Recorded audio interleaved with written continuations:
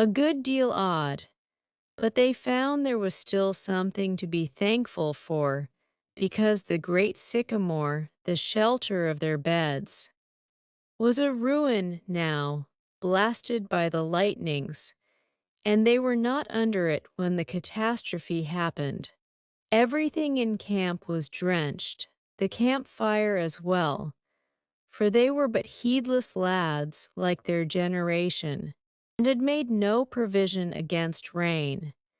Here was matter for dismay, for they were soaked through and chilled.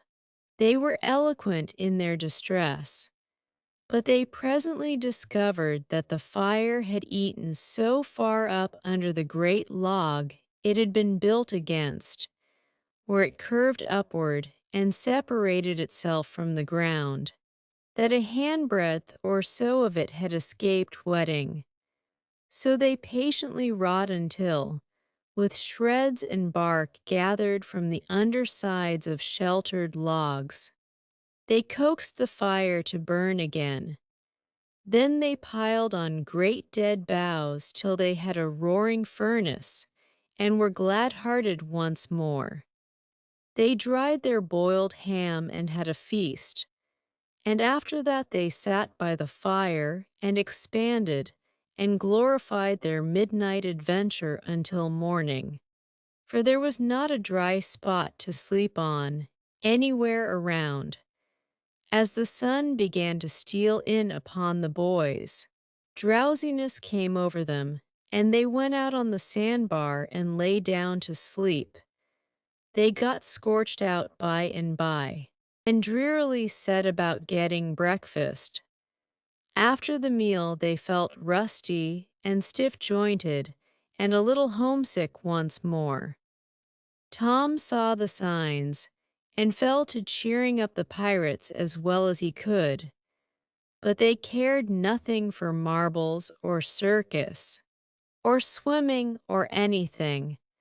He reminded them of the imposing secret, and raised a ray of cheer.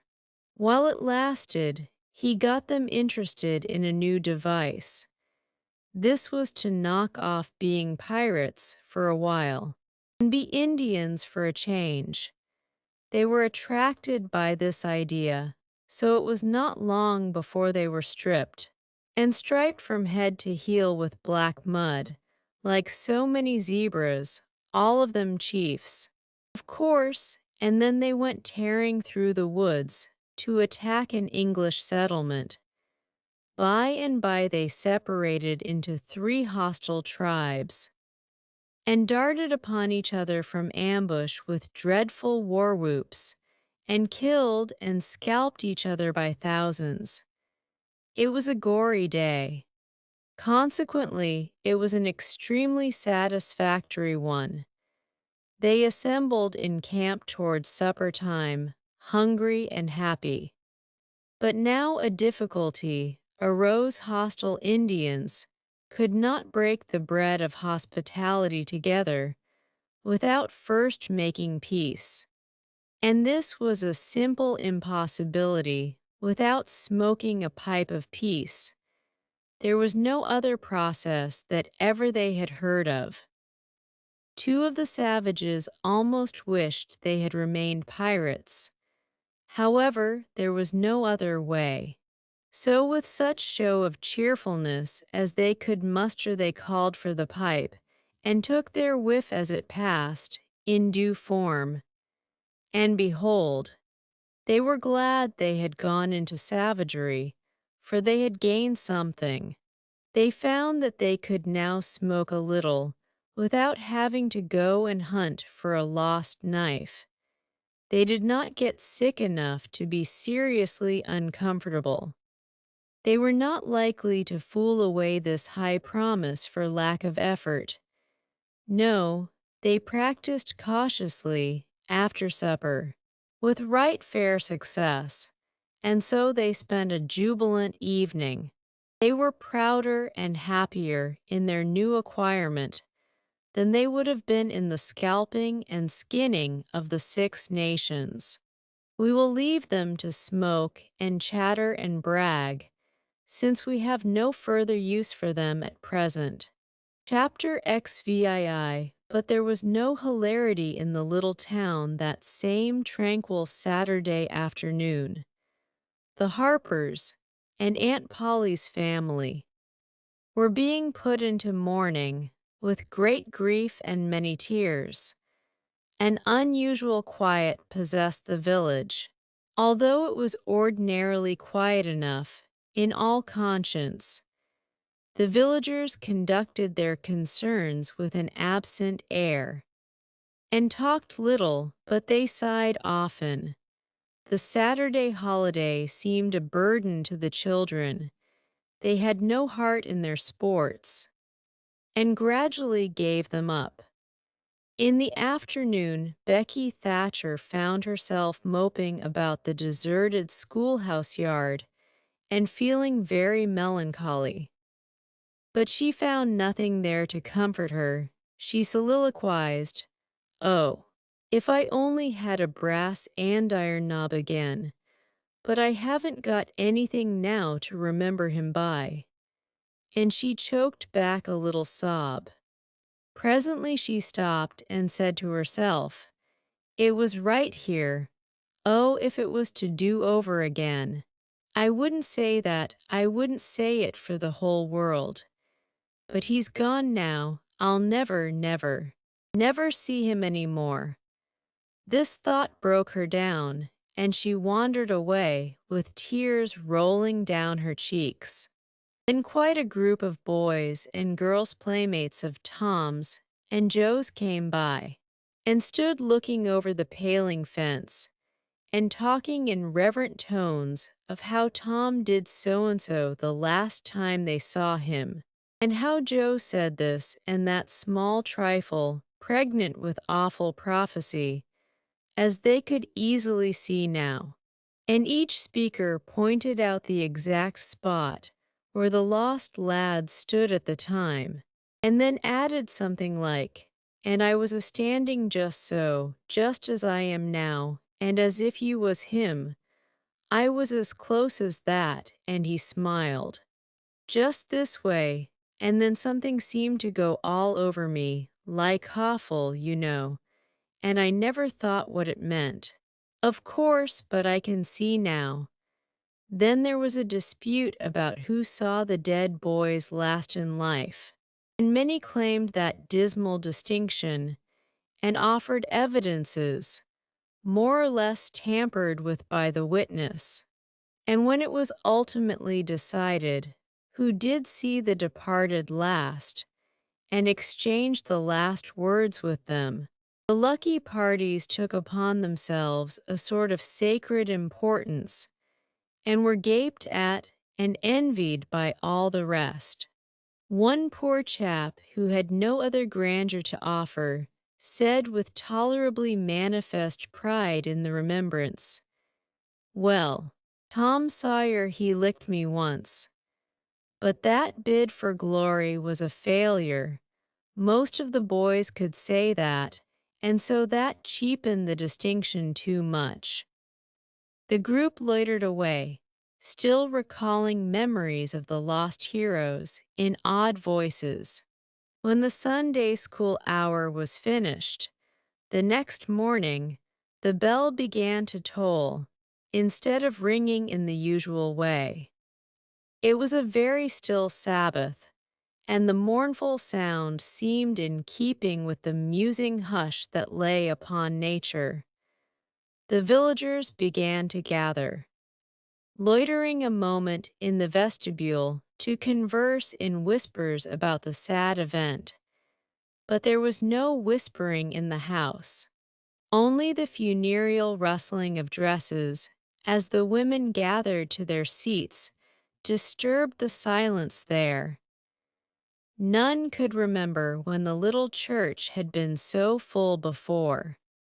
There was finally a waiting pause, an expectant dumbness, and then Aunt Polly entered, followed by Sid and Mary, and they by the Harper family, all in deep black, and the whole congregation, the old minister as well, rose reverently and stood until the mourners were seated in the front pew. There was another communing silence, broken at intervals by muffled sobs, and then the minister spread his hands abroad and prayed. A moving hymn was sung, and the text followed, I am the resurrection and the life. As the service proceeded, the clergyman drew such pictures of the graces, the winning ways, and the rare promise of the lost lads that every soul there, thinking he recognized these pictures, felt a pang in remembering that he had persistently blinded himself to them always before, and had as persistently seen only faults and flaws in the poor boys. The minister related many a touching incident in the lives of the departed, too, which illustrated their sweet, generous natures. And the people could easily see, now, how noble and beautiful those episodes were, and remembered with grief that at the time they occurred, they had seemed rank rascalities, well deserving of the cowhide. The congregation became more and more moved as the pathetic tale went on, till at last the whole company broke down and joined the weeping mourners in a chorus of anguished sobs, the preacher himself giving way to his feelings and crying in the pulpit. There was a rustle in the gallery which nobody noticed. A moment later the church door creaked. The minister raised his streaming eyes above his handkerchief and stood transfixed. First one and then another pair of eyes followed the minister's, and then almost with one impulse, the congregation rose and stared while the three dead boys came marching up the aisle, Tom in the lead, Joe next, and Huck, a ruin of drooping rags, sneaking sheepishly in the rear. They had been hid in the unused gallery, listening to their own funeral sermon. Aunt Polly, Mary, and the Harpers threw themselves upon their restored ones, smothered them with kisses, and poured out thanksgivings, while poor Huck stood abashed and uncomfortable, not knowing exactly what to do or where to hide from so many unwelcoming eyes. He wavered and started to slink away, but Tom seized him and said, Aunt Polly, it ain't fair. Somebody's got to be glad to see Huck. And so they shall. I'm glad to see him, poor motherless thing. And the loving attentions Aunt Polly lavished upon him were the one thing capable of making him more uncomfortable than he was before. Suddenly the minister shouted at the top of his voice, Praise God from whom all blessings flow, sing, and put your hearts in it. And they did.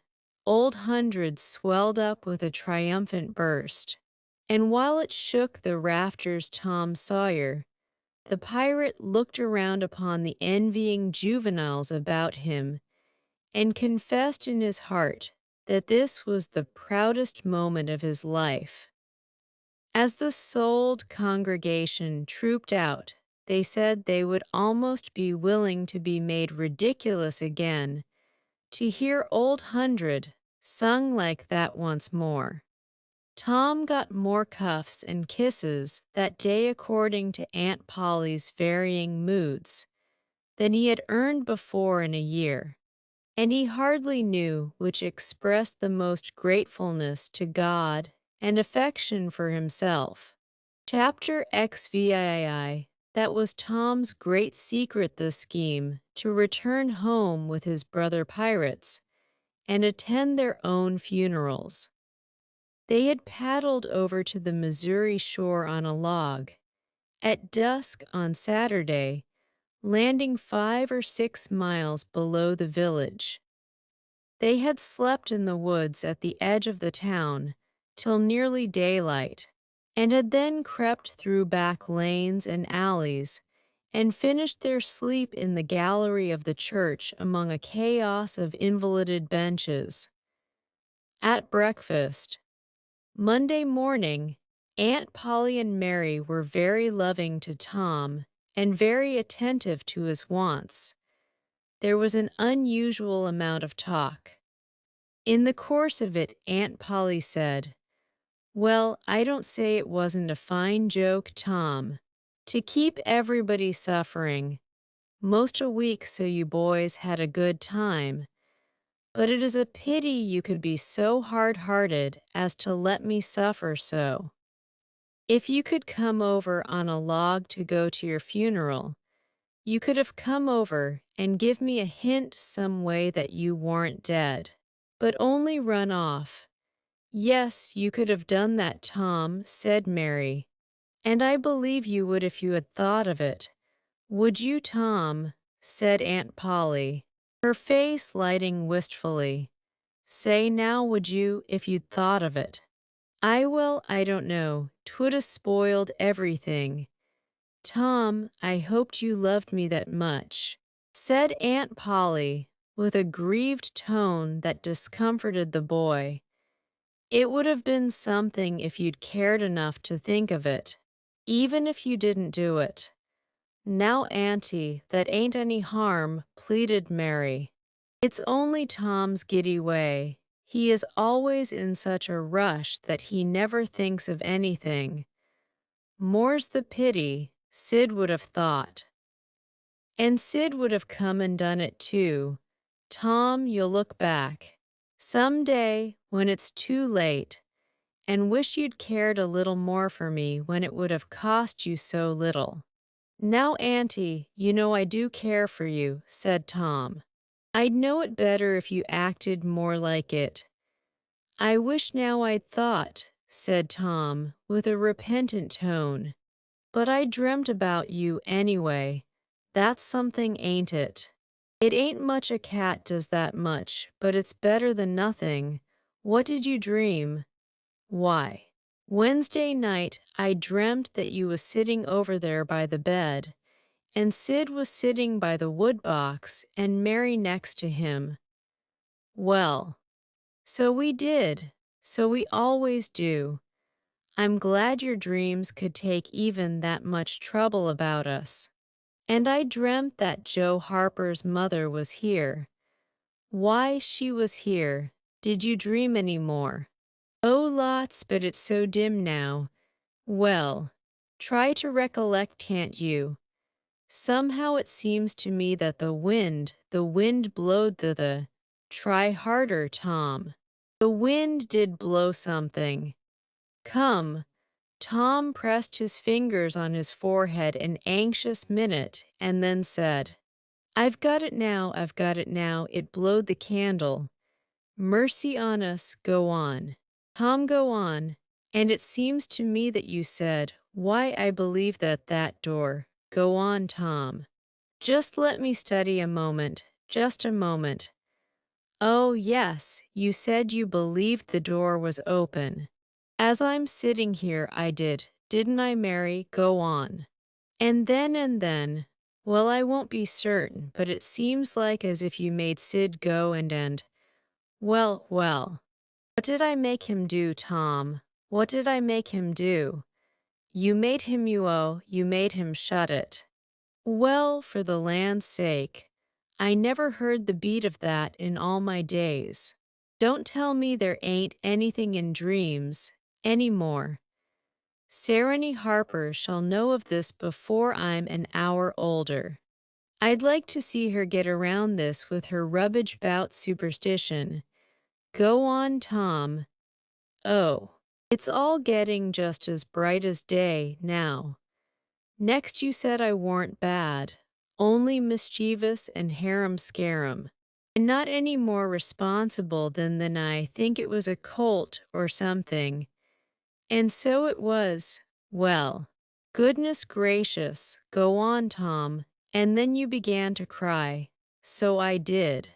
"So I did, not the first time neither." "And then Mrs. Harper she began to cry, and said Joe was just the same, and she wished she hadn't whipped him for taking cream when she'd throwed it out her own self. Tom, the spirit was upon you. You was a prophesying that's what you was doing. Land alive, go on, Tom. Then Sid, he said, I don't think I said anything, said Sid. Yes, you did, Sid. Said Mary, shut your heads and let Tom go on. What did he say, Tom? He said, I think he said he hoped I was better off where I was gone to, but if I'd been better sometimes. There, do you hear that? It was his very words. And you shut him up sharp. I lay I did. There must a been an angel there. There was an angel there. Somewheres. And Mrs. Harper told about Joe scaring her with a firecracker. And you told about Peter and the painkiller, just as true as I live. And then there was a whole lot of talk about dragging the river for us, and 'bout having the funeral Sunday. And then you and old Miss Harper hugged and cried, and she went. It happened just so. It happened just so. As sure as I'm a-sitting in these very tracks. Tom, you couldn't told it more like if you'd seen it. And then what? Go on, Tom. Then I thought you prayed for me, and I could see you and hear every word you said. And you went to bed, and I was so sorry that I took and wrote on a piece of sycamore bark. We ain't dead, we are only off being pirates. And put it on the table by the candle. And then you looked so good, laying there asleep, that I thought I went and leaned over and kissed you on the lips. Did you, Tom, did you? I just forgive you everything for that. And she seized the boy in a crushing embrace that made him feel like the guiltiest of villains. It was very kind, even though it was only a dream. Sid soliloquized just audibly. Shut up, Sid. A body does just the same in a dream as he'd do if he was awake. Here's a big Millam apple I've been saving for you, Tom, if you was ever found again. Now go 'long to school. I'm thankful to the good God and Father of us all I've got you back. That's long-suffering and merciful to them that believe on him and keep his word. Though goodness knows I'm unworthy of it, but if only the worthy ones got his blessings and had his hand to help them over the rough places. There's few enough would smile here or ever enter into his rest when the long night comes. Go long, Sid, Mary. Tom, take yourselves off, you've hindered me long enough. The children left for school, and the old lady to call on Mrs. Harper and vanquish her realism with Tom's marvelous dream. Sid had better judgment than to utter the thought that was in his mind as he left the house. It was this, pretty thin as long a dream as that, without any mistakes in it. What a hero Tom was become now. He did not go skipping and prancing, but moved with a dignified swagger as became a pirate who felt that the public eye was on him. And indeed it was. He tried not to seem to see the looks or hear the remarks as he passed along, but they were food and drink to him. Smaller boys than himself flocked at his heels, as proud to be seen with him and tolerated by him, as if he had been the drummer at the head of a procession or the elephant leading a menagerie into town.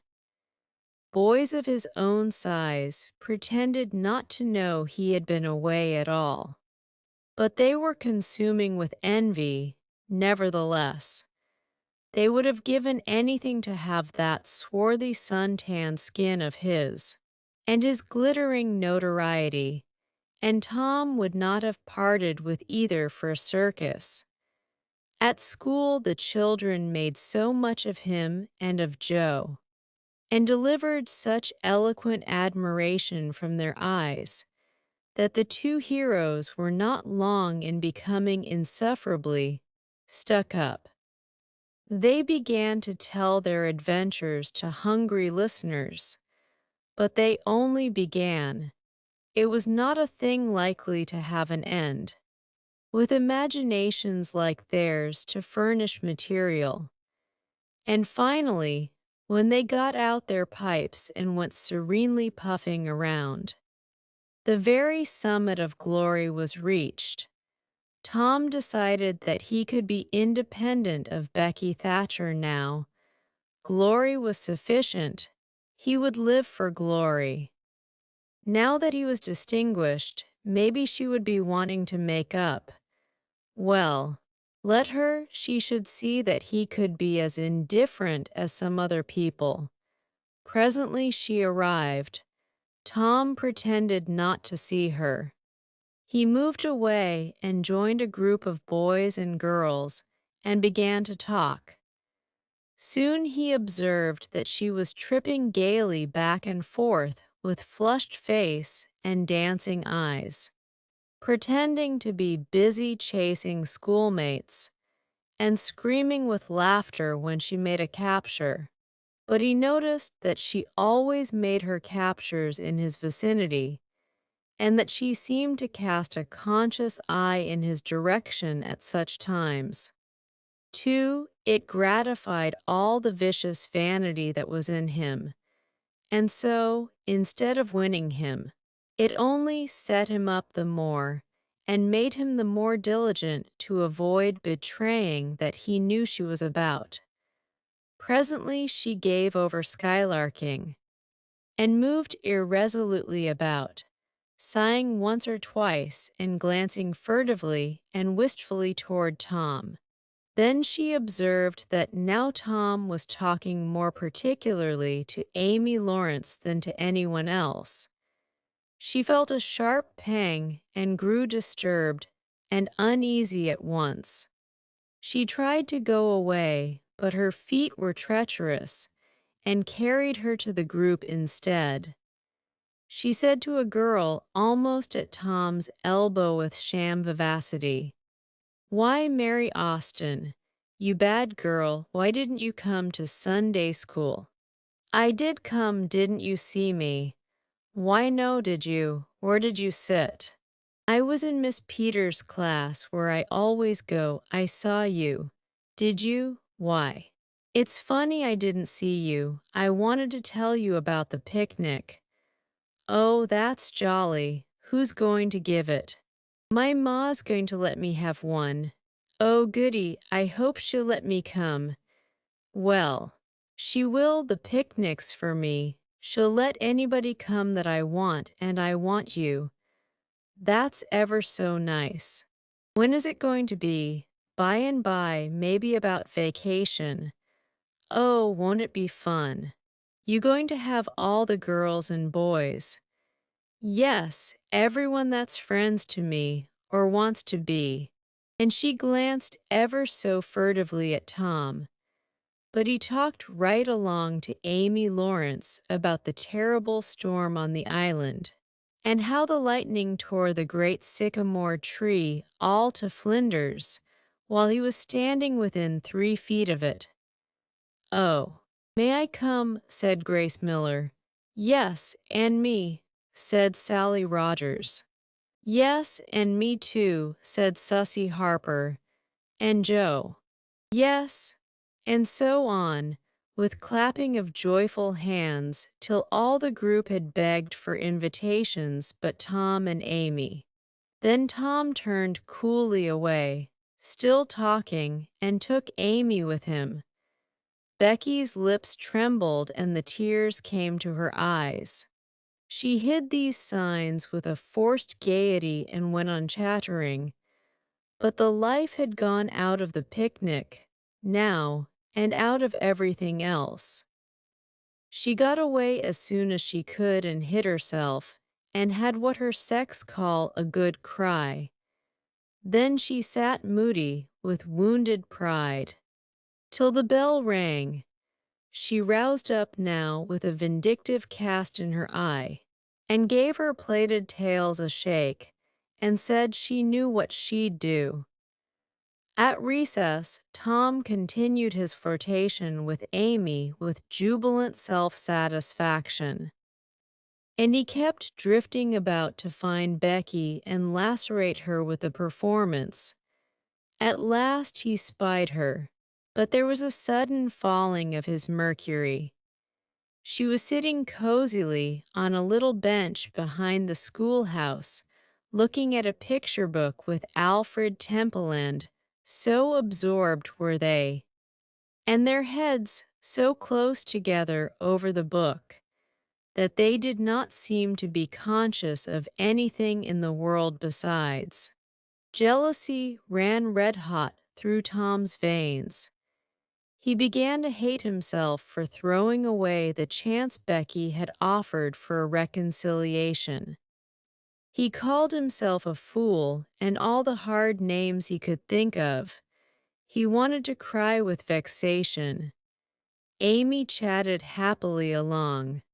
As they walked, for her heart was singing, but Tom's tongue had lost its function. He did not hear what Amy was saying, and whenever she paused expectantly, he could only stammer an awkward assent, which was as often misplaced as otherwise. He kept drifting to the rear of the schoolhouse, again and again, to sear his eyeballs with the hateful spectacle there. He could not help it, and it maddened him to see, as he thought he saw, that Becky Thatcher never once suspected that he was even in the land of the living. But she did see, nevertheless. And she knew she was winning her fight, too, and was glad to see him suffer as she had suffered. Amy's happy prattle became intolerable. Tom hinted at things he had to attend to, things that must be done. And time was fleeting, but in vain the girl chirped on. Tom thought, oh, hang her. Ain't I ever going to get rid of her? At last he must be attending to those things, and she said artlessly that she would be around when school let out. And he hastened away, hating her for it. Any other boy, Tom thought, grating his teeth. Any boy in the whole town, but that St. Louis smarty that thinks he dresses so fine and is aristocracy. Oh, all right. I licked you the first day you ever saw this town, mister, and I'll lick you again. You just wait till I catch you out. I'll just take and he went through the motions of thrashing an imaginary boy pummeling the air and kicking and gouging. Oh, you do you? You holler 'nuff, do you, now? Then let that learn you. And so the imaginary flogging was finished to his satisfaction. Tom fled home at noon. His conscience could not endure any more of Amy's grateful happiness, and his jealousy could bear no more of the other distress. Becky resumed her picture inspections with Alfred, but as the minutes dragged along and no Tom came to suffer, her triumph began to cloud and she lost interest. Gravity and absent-mindedness followed, and then melancholy. 2 or 3 times she pricked up her ear at a footstep, but it was a false hope. No Tom came. At last she grew entirely miserable and wished she hadn't carried it so far.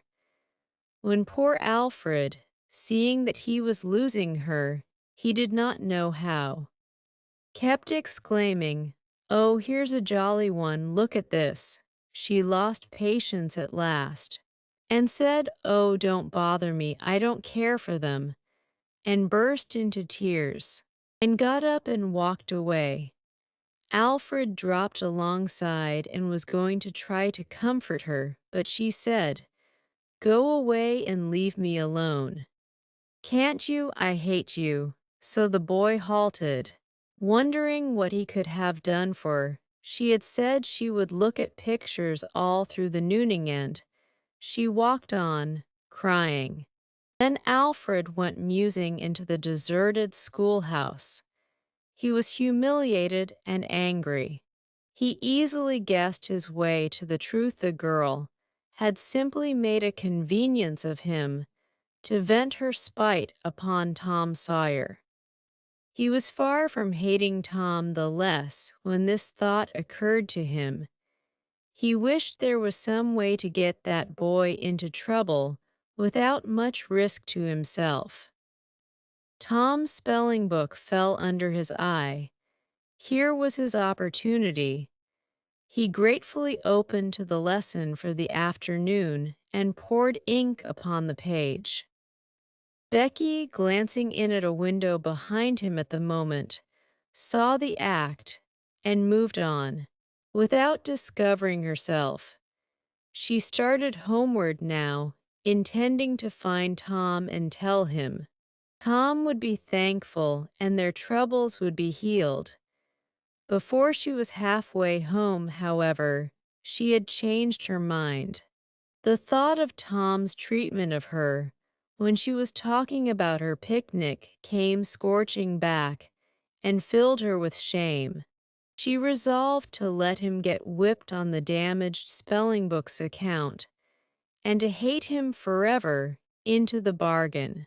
Chapter XIX. Tom arrived at home in a dreary mood, and the first thing his aunt said to him showed him that he had brought his sorrows to an unpromising market. "Tom, I've a notion to skin you alive." "Auntie, what have I done?" "Well, you've done enough.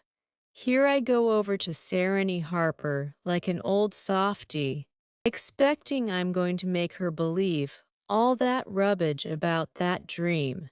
And lo and behold she'd found out from Joe that you was over here and heard all the talk we had that night. Tom, I don't know what is to become of a boy that will act like that. It makes me feel so bad to think you could let me go to Sarah Harper and make such a fool of myself and never say a word." This was a new aspect of the thing. His smartness of the morning had seemed to Tom a good joke before, and very ingenious. It merely looked mean and shabby now. He hung his head and could not think of anything to say for a moment. Then he said, "Auntie, I wish I hadn't done it, but I didn't think." "Oh, child, you never think. You never think of anything but your own selfishness. You could think to come all the way over here from Jackson's Island in the night to laugh at our troubles. And you could think to fool me with a lie about a dream, but you couldn't ever think to pity us and save us from sorrow. Auntie, I know now it was mean, but I didn't mean to be mean. I didn't, honest. And besides, I didn't come over here to laugh at you that night. What did you come for then? It was to tell you not to be uneasy about us, because we hadn't got drowned.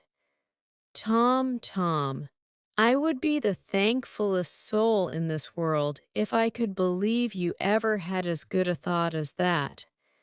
But you know you never did, and I know it. Tom, indeed I did. Auntie, I wish I may never stir if I didn't.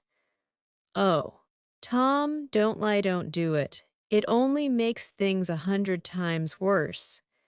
It ain't a lie. Auntie, it's the truth. I wanted to keep you from grieving.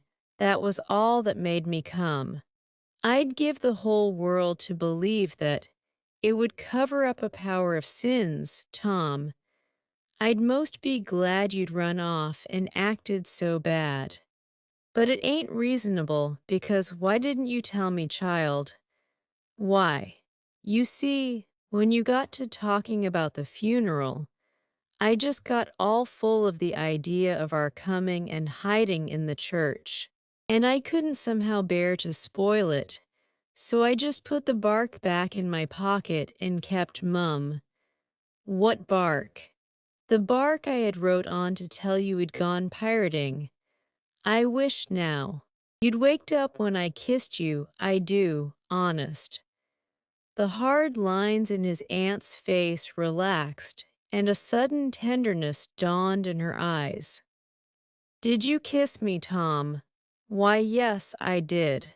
Are you sure you did, Tom? Why, yes, I did. Auntie certain sure. What did you kiss me for, Tom? Because I loved you so. And you laid there moaning, and I was so sorry. The words sounded like truth. The old lady could not hide a tremor in her voice when she said, "Kiss me again, Tom, and be off with you to school now, and don't bother me any more." The moment he was gone, she ran to a closet and got out the ruin of a jacket which Tom had gone pirating in. Then she stopped, with it in her hand, and said to herself, "No, I don't dare, poor boy. I reckon he's lied about it, but it's a blessed, blessed lie. There's such a comfort come from it. I hope I know the Lord will forgive him, because it was such good-heartedness in him to tell it. But I don't want to find out it's a lie. I won't look." She put the jacket away and stood by musing a minute. Twice she put out her hand to take the garment again, and twice she refrained. Once more she ventured, and this time she fortified herself with the thought, "It's a good lie, it's a good lie, I won't let it grieve me." So she sought the jacket pocket. A moment later, she was reading Tom's piece of bark through flowing tears and saying, "I could forgive the boy now, if he'd committed a million sins."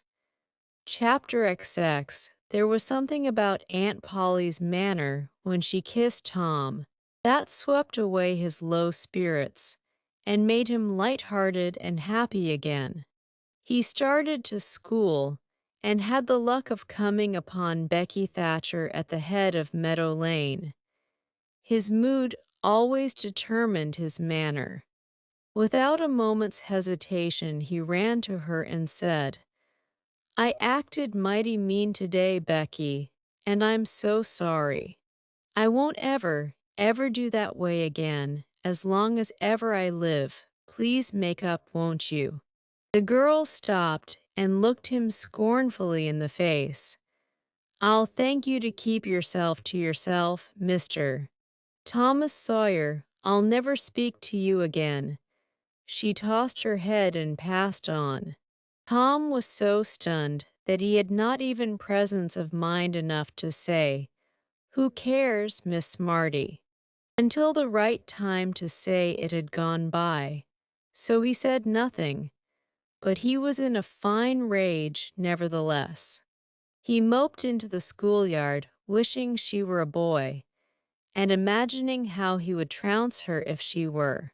He presently encountered her and delivered a stinging remark as he passed. She hurled one in return, and the angry breach was complete. It seemed to Becky, in her hot resentment, that she could hardly wait for school to take in. She was so impatient to see Tom flogged for the injured spelling book. If she had had any lingering notion of exposing Alfred Temple, Tom's offensive fling had driven it entirely away. Poor girl, she did not know how fast she was nearing trouble herself. The master, Mr. Dobbins, had reached middle age with an unsatisfied ambition. The darling of his desires was to be a doctor, but poverty had decreed that he should be nothing higher than a village schoolmaster. Every day he took a mysterious book out of his desk and absorbed himself in it at times when no classes were reciting. He kept that book under lock and key. There was not an urchin in school but was perishing to have a glimpse of it, but the chance never came. Every boy and girl had a theory about the nature of that book. But no two theories were alike, and there was no way of getting at the facts in the case. Now, as Becky was passing by the desk, which stood near the door, she noticed that the key was in the lock. It was a precious moment. She glanced around, found herself alone, and the next instant she had the book in her hands. The title page Professor Somebody's ANA Tom Why carried no information to her mind, so she began to turn the leaves. She came at once upon a handsomely engraved and colored frontispiece a human figure, stark naked. At that moment, a shadow fell on the page and Tom Sawyer stepped in at the door and caught a glimpse of the picture. Becky snatched at the book to close it, and had the hard luck to tear the pictured page half down the middle. She thrust the volume into the desk, turned the key, and burst out crying with shame and vexation. Tom Sawyer, you're just as mean as you can be. To sneak up on a person and look at what they're looking at. How could I know you was looking at anything? You ought to be ashamed of yourself, Tom Sawyer. You know you're going to tell on me, and oh, what shall I do? What shall I do?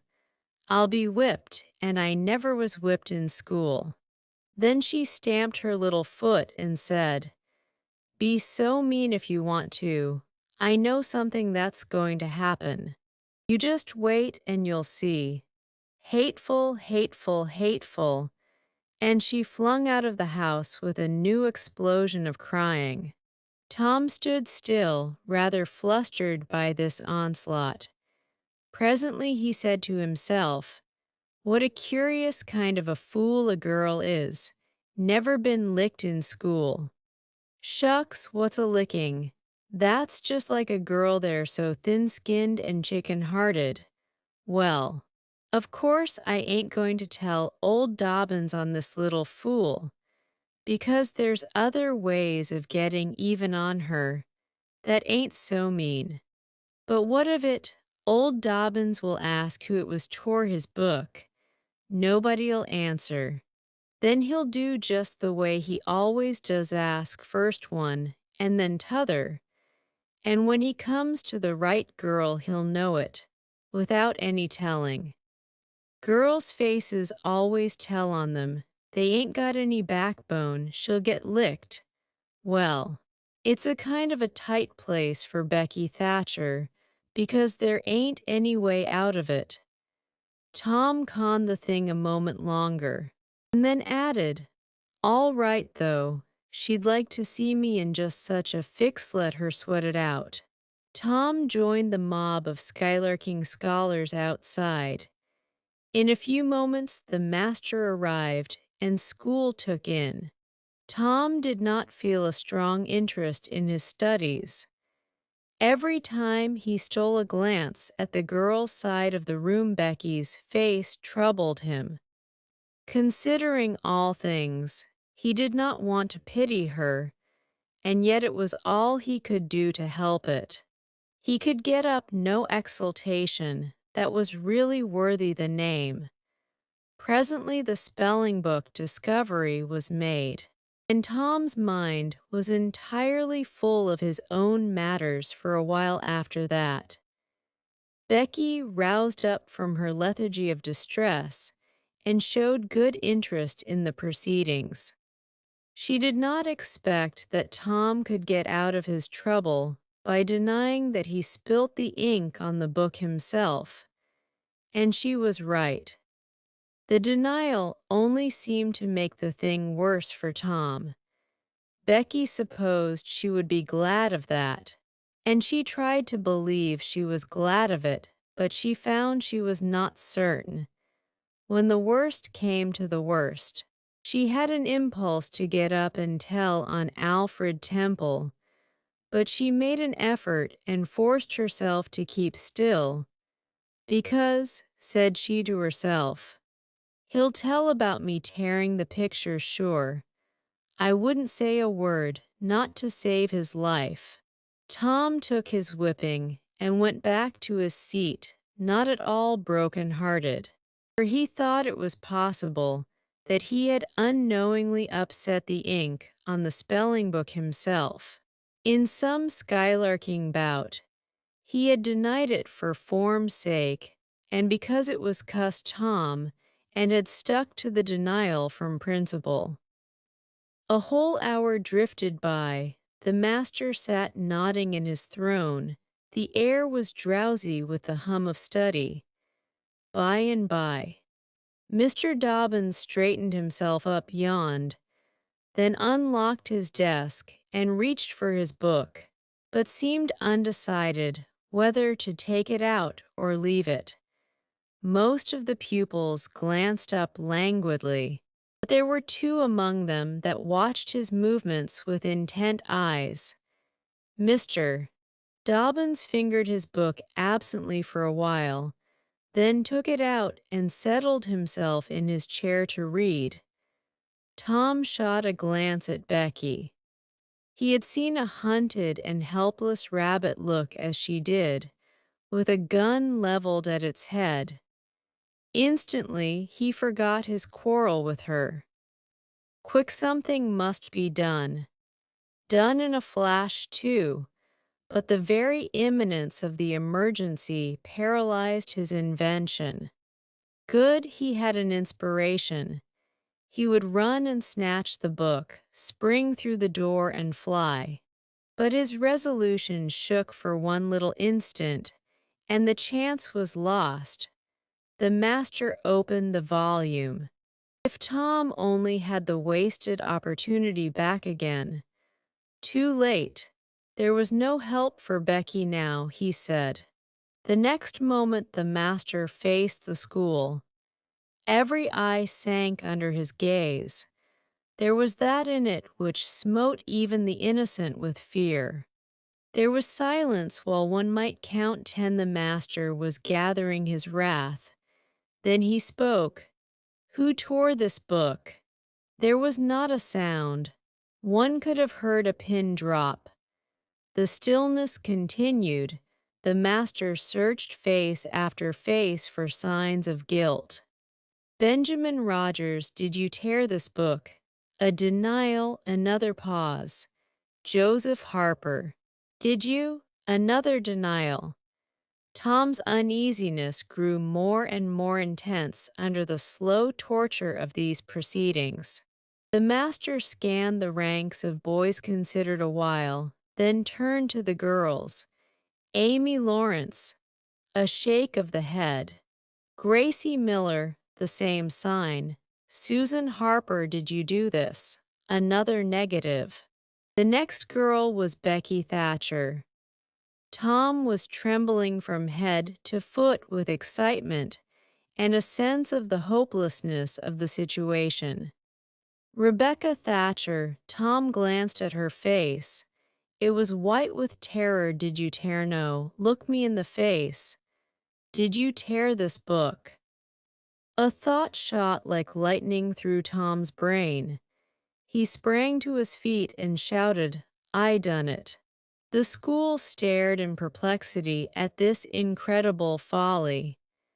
Tom stood a moment to gather his dismembered faculties, and when he stepped forward to go to his punishment, the surprise, the gratitude, the adoration that shone upon him out of poor Becky's eyes seemed pay enough for 100 floggings. Inspired by the splendor of his own act, he took without an outcry the most merciless flaying that even Mr. Dobbins had ever administered, and also received with indifference the added cruelty of a command to remain 2 hours after school, should be dismissed, for he knew who would wait for him outside till his captivity was done, and not count the tedious time as loss, either. Tom went to bed that night planning vengeance against Alfred Temple, for with shame and repentance Becky had told him all, not forgetting her own treachery, but even the longing for vengeance had to give way, soon, to pleasanter musings, and he fell asleep at last with Becky's latest words lingering dreamily in his ear. Tom, how could you be so noble? Chapter XXI. Vacation was approaching. The schoolmaster, always severe, grew severer and more exacting than ever, for he wanted the school to make a good showing on examination day. His rod and his ferule were seldom idle now, at least among the smaller pupils. Only the biggest boys and young ladies of 18 and 20 escaped lashing. Mr. Dobbin's lashings were very vigorous ones, too, for although he carried under his wig a perfectly bald and shiny head, he had only reached middle age, and there was no sign of feebleness in his muscle. As the great day approached, all the tyranny that was in him came to the surface. He seemed to take a vindictive pleasure in punishing the least shortcomings. The consequence was that the smaller boys spent their days in terror and suffering, and their nights in plotting revenge. They threw away no opportunity to do the master a mischief, but he kept ahead all the time. The retribution that followed every vengeful success was so sweeping and majestic that the boys always retired from the field badly worsted. At last they conspired together and hit upon a plan that promised a dazzling victory. They swore, and the sign painter's boy told him the scheme and asked his help. He had his own reasons for being delighted, for the master boarded in his father's family and had given the boy ample cause to hate him. The master's wife would go on a visit to the country in a few days, and there would be nothing to interfere with the plan.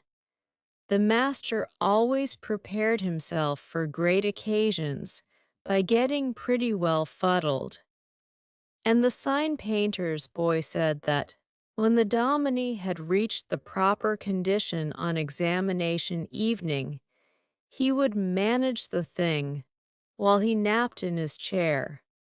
Then he would have him awakened at the right time and hurried away to school. In the fullness of time, the interesting occasion arrived. At 8 in the evening, the schoolhouse was brilliantly lighted and adorned with wreaths and festoons of foliage and flowers. The master sat throned in his great chair upon a raised platform with his blackboard behind him. He was looking tolerably mellow. 3 rows of benches on each side and 6 rows in front of him were occupied by the dignitaries of the town and by the parents of the pupils. To his left, back of the rows of citizens, was a spacious temporary platform upon which were seated the scholars who were to take part in the exercises of the evening. Rows of small boys, washed and dressed to an intolerable state of discomfort, rows of gawky big boys, snowbanks of girls and young ladies clad in lawn and muslin, and conspicuously conscious of their bare arms, their grandmother's ancient trinkets, Their bits of pink and blue ribbon and the flowers in their hair. All the rest of the house was filled with non-participating scholars. The exercises began. A very little boy stood up and sheepishly recited, "You'd scarce expect one of my age to speak in public on the stage," etc., accompanying himself with the painfully exact and spasmodic gestures which a machine might have used, supposing the machine to be a trifle out of order. But he got through safely, though cruelly scared, and got a fine round of applause when he made his manufactured bow and retired. A little shamefaced girl lisped, "Mary had a little lamb," etc., performed a compassion-inspiring curtsy, got her meed of applause, and sat down flushed and happy. Tom Sawyer stepped forward with conceited confidence and soared into the unquenchable and indestructible, "Give me liberty or give me death" speech, with fine fury and frantic gesticulation, and broke down in the middle of it. A ghastly stage fright seized him. His legs quaked under him, and he was like to choke. True, he had the manifest sympathy of the house, but he had the house's silence, too, which was even worse than its sympathy.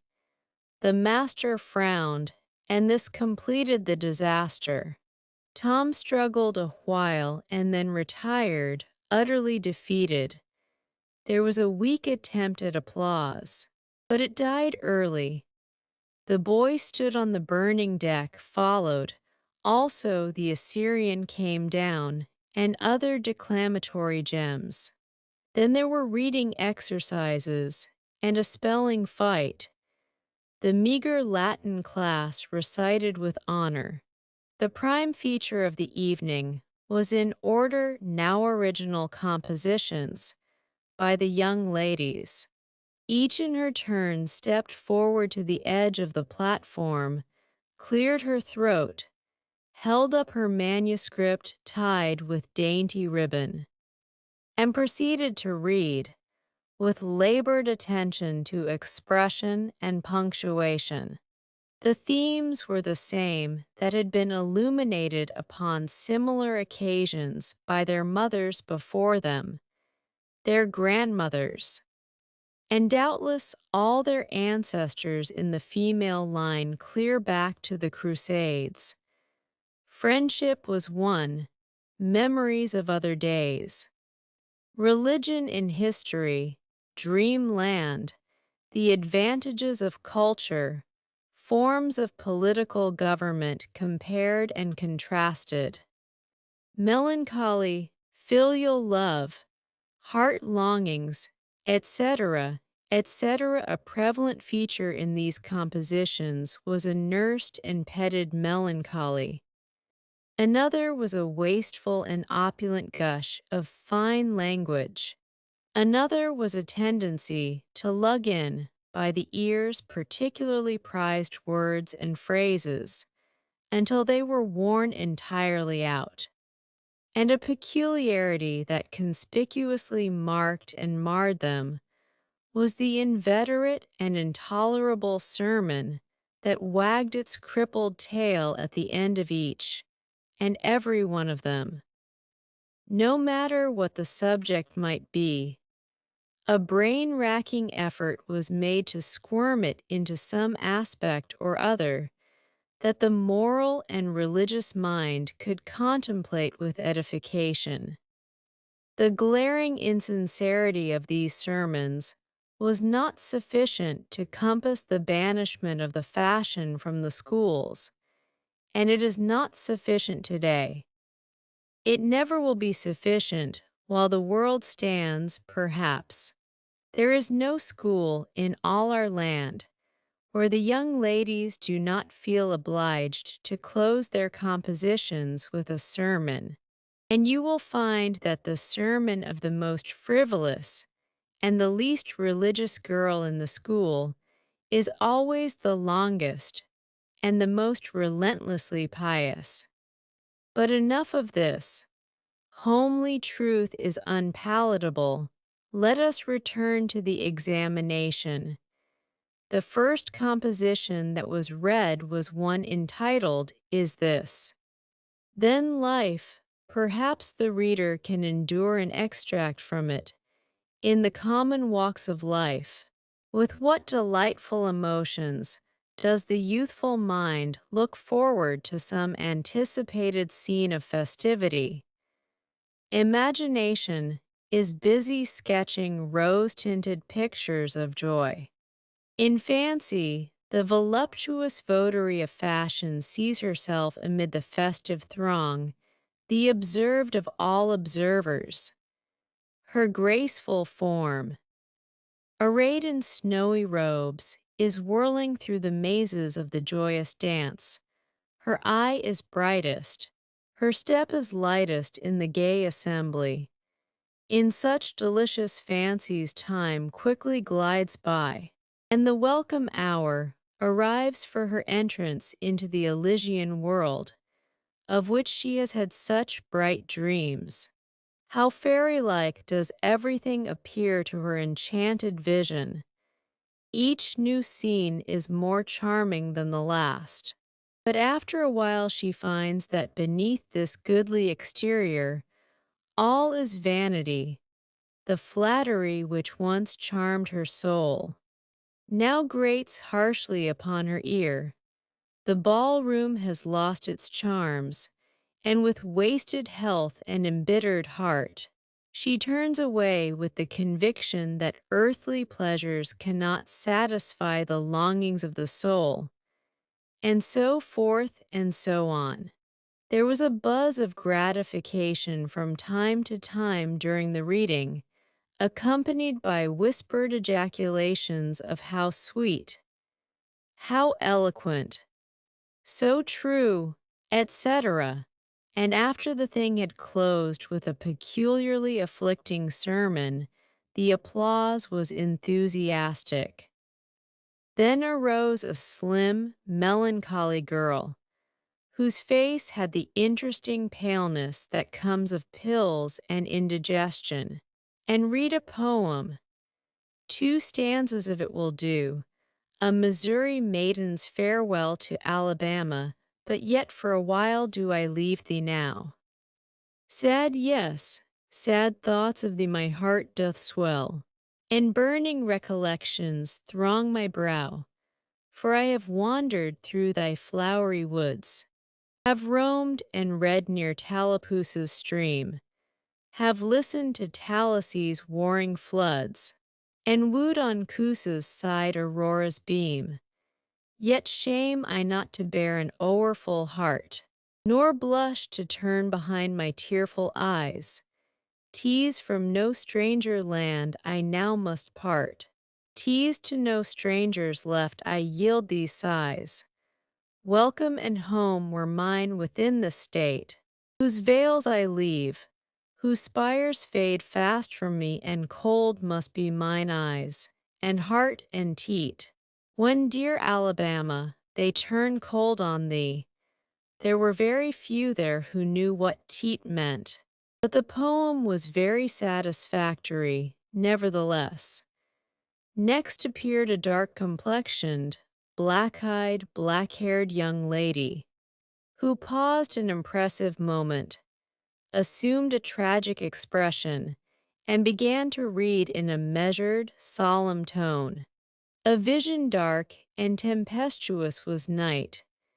Around the throne on high not a single star quivered, but the deep intonations of the heavy thunder constantly vibrated upon the ear, whilst the terrific lightning reveled in angry mood through the cloudy chambers of heaven, seeming to scorn the power exerted over its terror by the illustrious Franklin.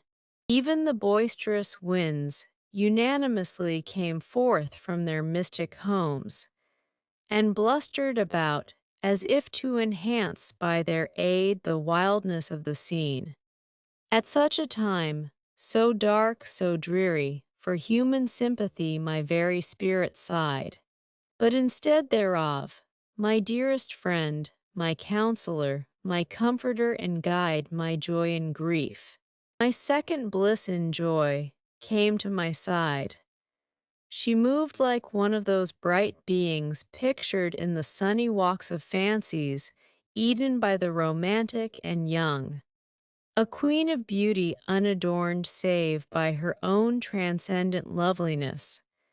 So soft was her step, it failed to make even a sound, and but for the magical thrill imparted by her genial touch, as other unobtrusive beauties, she would have glided away unperceived, unsought. A strange sadness rested upon her features, like icy tears upon the robe of December, as she pointed to the contending elements without, and bade me contemplate the two beings presented. This nightmare occupied some 10 pages of manuscript, and wound up with a sermon so destructive of all hope to non-Presbyterians that it took the first prize.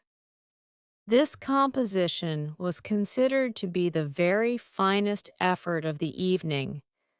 The mayor of the village, in delivering the prize to the author of it, made a warm speech in which he said that it was by far the most eloquent thing he had ever listened to, and that Daniel Webster himself might well be proud of it.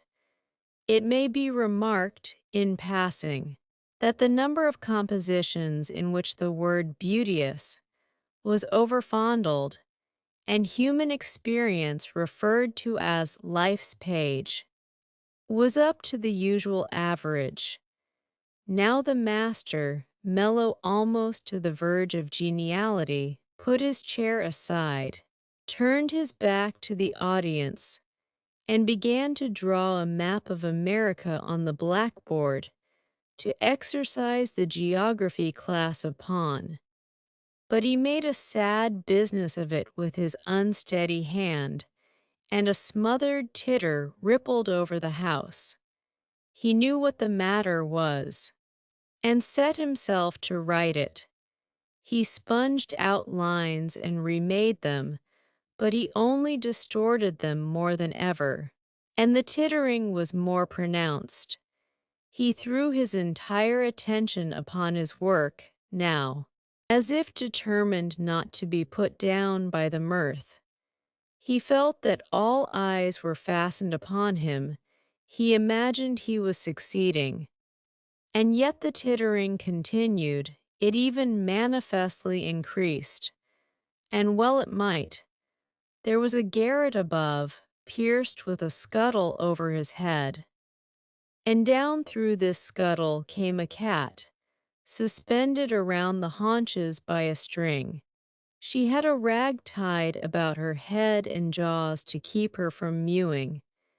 As she slowly descended, she curved upward and clawed at the string.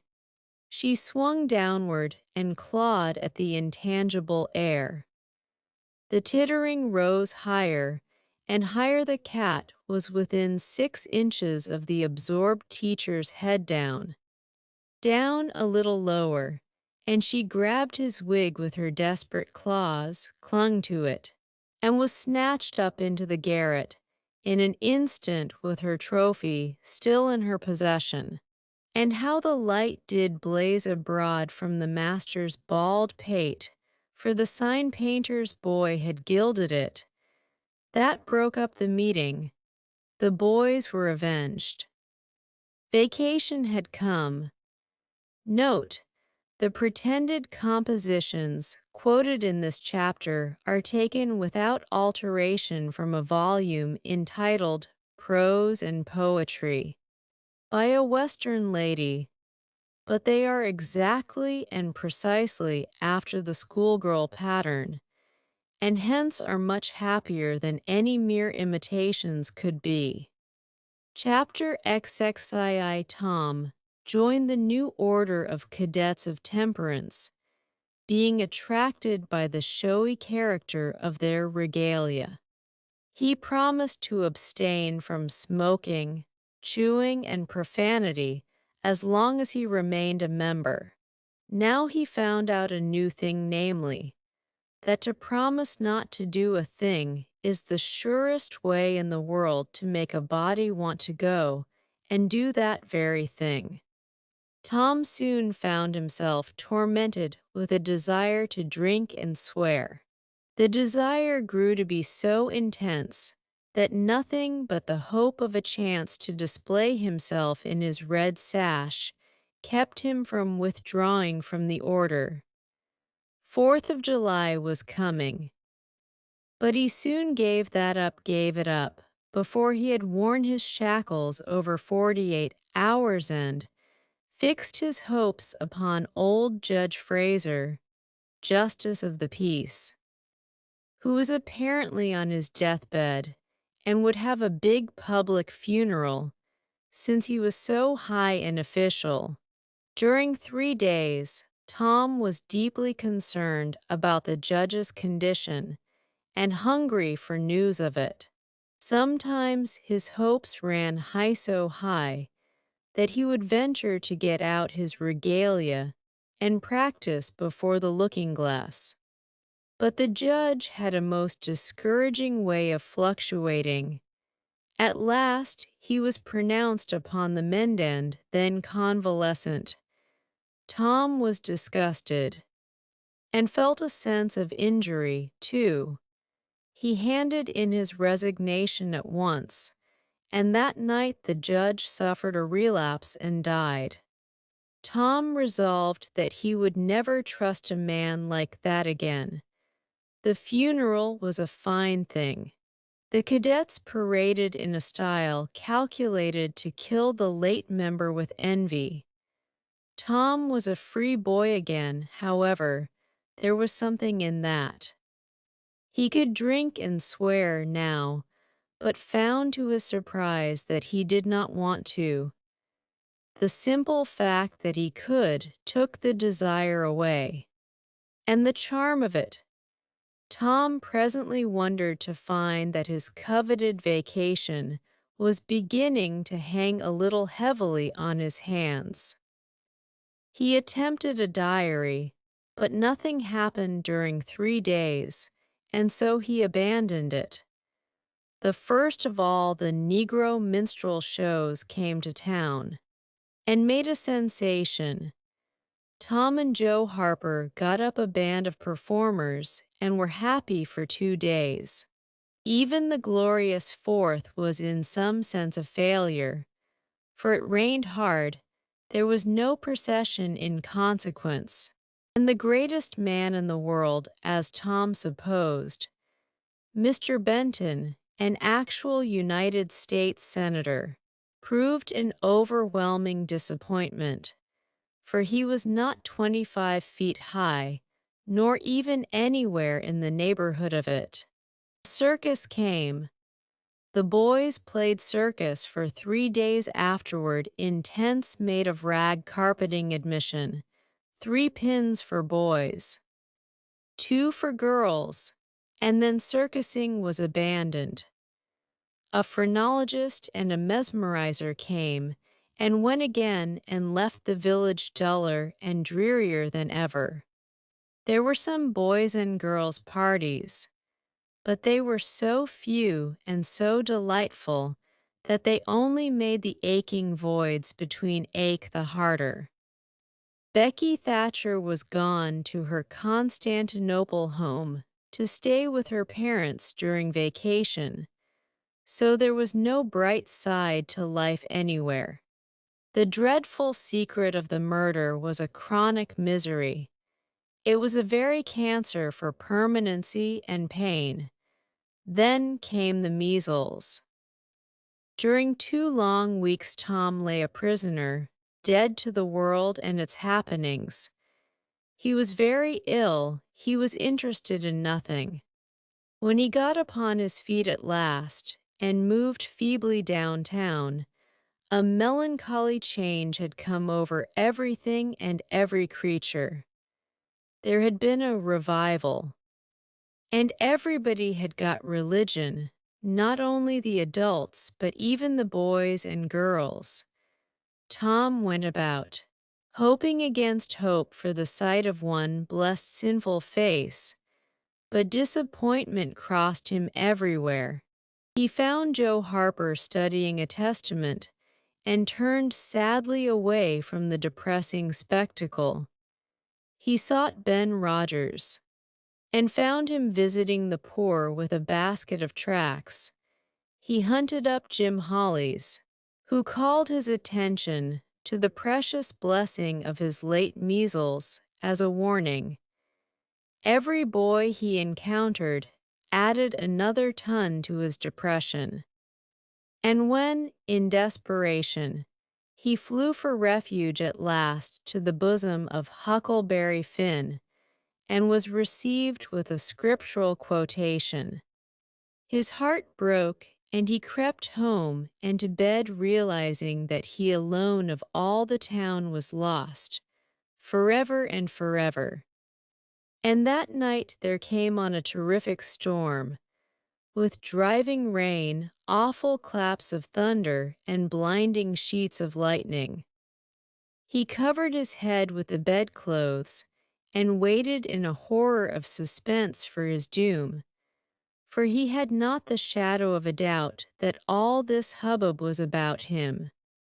He believed he had taxed the forbearance of the powers above to the extremity of endurance, and that this was the result.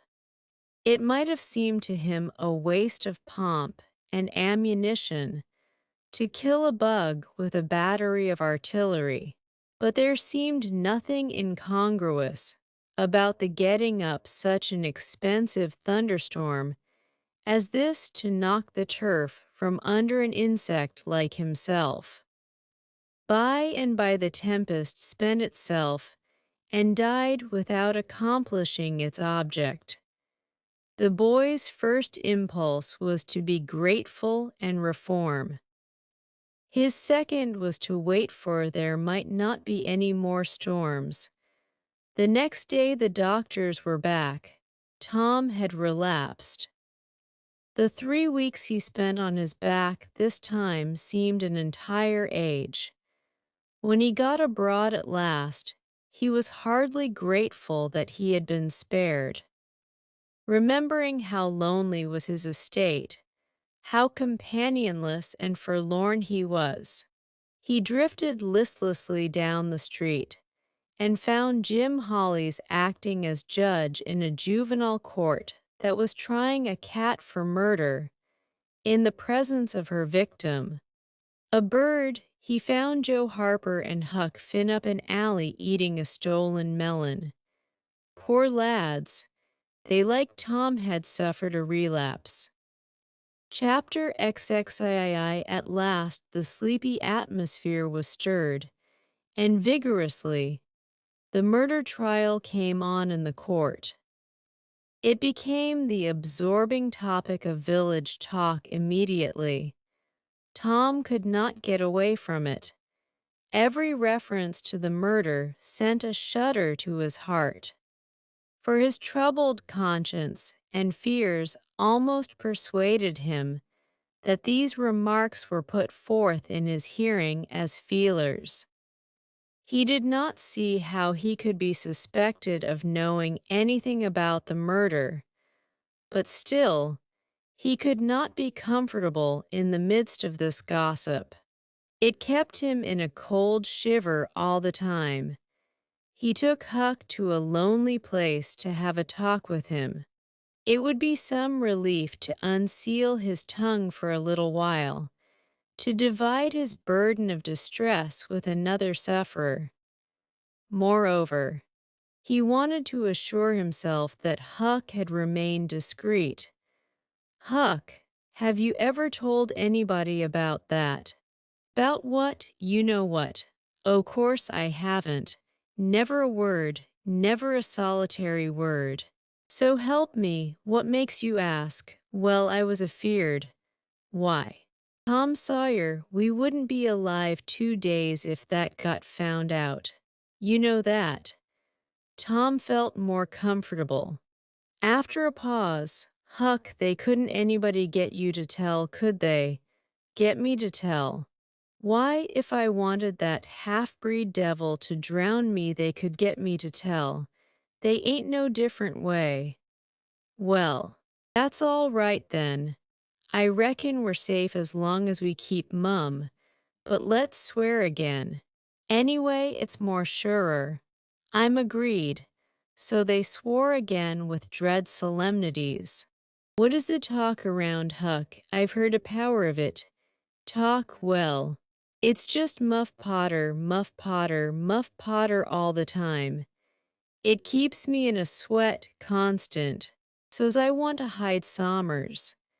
That's just the same way they go on round me. I reckon he's a goner. Don't you feel sorry for him? Sometimes, most always. He ain't no account, but then he hain't ever done anything to hurt anybody. Just fishes a little, to get money to get drunk on and loafs around considerable. But Lord, we all do that leastways, most of us preachers and such like. But he's kind of good. He give me half a fish once, when there warn't enough for two, and lots of times he's kind of stood by me when I was out of luck. Well, he's mended kites for me. Huck and knitted hooks onto my line. I wish we could get him out of there. My, we couldn't get him out. Tom, and besides, tool'dn't do any good, they'd catch him again. Yes, so they would. But I hate to hear 'em abuse him so like the Dickens when he never done that. I do too, Tom. Lord, I hear 'em say he's the bloodiest looking villain in this country, and they wonder he wasn't ever hung before. Yes, they talk like that, all the time. I've heard 'em say that if he was to get free they'd lynch him. And they'd do it too. The boys had a long talk, but it brought them little comfort. As the twilight drew on, they found themselves hanging about the neighborhood of the little isolated jail, perhaps with an undefined hope that something would happen that might clear away their difficulties. But nothing happened. There seemed to be no angels or fairies interested in this luckless captive. The boys did as they had often done before, went to the cell grating and gave Potter some tobacco and matches. He was on the ground floor and there were no guards. His gratitude for their gifts had always smote their consciences before it cut deeper than ever. This time, they felt cowardly and treacherous to the last degree when Potter said, "You've been mighty good to me, boys, better'n anybody else in this town, and I don't forget it, I don't. Often I says to myself, says I used to mend all the boys' kites and things, and show 'em where the good fishin' places was, and befriend 'em what I could, and now they've all forgot old Muff when he's in trouble. But Tom don't, and Huck don't. They don't forget him. Says I, and I don't forget them. Well, boys, I done an awful thing drunk and crazy at the time. That's the only way I account for it. And now I got to swing for it, and it's right. Right and best, too, I reckon hope so anyway. Well, we won't talk about that. I don't want to make you feel bad. You've befriended me. But what I want to say is, don't you ever get drunk, then you won't ever get here. Stand a litter furder west, so that's it. It's a prime comfort to see faces that's friendly when a body's in such a muck of trouble, and there don't none come here but yourn. Good friendly faces, good friendly faces. Get up on one another's backs and let me touch 'em. That's it. Shake hands urinal come through the bars, but mine's too big. Little hands. And weak, but they've helped Muff Potter a power, and they'd help him more if they could. Tom went home miserable, and his dreams that night were full of horrors. The next day and the day after, he hung about the courtroom, drawn by an almost irresistible impulse to go in, but forcing himself to stay out. Huck was having the same experience. They studiously avoided each other. Each wandered away from time to time, but the same dismal fascination always brought them back presently. Tom kept his ears open when idlers sauntered out of the courtroom, but invariably heard distressing news. The toils were closing more and more relentlessly around poor Potter. At the end of the second day, the village talk was to the effect that Injun Joe's evidence stood firm and unshaken, and that there was not the slightest question as to what the jury's verdict would be. Tom was out late that night and came to bed through the window. He was in a tremendous state of excitement. It was hours before he got to sleep. All the village flocked to the courthouse the next morning, for this was to be the great day. Both sexes were about equally represented in the packed audience.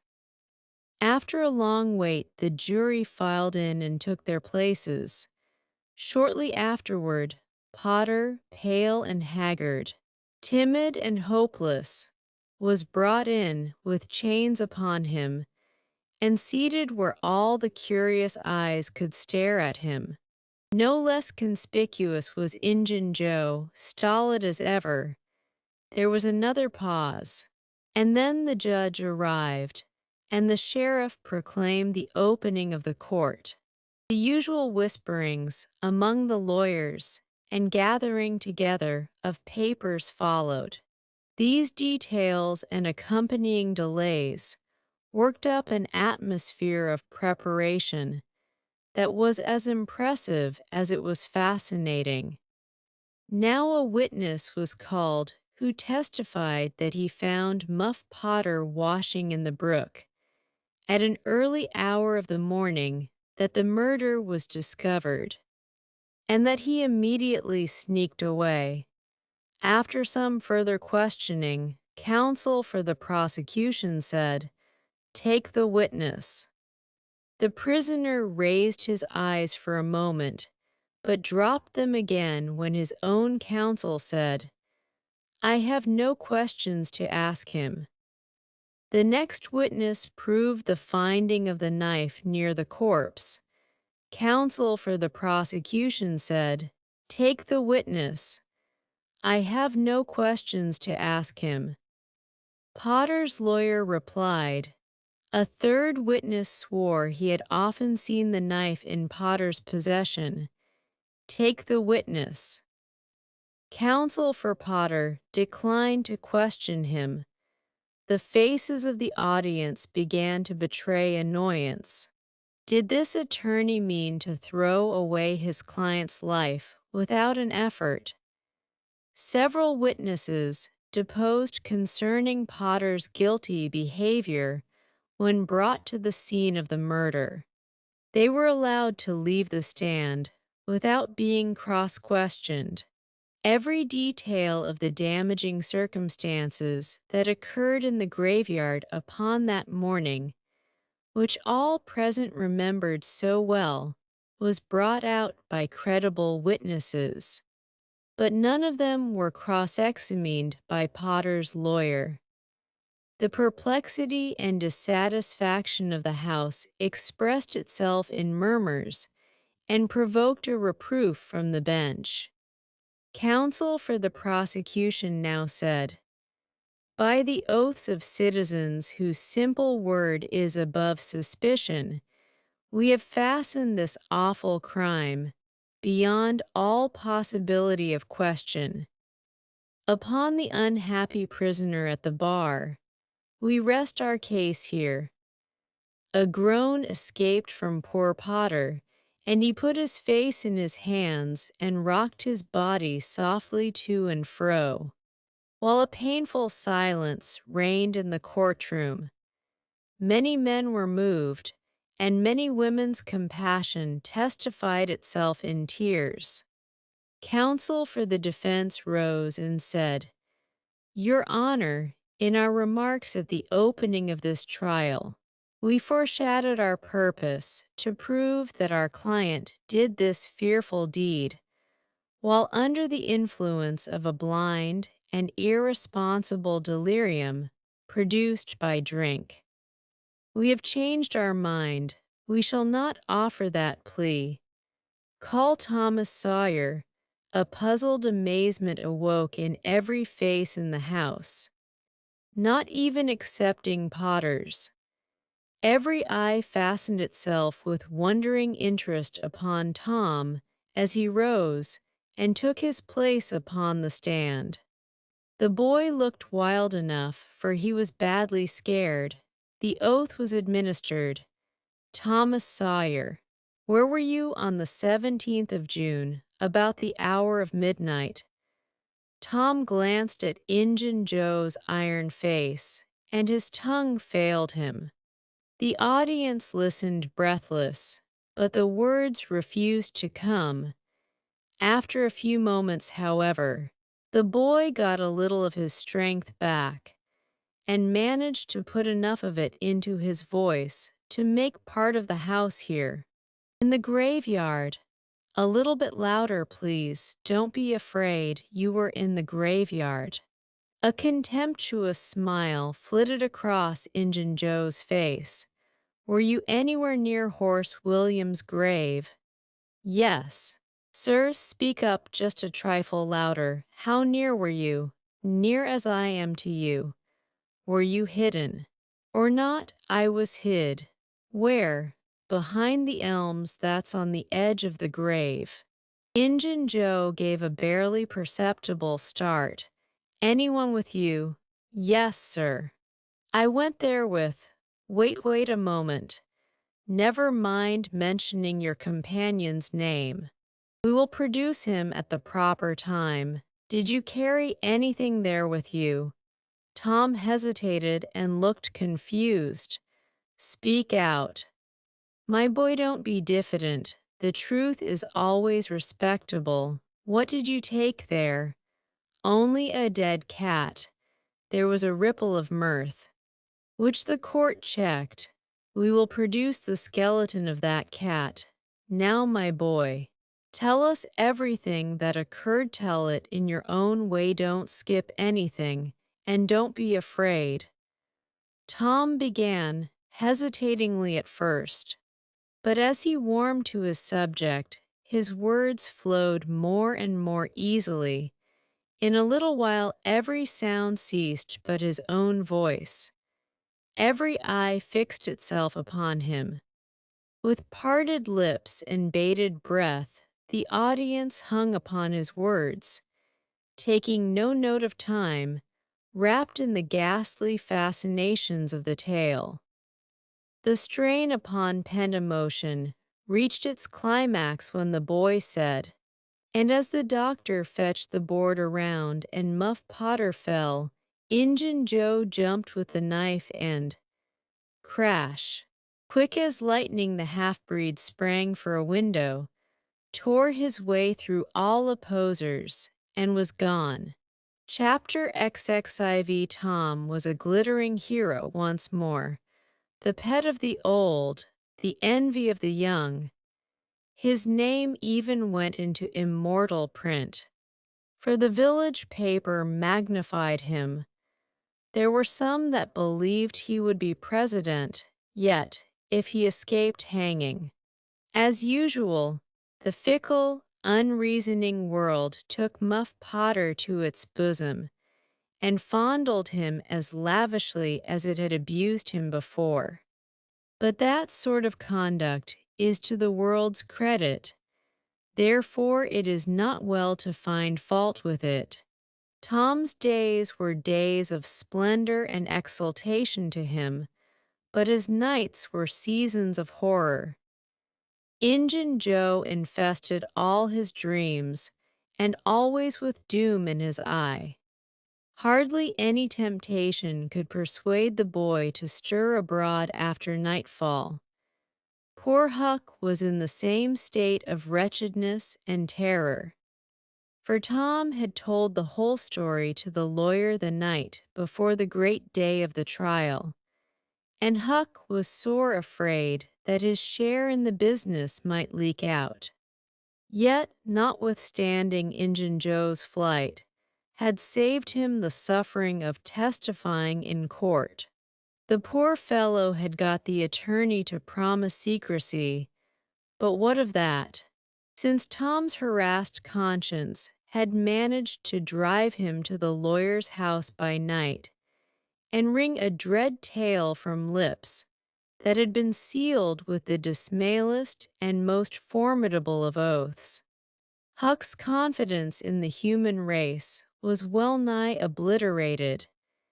Daily Muff Potter's gratitude made Tom glad he had spoken, but nightly he wished he had sealed up his tongue.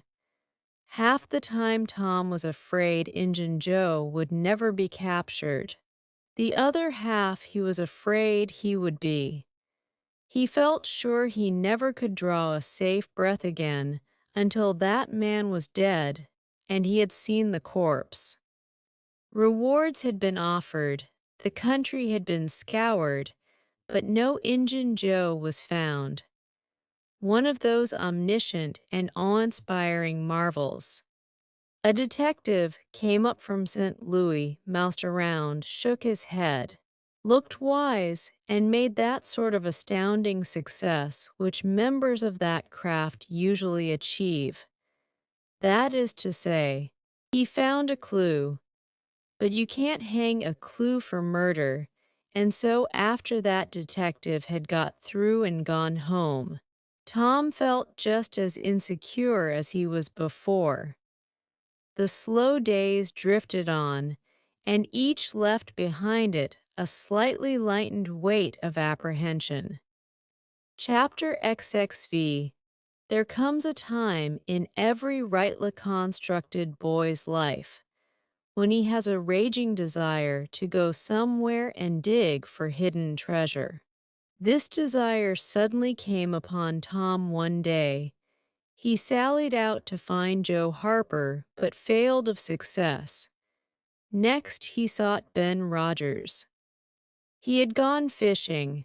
Presently he stumbled upon Huck Finn the red-handed. Huck would answer. Tom took him to a private place and opened the matter to him confidentially. Huck was willing. Huck was always willing to take a hand in any enterprise that offered entertainment and required no capital, for he had a troublesome superabundance of that sort of time which is not money. "Where'll we dig?" said Huck. "Oh, most anywhere. Why, is it hid all around?" "No, indeed it ain't. It's hid in mighty particular places. Huck, sometimes on islands, sometimes in rotten chests under the end of a limb of an old dead tree, just where the shadow falls at midnight, but mostly under the floor in haunted houses." "Who hides it?" "Why, robbers, of course. Who'd you reckon? Sunday school superintendents." "I don't know. If 'twas mine, I wouldn't hide it. I'd spend it and have a good time." "So would I, but robbers don't do that way. They always hide it and leave it there." "Don't they come after it any more?"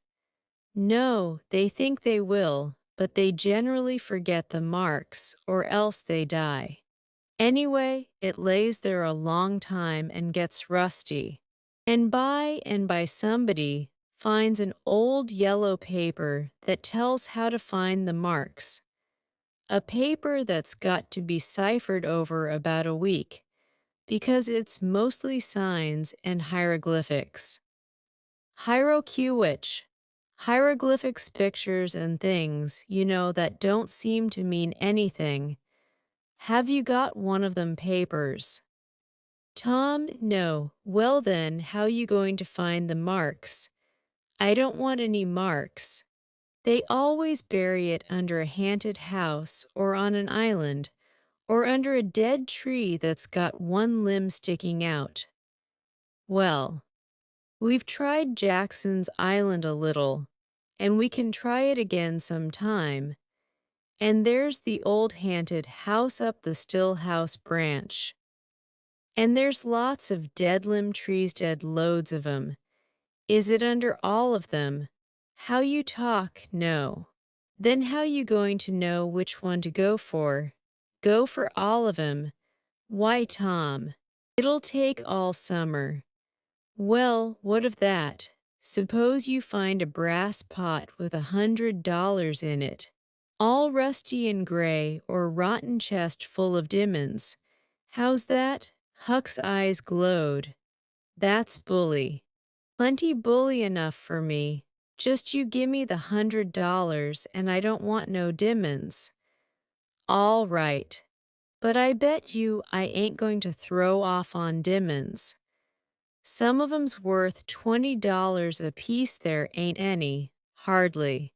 It's worth 6 bits or $1. No, is that so? Certainly anybody'll tell you so. Hain't you ever seen one?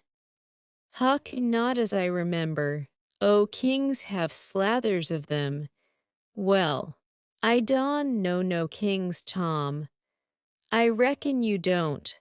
But if you was to go to Europe, you'd see a raft of 'em hopping around. Do they hop? Hop your granny, no. Well, what did you say they did for?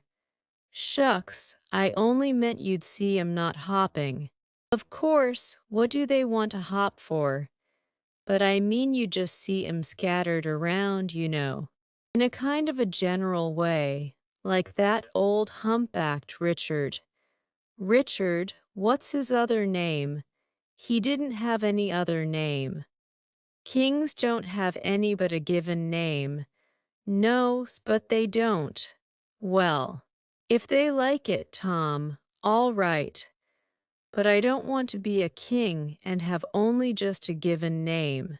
Like a nigger, but say where you going to dig first. Well, I don't know.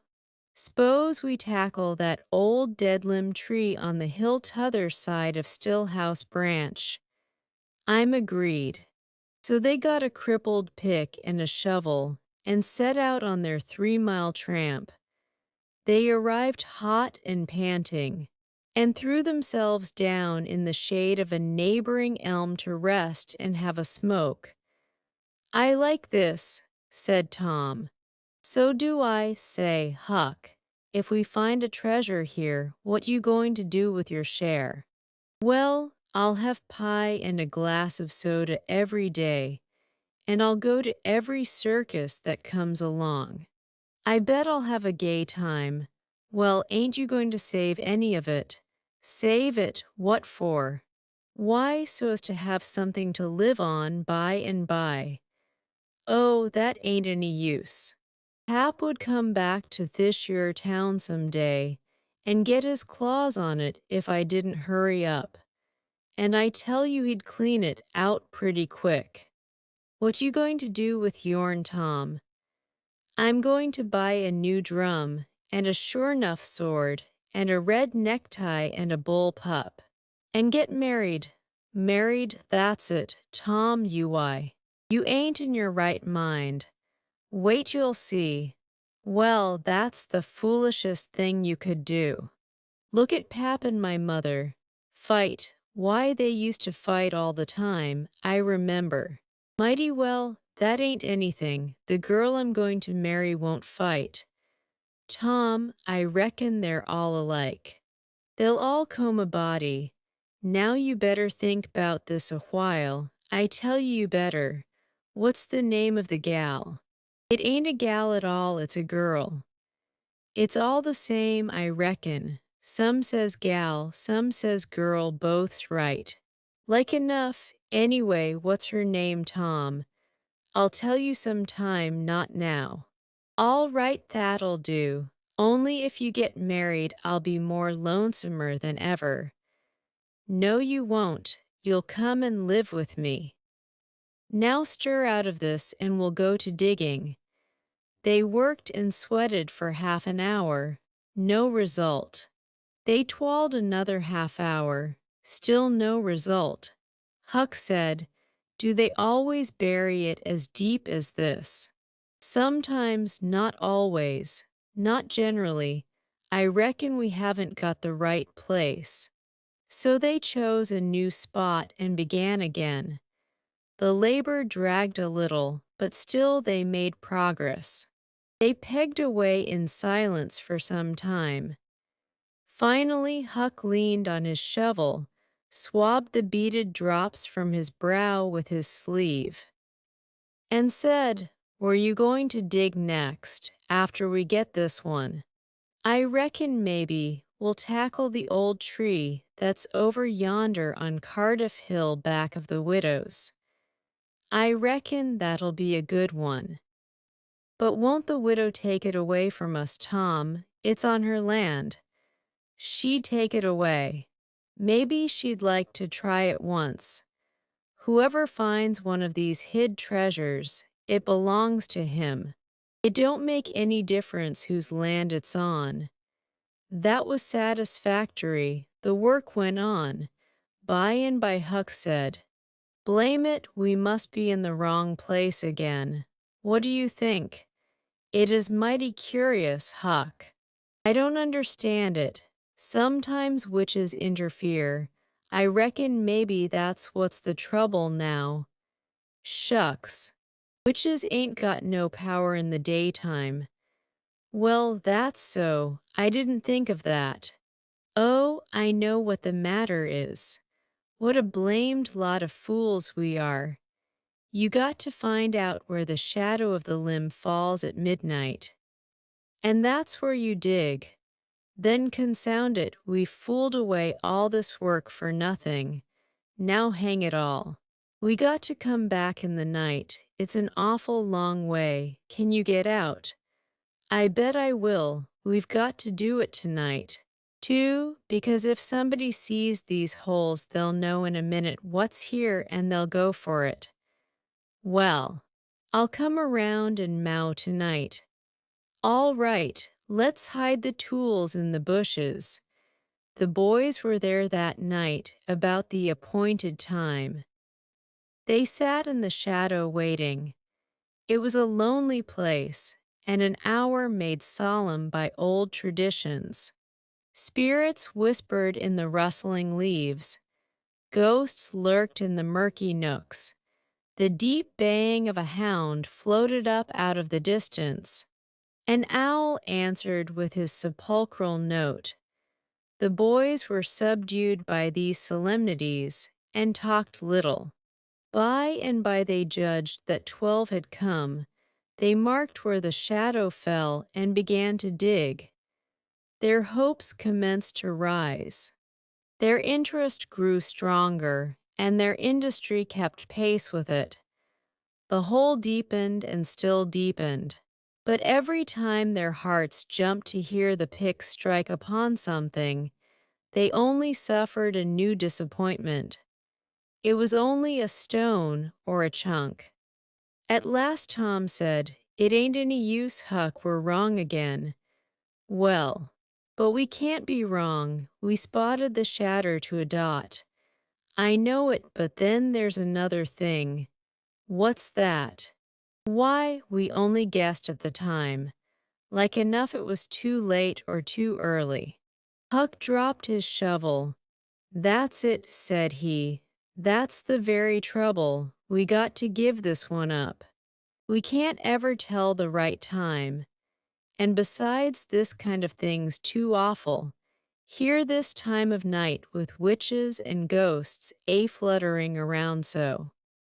I feel as if something's behind me all the time. And I'm afeard to turn around, because maybe there's others in front waiting for a chance. I've been creeping all over ever since I got here. Well, I've been pretty much so too. Huck, they most always put in a dead man when they bury a treasure under a tree to look out for it. Lordy, yes they do. I've always heard that. Tom, I don't like to fool around much where there's dead people. A body's bound to get into trouble with 'em, sure. I don't like to stir 'em up either. S'pose this one here was to stick his skull out and say something. Don't, Tom. It's awful. Well, it just is. Huck, I don't feel comfortable a bit. Say, Tom, let's give this place up and try somewheres else. All right. I reckon we better. What'll it be? Tom considered a while and then said, The haunted house. That's it, blame it, I don't like haunted houses, Tom. Why? They're a dern sight worse'n dead people. Dead people might talk, maybe, but they don't come sliding around in a shroud, when you ain't noticing, and peep over your shoulder all of a sudden and grit their teeth. The way a ghost does. I couldn't stand such a thing as that, Tom, nobody could. Yes, but Huck, ghosts don't travel around only at night. They won't hinder us from digging there in the daytime. Well, that's so. But you know mighty well people don't go about that haunted house in the day nor the night. Well, that's mostly because they don't like to go where a man's been murdered. Anyway, but nothing's ever been seen around that house except in the night. Just some blue lights slipping by the windows, no regular ghosts. Well, or you see one of them blue lights flickering around, Tom, you can bet there's a ghost mighty close behind it. It stands to reason, because you know that they don't anybody but ghosts use 'em. Yes, that's so. But anyway, they don't come around in the daytime, so what's the use of our being afeared? Well, all right. We'll tackle the haunted house if you say so, but I reckon it's taking chances. They had started down the hill by this time. There in the middle of the moonlit valley below them stood the haunted house, utterly isolated, its fences gone long ago, rank weeds smothering the very doorsteps, the chimney crumbled to ruin, the window sashes vacant, a corner of the roof caved in. The boys gazed a while, half expecting to see a blue light flit past a window, then talking in a low tone.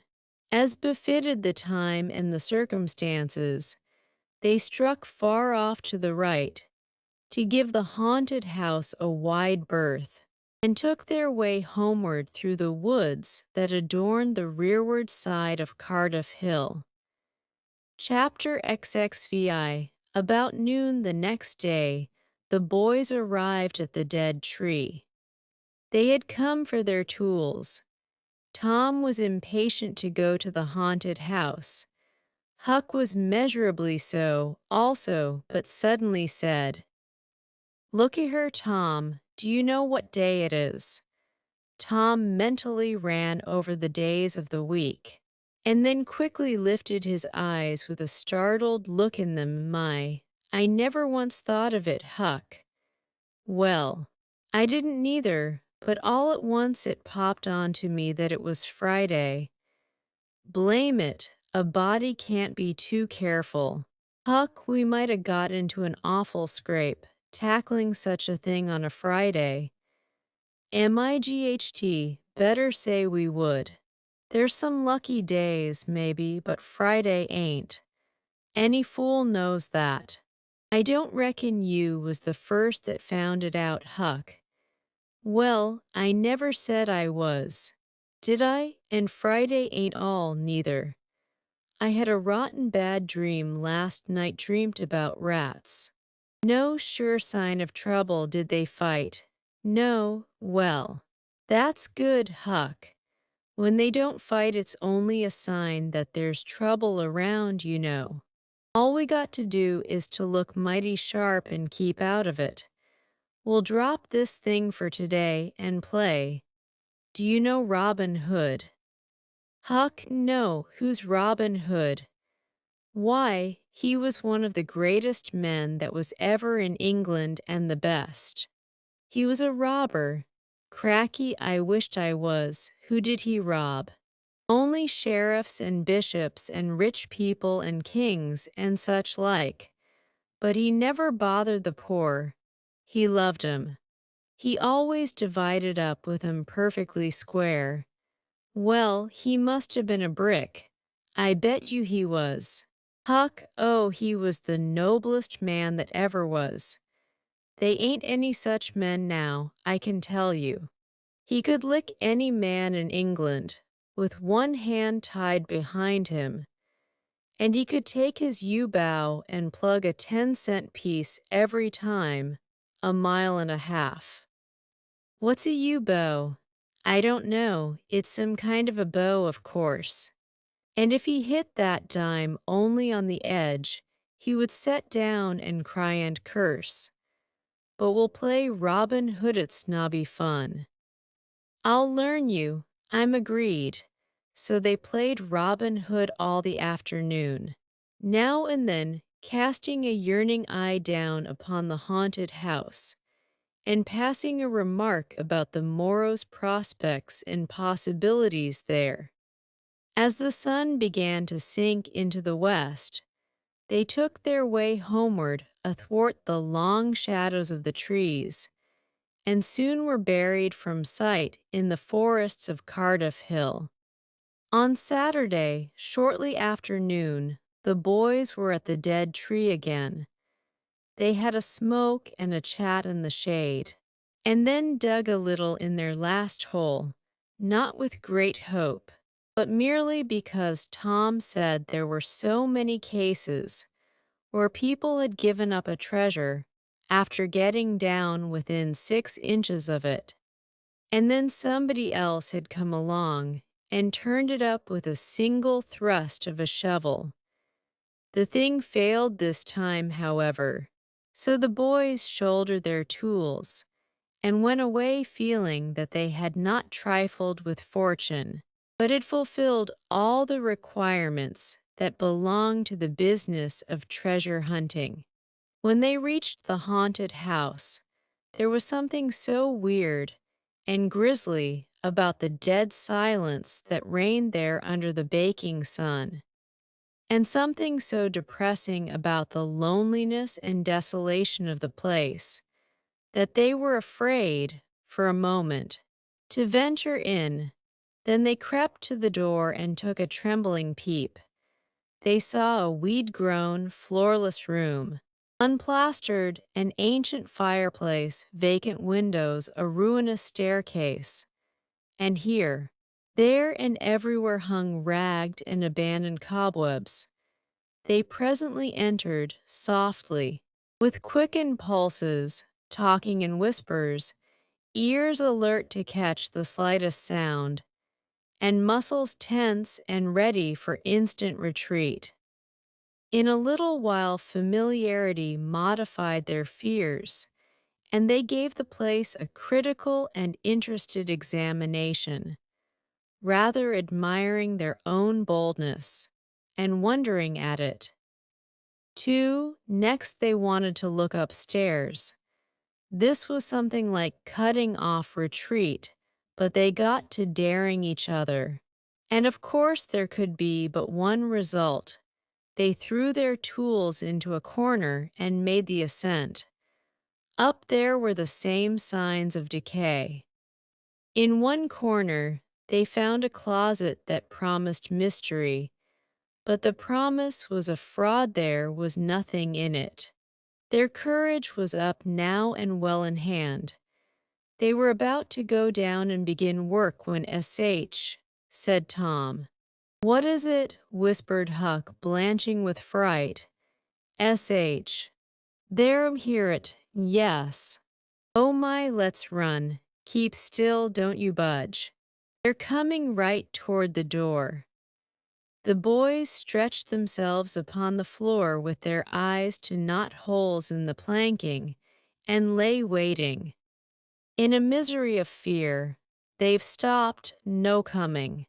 Here they are, don't whisper another word, Huck. My goodness, I wish I was out of this. Two men entered.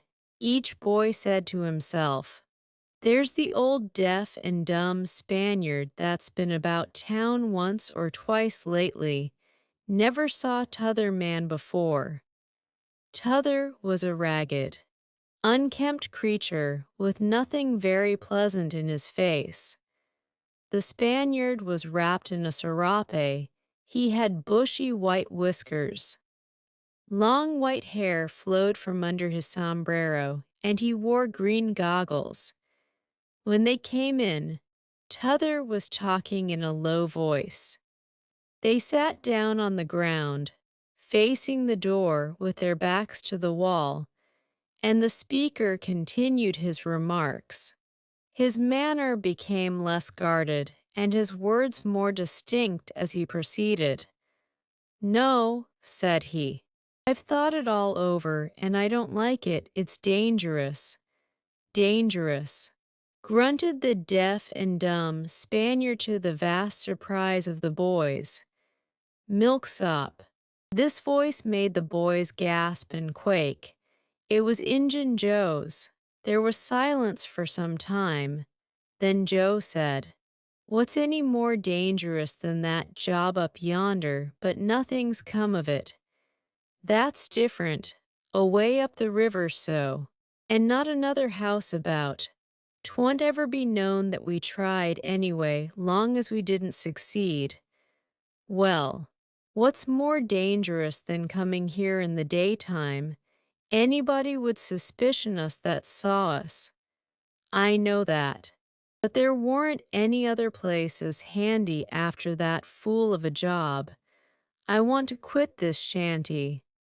I wanted to yesterday.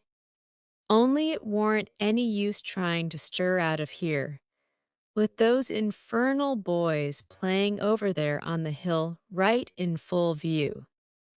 Those infernal boys quaked again under the inspiration of this remark, and thought how lucky it was that they had remembered it was Friday and concluded to wait a day. They wished in their hearts they had waited a year. The two men got out some food and made a luncheon. After a long and thoughtful silence, Injun Joe said, "Look here, lad, you go back up the river where you belong. Wait there till you hear from me. I'll take the chances on dropping into this town just once more, for a look. We'll do that dangerous job after I've spied around a little and think things look well for it. Then for Texas, we'll leg it together." This was satisfactory. Both men presently fell to yawning, and Injun Joe said, "I'm dead for sleep. It's your turn to watch." He curled down in the weeds and soon began to snore. His comrades stirred him once or twice, and he became quiet. Presently the watcher began to nod. His head drooped lower and lower. Both men began to snore now. The boys drew a long, grateful breath. Tom whispered, "Now's our chance come." Huck said, I'd die if they was to wake." Tom urged. Huck held back. At last Tom rose slowly and softly, and started alone. But the first step he made wrung such a hideous creak from the crazy floor that he sank down almost dead with fright. He never made a second attempt. The boys lay there counting the dragging moments till it seemed to them that time must be done and eternity growing gray. And then they were grateful to note that at last the sun was setting. Now one snore ceased. Injun Joe sat up, stared around, smiled grimly upon his comrade, whose head was drooping upon his knee, stirred him up with his foot, and said, "Here you're a watchman, ain't you? All right, though nothing's happened. Might have I been asleep? Oh, partly, partly. Nearly time for us to be moving, pard. What'll we do with what little swag we've got left? I don't know, leave it here as we've always done, I reckon.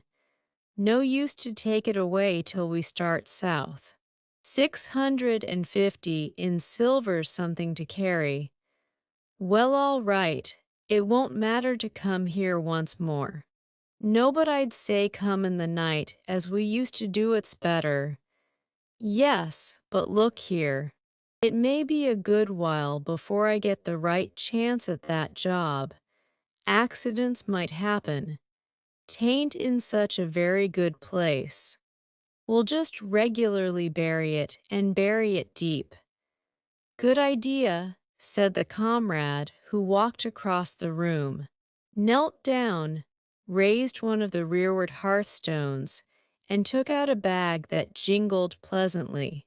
He subtracted from it $20 or $30 for himself, and as much for Injun Joe, and passed the bag to the latter, who was on his knees in the corner, now digging with his bowie knife. The boys forgot all their fears, all their miseries in an instant. With gloating eyes they watched every movement. Luck, the splendor of it was beyond all imagination. $600 was money enough to make half a dozen boys rich.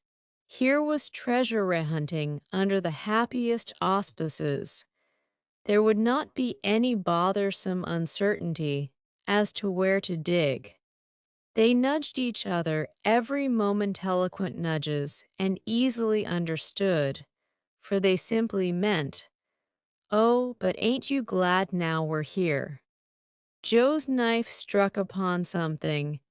"Hello," said he. "What is it?" said his comrade.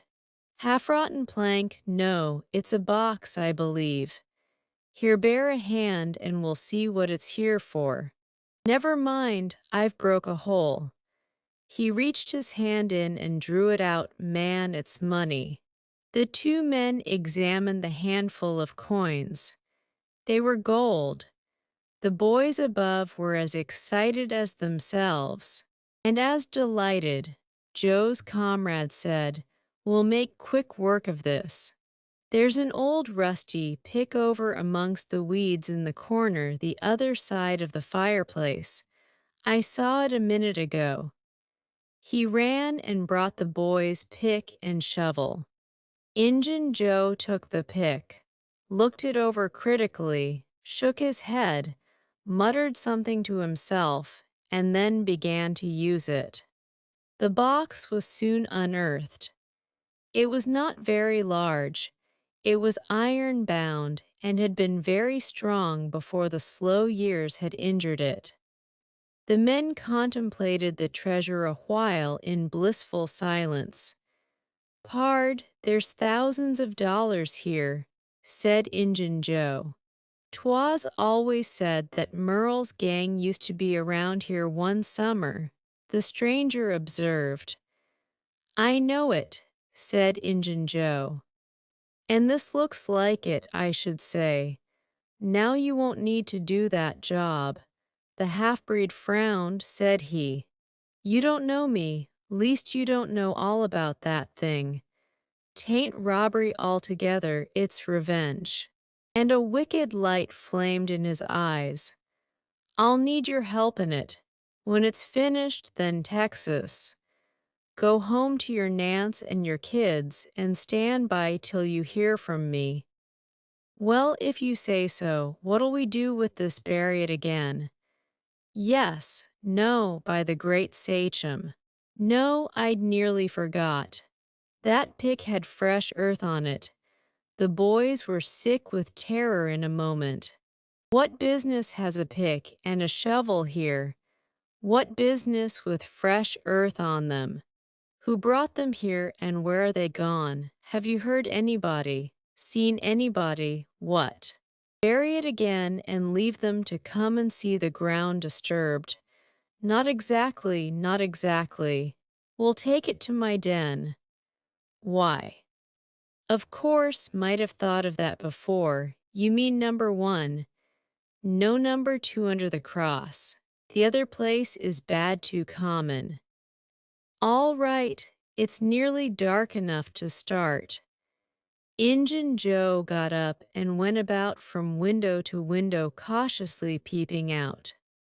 Presently he said, "Who could have brought those tools here? Do you reckon they can be upstairs?" The boys' breath forsook them. Injun Joe put his hand on his knife, halted a moment, undecided, and then turned toward the stairway. The boys thought of the closet, but their strength was gone. The steps came creaking up the stairs. The intolerable distress of the situation woke the stricken resolution of the lads.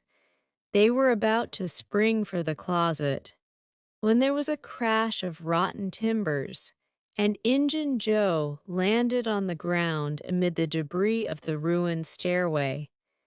He gathered himself up cursing, and his comrades said, "Now what's the use of all that?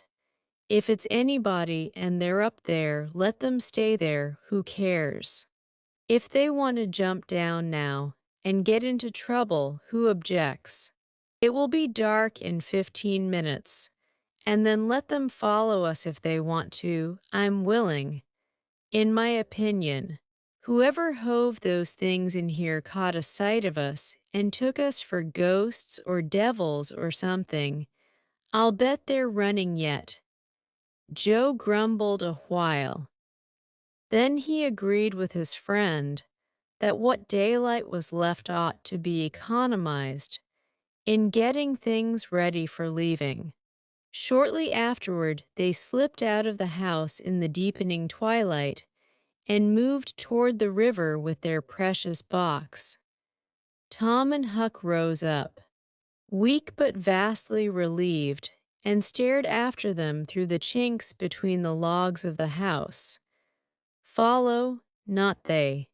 They were content to reach ground again without broken necks and take the townward track over the hill. They did not talk much. They were too much absorbed in hating themselves, hating the ill luck that made them take the spade and the pick there. But for that, Injun Joe never would have suspected. He would have hidden the silver with the gold to wait there till his revenge was satisfied. And then he would have had the misfortune to find that money turn up missing. Bitter, bitter luck that the tools were ever brought there. They resolved to keep a lookout for that Spaniard when he should come to town, spying out for chances to do his revengeful job, and follow him to number two, wherever that might be. Then a ghastly thought occurred to Tom. Revenge. What if he means U.S. Huck? "Oh, don't," said Huck, nearly fainting.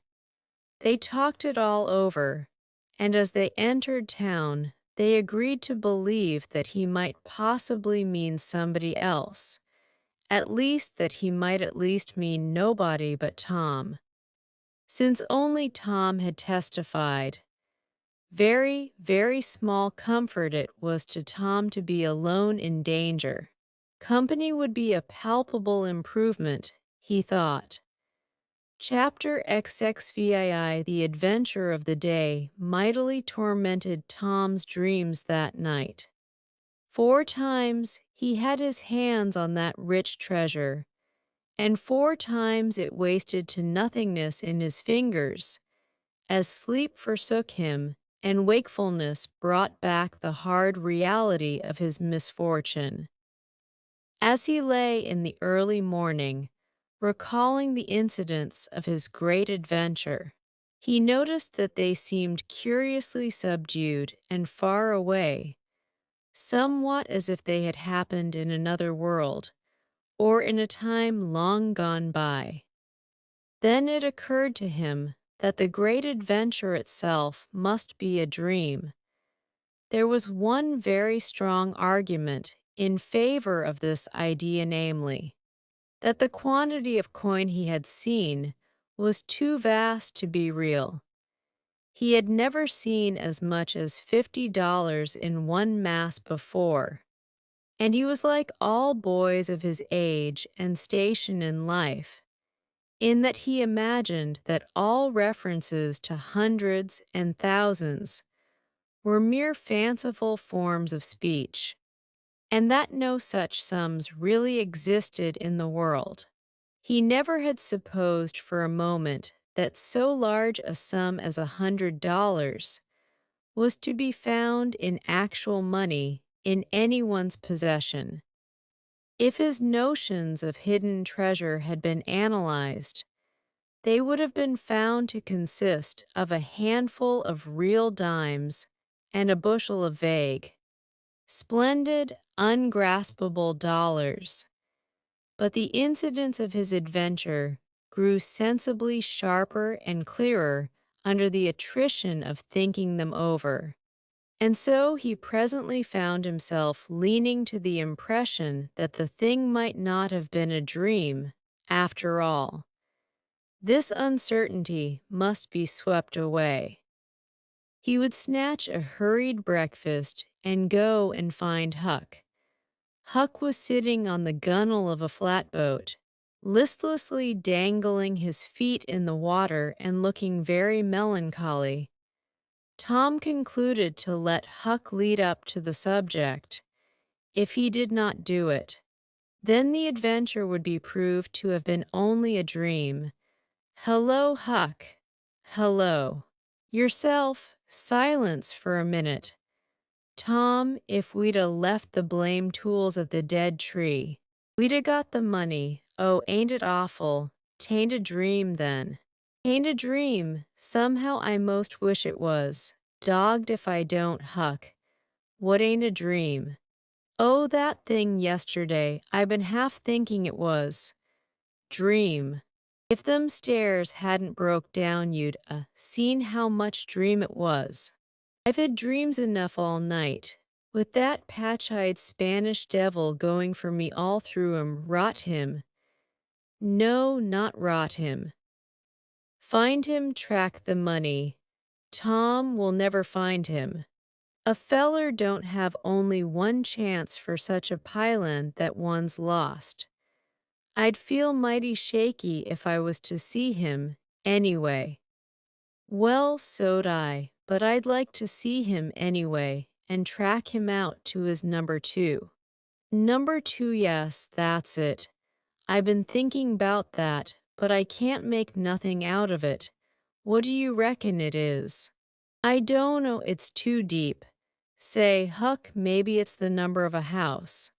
Goody, no, Tom, that ain't it, if it is. It ain't in this one-horse town. They ain't no numbers here. Well, that's so. Lemme think a minute.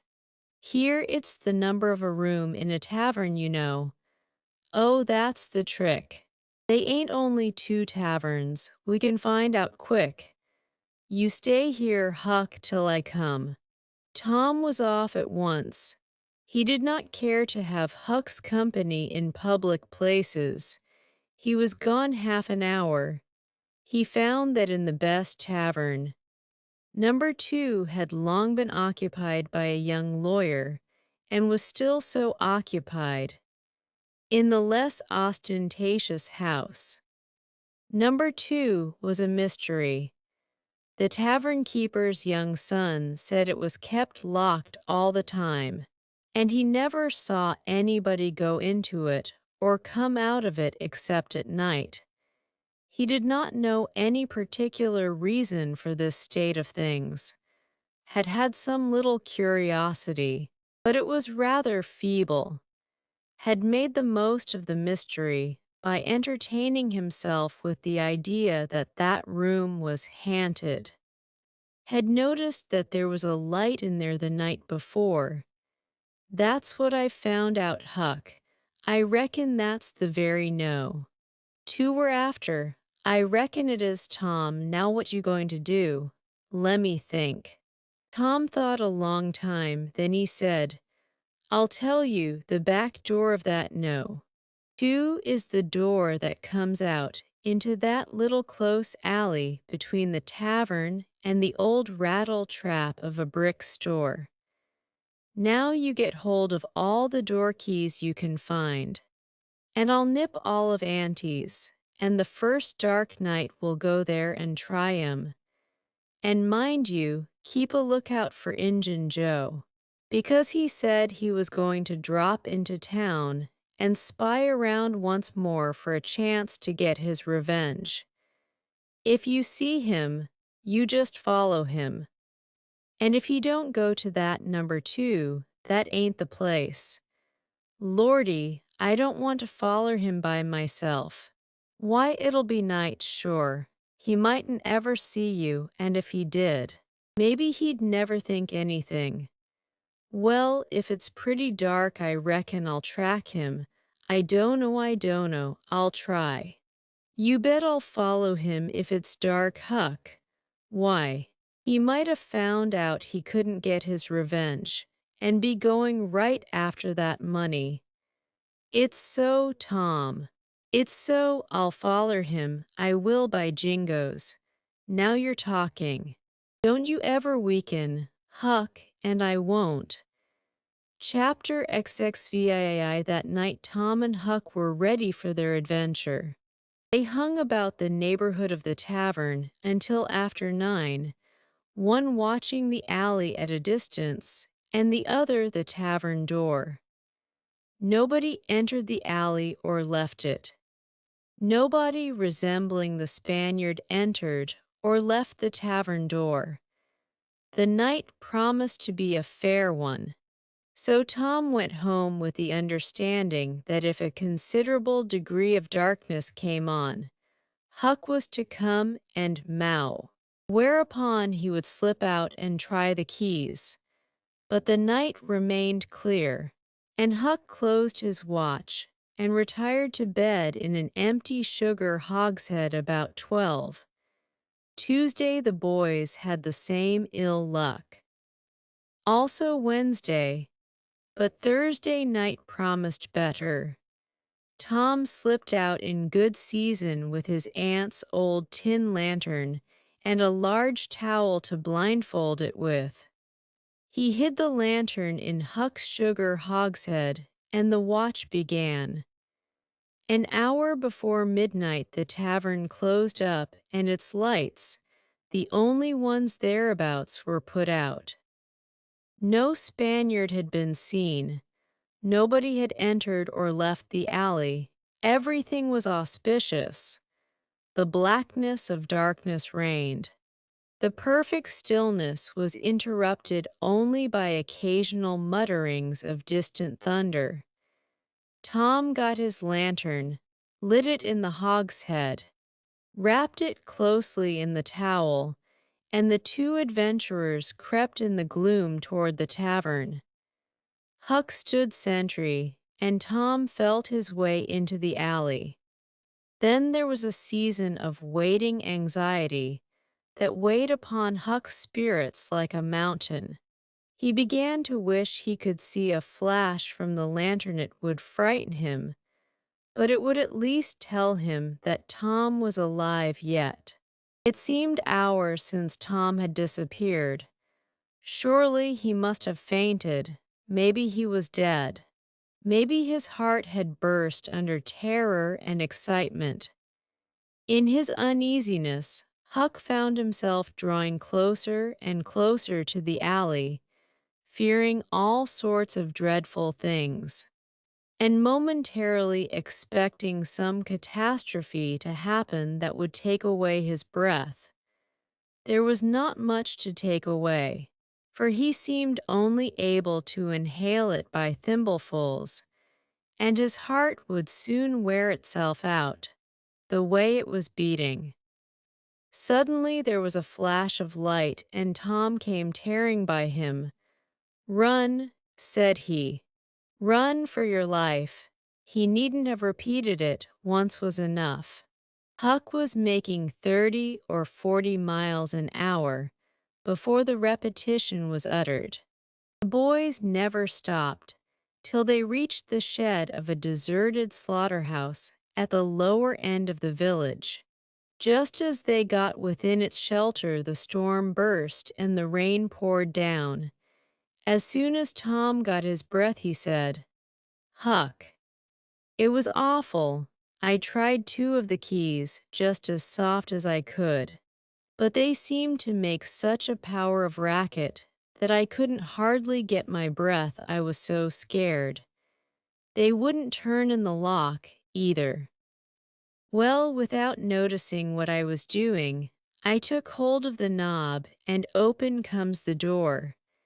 It warn't locked. I hopped in and shook off the towel, and great Caesar's ghost. What? What you see, Tom? Huck, I most stepped onto Injun Joe's hand. No. Yes, he was lying there, sound asleep on the floor, with his old patch on his eye and his arms spread out. Lordy, what did you do? Did he wake up? No, never budged. Drunk, I reckon. I just grabbed that towel and started. I'd never a thought of the towel, I bet. Well, I would. My aunt would make me mighty sick if I lost it. Say, Tom, did you see that box? Huck, I didn't wait to look around. I didn't see the box. I didn't see the cross. I didn't see anything but a bottle and a tin cup on the floor by Injun Joe. Yes. I saw 2 barrels and lots more bottles in the room. Don't you see now? What's the matter with that haunted room? How? Why, it's haunted with whiskey. Maybe all the temperance taverns have got a haunted room, hey Huck?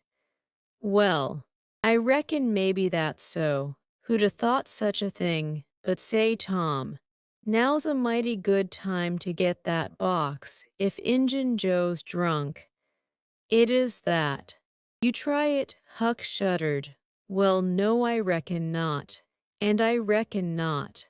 Huck, only 1 bottle alongside of Injun Joe ain't enough. If there'd been 3, he'd be drunk enough and I'd do it. There was a long pause for reflection, and then Tom said, "Looky here, Huck. Let's not try that thing any more till we know Injun Joe's not in there. It's too scary. Now, if we watch every night, we'll be dead sure to see him go out some time or other, and then we'll snatch that box quicker'n lightning." Well, I'm agreed. I'll watch the whole night long, and I'll do it every night too, if you'll do the other part of the job. All right, I will. All you got to do is to trot up Hooper Street a block and mowwind if I'm asleep. You throw some gravel at the window and that'll fetch me. Agreed and good as wheat. Now, Huck, the storm's over, and I'll go home. It'll begin to be daylight in a couple of hours. You go back and watch that long, will you? I said I would, Tom, and I will. I'll haunt that tavern every night for a year. I'll sleep all day and I'll stand watch all night. That's all right. Now where you going to sleep? In Ben Rogers' hayloft. He lets me, and so does his pap's nigger man. Uncle Jake. I tote water for Uncle Jake whenever he wants me to. And any time I ask him, he gives me a little something to eat if he can spare it. That's a mighty good nigger, Tom. He likes me because I don't ever act as if I was above him. Sometime I've set right down and eat with him. But you needn't tell that. A body's got to do things when he's awful hungry he wouldn't want to do as a steady thing. Well, if I don't want you in the daytime, I'll let you sleep. I won't come bothering around. Any time you see something's up in the night, just skip right around and meow. Chapter XXIX. The first thing Tom heard on Friday morning was a glad piece of news. Judge Thatcher's family had come back to town the night before. Both Injun Joe and the treasure sunk into secondary importance for a moment, and Becky took the chief place in the boy's interest. He saw her, and they had an exhausting good time playing Hispy and Gully Keeper with a crowd of their schoolmates. The day was completed and crowned in a peculiarly satisfactory way. Becky teased her mother to appoint the next day for the long-promised and long-delayed picnic, and she consented. The child's delight was boundless, and Tom's not more moderate. The invitations were sent out before sunset, and straightway the young folks of the village were thrown into a fever of preparation and pleasurable anticipation. Tom's excitement enabled him to keep awake until a pretty late hour, and he had good hopes of hearing Huck's "Mow," and of having his treasure to astonish Becky and the picnickers with next day, but he was disappointed. No signal came that night. Morning came eventually, and by 10 or 11 o'clock a giddy and rollicking company were gathered at Judge Thatcher's, and everything was ready for a start. It was not the custom for elderly people to mar the picnics with their presence. The children were considered safe enough under the wings of a few young ladies of 18 and a few young gentlemen of 23 or thereabouts. The old steam ferryboat was chartered for the occasion. Presently, the gay throng filed up the main street, laden with provision baskets. Sid was sick and had to miss the fun. Mary remained at home to entertain him. The last thing Mrs. Thatcher said to Becky was, "You'll not get back till late. Perhaps you'd better stay all night with some of the girls that live near the ferry landing." "Child, then I'll stay with Sussy Harper, Mama." "Very well. And mind and behave yourself and don't be any trouble." Presently, as they tripped along, Tom said to Becky, "Say I'll tell you what we'll do. 'Stead of going to Joe Harper's, we'll climb right up the hill and stop at the Widow Douglas. She'll have ice cream. She has it most every day, dead loads of it, and she'll be awful glad to have us. Oh, that will be fun." Then Becky reflected a moment and said, "But what will Mama say? How'll she ever know?" The girl turned the idea over in her mind and said reluctantly, "I reckon it's wrong, but shucks, your mother won't know. And so what's the harm? All she wants is that you'll be safe, and I bet you she'd 'a' said go there if she'd 'a' thought of it. I know she would." The Widow Douglas' splendid hospitality was a tempting bait. It and Tom's persuasions presently carried the day. So it was decided to say nothing anybody about the night's program. Presently it occurred to Tom that maybe Huck might come this very night and give the signal. The thought took a deal of the spirit out of his anticipations. Still he could not bear to give up the fun at Widow Douglas. And why should he give it up? He reasoned. The signal did not come the night before. So why should it be any more likely to come tonight? The sure fun of the evening outweighed the uncertain treasure, and, boylike, he determined to yield to the stronger inclination and not allow himself to think of the box of money another time that day.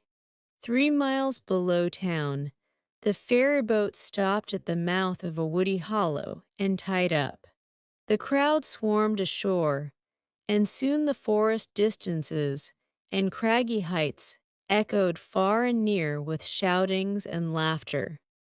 All the different ways of getting hot and tired were gone through with, and by the rovers straggled back to camp fortified with responsible appetites. And then the destruction of the good things began. After the feast, there was a refreshing season of rest and chat in the shade of spreading oaks. By and by somebody shouted, "Who's ready for the cave?" Everybody was. Bundles of candles were procured, and straightway there was a general scamper up the hill. The mouth of the cave was up the hillside, an opening shaped like a letter A. Its massive oaken door stood unbarred. Within was a small chamber, chilly as an ice house, and walled by nature with solid limestone that was dewy with a cold sweat. It was romantic and mysterious to stand here in the deep gloom and look out upon the green valley shining in the sun.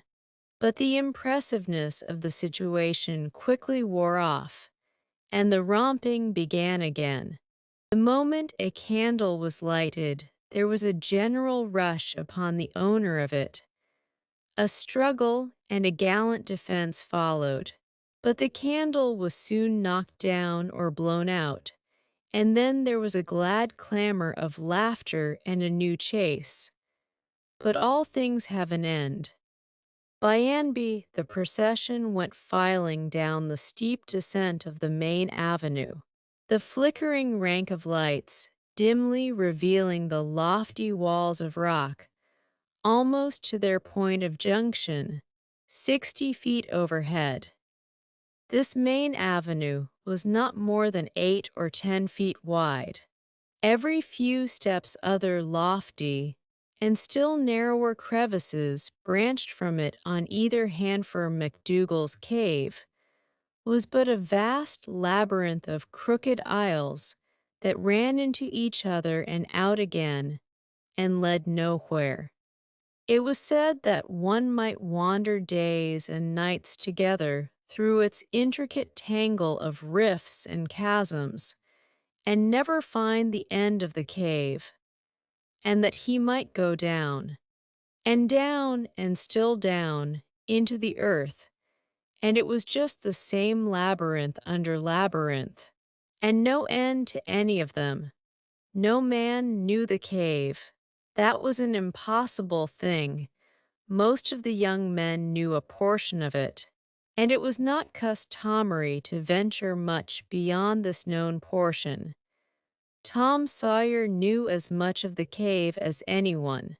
The procession moved along the main avenue some 3/4 of a mile, and then groups and couples began to slip aside into branch avenues, fly along the dismal corridors, and take each other by surprise at points where the corridors joined again. Parties were able to elude each other for the space of half an hour without going beyond the known ground. By and by, one group after another came straggling back to the mouth of the cave, panting, hilarious, smeared from head to foot with tallow drippings, daubed with clay, and entirely delighted with the success of the day. Then they were astonished to find that they had been taking no note of time, and that night was about at hand. The clanging bell had been calling for half an hour. However, this sort of close to the day's adventures was romantic and therefore satisfactory. When the ferry boat with her wild freight pushed into the stream, nobody cared sixpence for the wasted time but the captain of the craft. Huck was already upon his watch when the ferryboat's lights went glinting past the wharf. He heard no noise on board, for the young people were as subdued and still as people usually are who are nearly tired to death. He wondered what boat it was, and why she did not stop at the wharf, and then he dropped her out of his mind and put his attention upon his business. The night was growing cloudy and dark. 10 o'clock came, and the noise of vehicles ceased. Scattered lights began to wink out. All straggling footpassengers disappeared.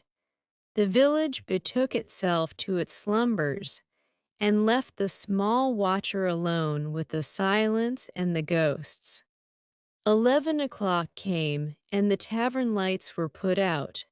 Darkness everywhere now. Huck waited what seemed a weary long time, but nothing happened. His faith was weakening. Was there any use? Was there really any use? Why not give it up and turn in? A noise fell upon his ear. He was all attention in an instant.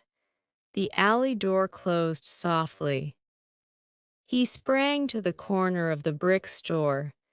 The next moment, two men brushed by him, and one seemed to have something under his arm. It must be that box. So they were going to remove the treasure. Why call Tom now? It would be absurd the men would get away with the box and never be found again. No. He would stick to their wake and follow them. He would trust to the darkness for security from discovery. So communing with himself, Huck stepped out and glided along behind the men, cat-like with bare feet, allowing them to keep just far enough ahead not to be invisible. They moved up the river street 3 blocks, then turned to the left up a cross street. They went straight ahead then, until they came to the path that led up Cardiff Hill. This they took. They passed by the old Welshman's house. Halfway up the hill, without hesitating, and still climbed upward. Good, thought Huck. They will bury it in the old quarry. But they never stopped at the quarry. They passed on, up the summit. They plunged into the narrow path between the tall sumac bushes, and were at once hidden in the gloom. Huck closed up and shortened his distance, now, for they would never be able to see him. He trotted along a while, then slackened his pace, fearing he was gaining too fast, moved on a piece, then stopped altogether. Listened, no sound, none save that he seemed to hear the beating of his own heart. The hooting of an owl came over the hill-ominous sound, but no footsteps. Heavens, was everything lost? He was about to spring with winged feet, when a man cleared his throat not 4 feet from him. Huck's heart shot into his throat, but he swallowed it again, and then he stood there shaking, as if a dozen agues had taken charge of him at once, and so weak that he thought he must surely fall to the ground. He knew where he was. He knew he was within 5 steps of the stile leading into Widow Douglas' grounds.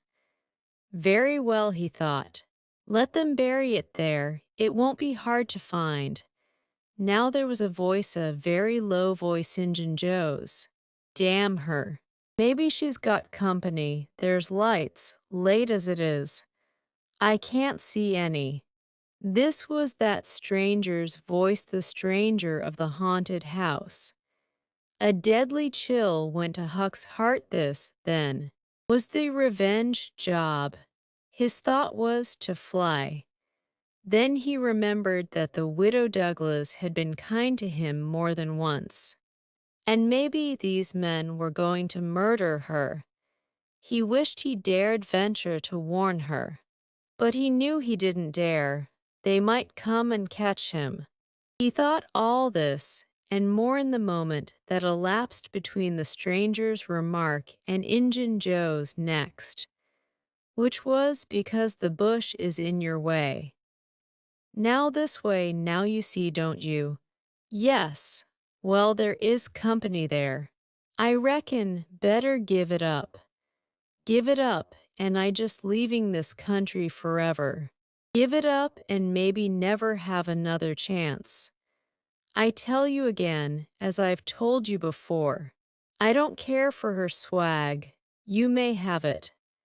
But her husband was rough on me many times. He was rough on me. And mainly he was the justice of the peace that jugged me for a vagrant. And that ain't all. It ain't a millionth part of it. He had me HORSEWHIPPED,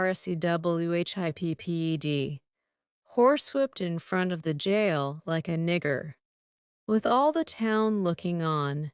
HORSEWHIPPED. Do you understand? He took advantage of me and died, but I'll take it out of her. Oh, don't kill her, don't do that. Kill? Who said anything about killing? I would kill HIM if he was here, but not her. When you want to get revenge on a woman, you don't kill her, bosh. You go for her looks. You slit her nostrils, you notch her ears like a sow. By God, that's keep your opinion to yourself. It will be safest for you. I'll tie her to the bed. If she bleeds to death, is that my fault? I'll not cry. If she does, my friend, you'll help me in this thing for MY's sake. That's why you're here. I mightn't be able alone. If you flinch, I'll kill you. Do you understand that? And if I have to kill you, I'll kill her, and then I reckon nobody'll ever know much about who done this business. Well, if it's got to be done, let's get at it. The quicker the better. I'm all in a shiver. Do it now, and company there. Look here, I'll get suspicious of you, first thing you know. No, we'll wait till the lights are out. There's no hurry. Huck felt that a silence was going to ensue, a thing still more awful than any amount of murderous talk. So he held his breath and stepped gingerly back, planted his foot carefully and firmly, after balancing, one-legged in a precarious way and almost toppling over, first on one side and then on the other. He took another step back, with the same elaboration and the same risks. Then another, and a twig snapped under his foot. His breath stopped and he listened. There was no sound. The stillness was perfect. His gratitude was measureless. Now he turned in his tracks, between the walls of sumac bushes, turned himself as carefully as if he were a ship and then stepped quickly but cautiously along. When he emerged at the quarry he felt secure, and so he picked up his nimble heels and flew. Down, down he sped till he reached the Welshman's. He banged at the door, and presently the heads of the old man and his two stalwart sons were thrust from windows. What's the row there? Who's banging? What do you want? Let me in quick, I'll tell everything. Why, who are you? Huckleberry Finn, quick, let me in. Huckleberry Finn, indeed. It ain't a name to open many doors. I judge, but let him in, lads, and let's see what's the trouble. Please don't ever tell I told you, were Huck's first words when he got in. Please don't, I'd be killed, sure, but the widow's been good friends to me sometimes. And I want to tell, I will tell if you'll promise you won't ever say it was me. By George, He has got something to tell, or he wouldn't act so, exclaimed the old man. Out with it, and nobody here'll ever tell, lad. 3 minutes later, the old man and his sons, well armed, were up the hill, and just entering the sumac path on tiptoe, their weapons in their hands. Huck accompanied them no further. He hid behind a great boulder and fell to listening. There was a lagging, anxious silence, and then all of a sudden there was an explosion of firearms and a cry. Huck waited for no particulars. He sprang away and sped down the hill as fast as his legs could carry him. Chapter XXX. As the earliest suspicion of dawn appeared on Sunday morning, Huck came groping up the hill and rapped gently at the old Welshman's door. The inmates were asleep, but it was a sleep that was set on a hair trigger on account of the exciting episode of the night. A call came from a window. "Who's there?" Huck's scared voice answered in a low tone. "Please let me in. It's only Huck Finn. It's a name that can open this door night or day, lad. And welcome." These were strange words to the vagabond boy's ears, and the pleasantest he had ever heard. He could not recollect that the closing word had ever been applied in his case before. The door was quickly unlocked, and he entered. Huck was given a seat, and the old man and his brace of tall sons speedily dressed themselves. "Now, my boy, I hope you're good and hungry, because breakfast will be ready as soon as the sun's up, and we'll have a piping hot one. To make yourself easy about that. I and the boys hoped you'd turn up and stop here last night." "I was awful scared," said Huck, "and I run. I took out when the pistols went off, and I didn't stop for 3 mile. I've come now because I wanted to know about it, you know. And I come before daylight because I didn't want to run across them devils, even if they was dead." "Well, poor chap, you do look as if you'd had a hard night of it, but there's a bed here for you when you've had your breakfast." "No, they ain't dead. Lad, we are sorry enough for that. You see, we knew right where to put our hands on them, by your description. So we crept along on tiptoe till we got within 15 feet of them, dark as a cellar that sumac path was, and just then I found I was going to sneeze. It was the meanest kind of luck. I tried to keep it back, but no use 'twas bound to come, and it did come. I was in the lead with my pistol raised, and when the sneeze started those scoundrels a-rustling to get out of the path, I sung out, 'Fire, boys,' and blazed away at the place where the rustling was. So did the boys, but they were off in a jiffy, those villains, and we after them, down through the woods. I judge we never touched them. They fired a shot apiece as they started, but their bullets whizzed by and didn't do us any harm. As soon as we lost the sound of their feet, we quit chasing, and went down and stirred up the constables. They got a posse together and went off to guard the river bank. And as soon as it is light, the sheriff and a gang are going to beat up the woods. My boys will be with them presently. I wish we had some sort of description of those rascals. 'Twould help a good deal. But you couldn't see what they were like. In the dark, lad, I suppose." "Oh yes, I saw them downtown and follered them." "Splendid. Describe them, my boy." "One's the old deaf and dumb Spaniard that's been around here once or twice, and t'other's a mean-looking, ragged—" "That's enough, lad, we know the men." happened on them in the woods back of the widow's one day, and they slunk away.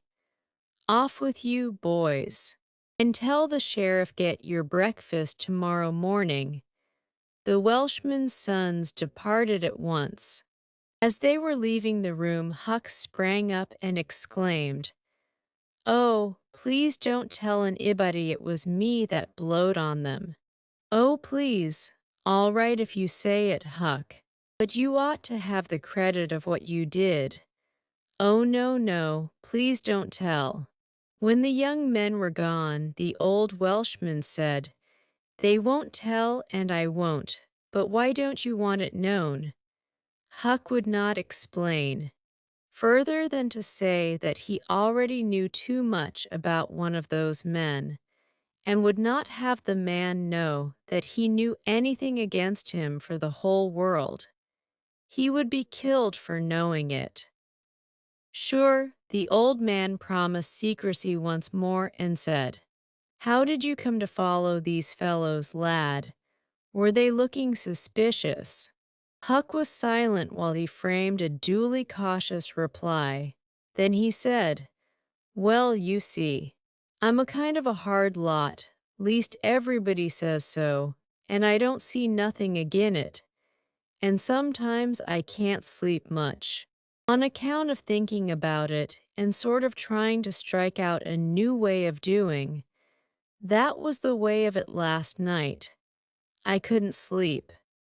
And so I come along up street 'bout midnight, a-turning it all over, and when I got to that old shackly brick store by the Temperance Tavern, I backed up agin the wall to have another think. Well, just then along comes these two chaps slipping along close by me, with something under their arm, and I reckoned they'd stole it. One was a-smoking, and t'other one wanted a light. So they stopped right before me, and the cigars lit up their faces, and I see that the big one was the deaf and dumb Spaniard, by his white whiskers and the patch on his eye, and t'other one was a rusty, ragged-looking devil. Could you see the rags by the light of the cigars? This staggered Huck for a moment. Then he said, "Well, I don't know, but somehow it seems as if I did." Then they went on, and you follered 'em, yes. That was it. I wanted to see what was up. They sneaked along so. I dogged 'em to the widder's stile, and stood in the dark, and heard the ragged one beg for the widder. And the Spaniard swear he'd spile her looks just as I told you and your two. What? The deaf and dumb man said all that. Huck had made another terrible mistake. He was trying his best to keep the old man from getting the faintest hint of who the Spaniard might be, and yet his tongue seemed determined to get him into trouble in spite of all he could do. He made several efforts to creep out of his scrape, but the old man's eye was upon him, and he made blunder after blunder. Presently the Welshman said, "My boy, don't be afraid of me. I wouldn't hurt a hair of your head for all the world. No, I'd protect you, I'd protect you. This Spaniard is not deaf and dumb. You've let that slip without intending it. You can't cover that up now. You know something about that Spaniard that you want to keep dark. Now trust me, tell me what it is, and trust me, I won't betray you." Huck looked into the old man's honest eyes a moment, then bent over and whispered in his ear, "'Tain't a Spaniard, it's Injun Joe." The Welshman almost jumped out of his chair. In a moment he said, "It's all plain enough now. When you talked about notching ears and slitting noses, I judged that that was your own embellishment, because white men don't take that sort of revenge." But an engine, that's a different matter altogether. During breakfast, the talk went on, and in the course of it, the old man said that the last thing which he and his sons had done, before going to bed, was to get a lantern and examine the stile and its vicinity for marks of blood. They found none, but captured a bulky bundle of what? If the words had been lightning, they could not have leaped with a more stunning suddenness from Huck's blanched lips. His eyes were staring wide now, and his breath suspended waiting for the answer.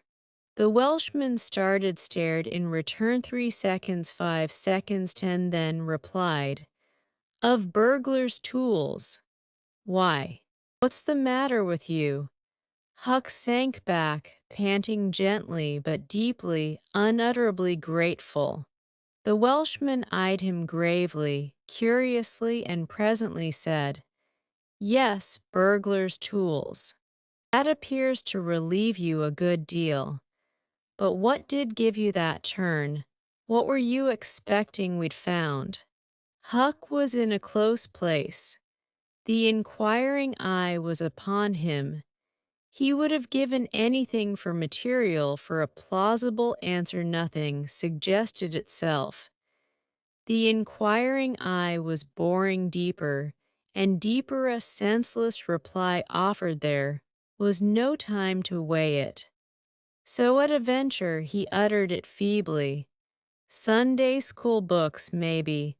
Poor Huck was too distressed to smile. But the old man laughed loud and joyously, shook up the details of his anatomy from head to foot, and ended by saying that such a laugh was money in a man's pocket, because it cut down the doctor's bill like everything. Then he added, "Poor old chap, you're white and jaded. You ain't well a bit, no wonder you're a little flighty and off your balance. But you'll come out of it. Rest and sleep will fetch you out all right, I hope." Huck was irritated to think he had been such a goose, and betrayed such a suspicious excitement, for he had dropped the idea that the parcel brought from the tavern was the treasure, as soon as he had heard the talk at the widow's stile. He had only thought it was not the treasure, however, he had not known that it wasn't, and so the suggestion of a captured bundle was too much for his self-possession. But on the whole, he felt glad the little episode had happened, for now he knew beyond all question that that bundle was not the bundle. And so his mind was at rest and exceedingly comfortable. In fact, everything seemed to be drifting just in the right direction. Now the treasure must be still in number 2. The men would be captured and jailed that day, and he and Tom could seize the gold that night without any trouble or any fear of interruption. Just as breakfast was completed, there was a knock at the door. Huck jumped for a hiding place, for he had no mind to be connected even remotely with the late event. The Welshman admitted several ladies and gentlemen, among them the widow Douglas, and noticed that groups of citizens were climbing up the hill to stare at the stile. So the news had spread. The Welshman had to tell the story of the night to the visitors. The widow's gratitude for her preservation was outspoken. "Don't say a word about it. Madam, there's another that you're more beholden to than you are to me and my boys, maybe. But he don't allow me to tell his name. We wouldn't have been there but for him." Of course this excited a curiosity so vast that it almost belittled the main matter. But the Welshman allowed it to eat into the vitals of his visitors. and through them be transmitted to the whole town, for he refused to part with his secret. When all else had been learned, the widow said, I went to sleep reading in bed and slept straight through all that noise. Why didn't you come and wake me? We judged it weren't worthwhile. Those fellows weren't likely to come again. They hadn't any tools left to work with, and what was the use of waking you up and scaring you to death? My 3 Negro men stood guard at your house all the rest of the night. They've just come back. More visitors came, and the story had to be told and retold for a couple of hours more. There was no Sabbath school during day school vacation, but everybody was early at church. The stirring event was well canvassed. News came that not a sign of the 2 villains had been yet discovered. When the sermon was finished, Judge Thatcher's wife dropped alongside of Mrs. Harper as she moved down the aisle with the crowd and said, Is my Becky going to sleep all day? I just expected she would be tired to death. Your Becky, yes. With a startled look, didn't she stay with you last night? Why no, Mrs. Thatcher turned pale and sank into a pew, just as Aunt Polly, talking briskly with a friend, passed by. Aunt Polly said, Good morning, Mrs. Thatcher. Good morning, Mrs. Harper. I've got a boy that's turned up missing. I reckon my Tom stayed at your house last night, one of you, and now he's afraid to come to church. I've got to settle with him. Mrs. Thatcher shook her head feebly and turned paler than ever. He didn't stay with us, said Mrs. Harper, beginning to look uneasy. A marked anxiety came into Aunt Polly's face. Joe Harper, have you seen my Tom this morning? Nom, when did you see him last? Joe tried to remember, but was not sure he could say. The people had stopped moving out of church. Whispers passed along, and a boding uneasiness took possession of every countenance. Children were anxiously questioned, and young teachers. They all said they had not noticed whether Tom and Becky were on board the ferryboat on the homeward trip. It was dark. No one thought of inquiring if anyone was missing. One young man finally blurted out his fear that they were still in the cave. Mrs. Thatcher swooned away. Aunt Polly fell to crying and wringing her hands. The alarm swept from lip to lip, from group to group, from street to street, and within 5 minutes the bells were wildly clanging and the whole town was up. The Cardiff Hill episode sank into instant insignificance. The burglars were forgotten, horses were saddled, skiffs were manned. The ferryboat ordered out, and before the horror was half an hour old, 200 men were pouring down highroad and river toward the cave. All the long afternoon the village seemed empty and dead. Many women visited Aunt Polly and Mrs. Thatcher and tried to comfort them. They cried with them, too, and that was still better than words. All the tedious night the town waited for news.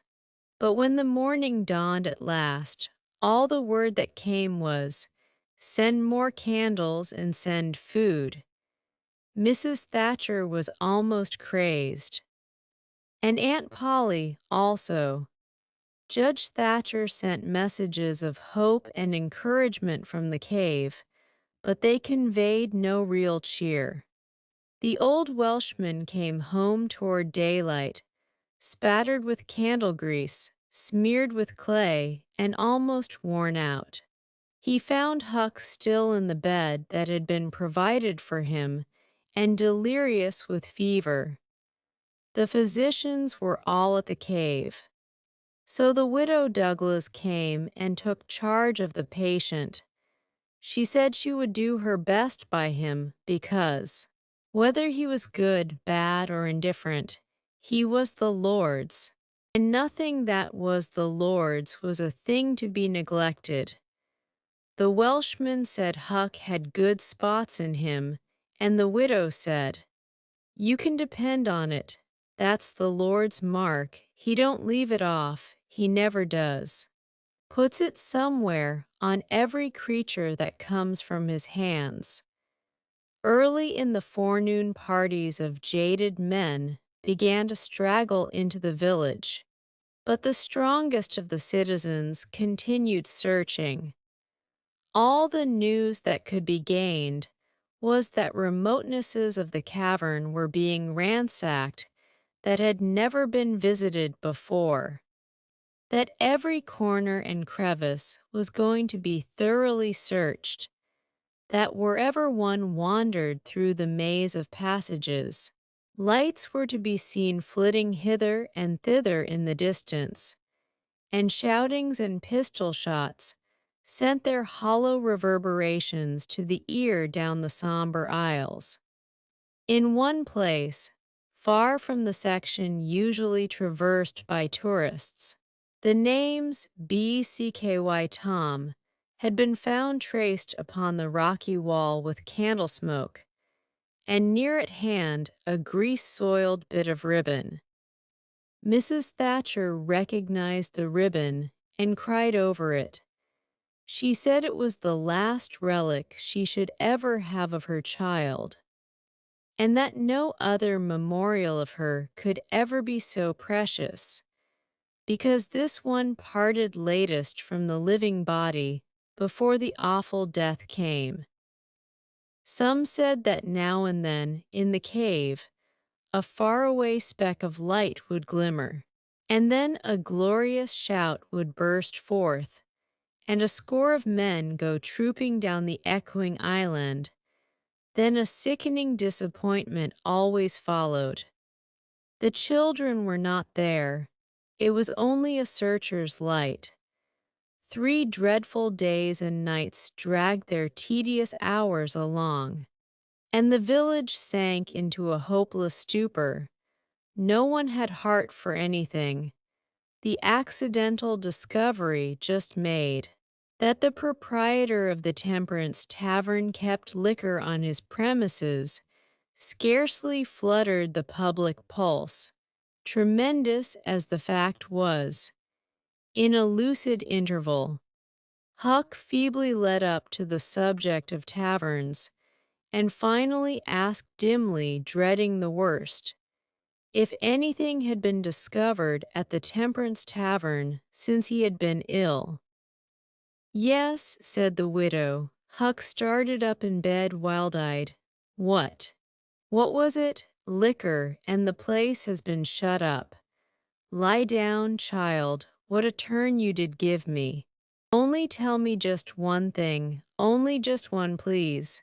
Was it Tom Sawyer that found it?" The widow burst into tears. "Hush. Hush, child, hush. I've told you before you must not talk. You are very, very sick." Then nothing but liquor had been found. There would have been a great powwow if it had been the gold. So the treasure was gone forever. But what could she be crying about? Curious that she should cry. These thoughts worked their dim way through Huck's mind, and under the weariness they gave him he fell asleep. The widow said to herself, "There, he's asleep, poor wreck. Tom Sawyer find it. Pity but somebody could find Tom Sawyer. Ah, there ain't many left now. That's got hope enough, or strength enough either to go on searching." Chapter XXXI. Now to return to Tom and Becky's share in the picnic. They tripped along the murky aisles with the rest of the company. visiting the familiar wonders of the cave wonders dubbed with rather over-descriptive names, such as the drawing room, the cathedral, Aladdin's palace, and so on. Presently the hide-and-seek frolicking began, and Tom and Becky engaged in it with zeal until the exertion began to grow a trifle wearisome. Then they wandered down a sinuous avenue holding their candles aloft and reading the tangled webwork of names, dates, post office addresses, and mottos with which the rocky walls had been frescoed in candle smoke. Still drifting along and talking, they scarcely noticed that they were now in a part of the cave whose walls were not frescoed. They smoked their own names under an overhanging shelf and moved on. Presently they came to a place where a little stream of water, trickling over a ledge and carrying a limestone sediment with it, had, in the slow-dragging ages, formed a laced and ruffled Niagara in gleaming and imperishable stone. Tom squeezed his small body behind it in order to illuminate it for Becky's gratification. He found that it curtained a sort of steep natural stairway which was enclosed between narrow walls, and at once the ambition to be a discoverer seized him. Becky responded to his call, and they made a smoke mark for future guidance and started upon their quest. They wound this way and that, far down into the secret depths of the cave, made another mark, and branched off in search of novelties to tell the upper world about. In one place they found a spacious cavern, from whose ceiling depended a multitude of shining stalactites of the length and circumference of a man's leg. They walked all about it, wondering and admiring, and presently left it by one of the numerous passages that opened into it. This shortly brought them to a bewitching spring, whose basin was encrusted with a frostwork of glittering crystals. It was in the midst of a cavern, whose walls were supported by many fantastic pillars, which had been formed by the joining of great stalactites and stalagmites together, the result of the ceaseless water drip of centuries. Under the roof, vast knots of bats had packed themselves together, thousands in a bunch. The lights disturbed the creatures, and they came flocking down by hundreds, squeaking and darting furiously at the candles. Tom knew their ways and the danger of this sort of conduct. He seized Becky's hand and hurried her into the first corridor that offered, and none too soon. For a bat struck Becky's light out with its wing while she was passing out of the cavern. The bats chased the children a good distance, but the fugitives plunged into every new passage that offered, and at last got rid of the perilous things. Tom found a subterranean lake, shortly, which stretched its dim length away until its shape was lost in the shadows. He wanted to explore its borders, but concluded that it would be best to sit down and rest a while first.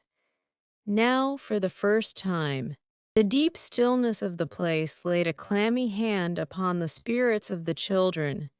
Becky said, "Why, I didn't notice, but it seems ever so long since I heard any of the others. Come to think, Becky, we are away down below them, and I don't know how far away north or south or east or whichever it is. We couldn't hear them here." Becky grew apprehensive. "I wonder how long we've been down here, Tom. We better start back." Yes, I reckon we better. P-raps we better. Can you find the way? Tom, it's all a mixed up crookedness to me. I reckon I could find it, but then the bats. If they put our candles out, it will be an awful fix. Let's try some other way so as not to go through there. Well, but I hope we won't get lost. It would be so awful. And the girls shuddered at the thought of the dreadful possibilities. They started through a corridor and traversed it in silence a long way, glancing at each new opening to see if there was anything familiar about the look of it. But they were all strange. Every time Tom made an examination, Becky would watch his face for an encouraging sign, and he would say cheerily, "Oh, it's all right. This ain't the one, but we'll come to it right away." But he felt less and less hopeful with each failure, and presently began to turn off into diverging avenues at sheer random, in desperate hope of finding the one that was wanted. He still said it was all right, but there was such a leaden dread at his heart that the words had lost their ring and sounded just as if he had said, "All is lost." Becky clung to his side in an anguish of fear and tried hard to keep back the tears, but they would come. At last she said, "Oh, Tom, never mind the bats. Let's go back that way. We seem to get worse and worse off all the time." "Listen," said he, profound silence. Silence so deep that even their breathings were conspicuous in the hush. Tom shouted. The call went echoing down the empty aisles and died out in the distance in a faint sound that resembled a ripple of mocking laughter. "Oh, don't do it again, Tom. It is too horrid," said Becky.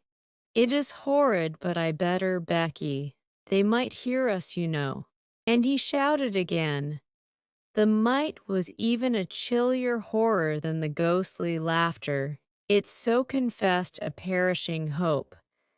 The children stood still and listened. But there was no result. Tom turned upon the back track at once and hurried his steps. It was but a little while before a certain indecision in his manner revealed another fearful fact to Becky: he could not find his way back. "Oh, Tom, you didn't make any marks. Becky, I was such a fool, such a fool. I never thought we might want to come back. No, I can't find the way. It's all mixed up. Tom, Tom, we're lost. We're lost. We never can get out of this awful place. Oh, why did we ever leave the others?" She sank to the ground and burst into such a frenzy of crying that Tom was appalled with the idea that she might die, or lose her reason. He sat down by her and put his arms around her. She buried her face in his bosom. She clung to him. She poured out her terrors, her unavailing regrets, and the far echoes turned them all to jeering laughter. Tom begged her to pluck up hope again, and she said she could not. He fell to blaming and abusing himself for getting her into this miserable situation. This had a better effect. She said she would try to hope again. She would get up and follow, wherever he might lead, if only he would not talk like that any more. For he was no more to blame than she. She said, so they moved on again aimlessly, simply at random. All they could do was to move, keep moving. For a little while, hope made a show of reviving, not with any reason to back it, but only because it is its nature to revive when the spring has not been taken out of it. by age and familiarity with failure. By and by, Tom took Becky's candle and blew it out. This economy meant so much. Words were not needed. Becky understood. And her hope died again. She knew that Tom had a whole candle and 3 or 4 pieces in his pockets, yet he must economize. By and by, fatigue began to assert its claims. The children tried to pay attention, for it was dreadful to think of sitting down when time was grown to be so precious. Moving in some direction, in any direction, was at least progress and might bear fruit. But to sit down was to invite death and shorten its pursuit.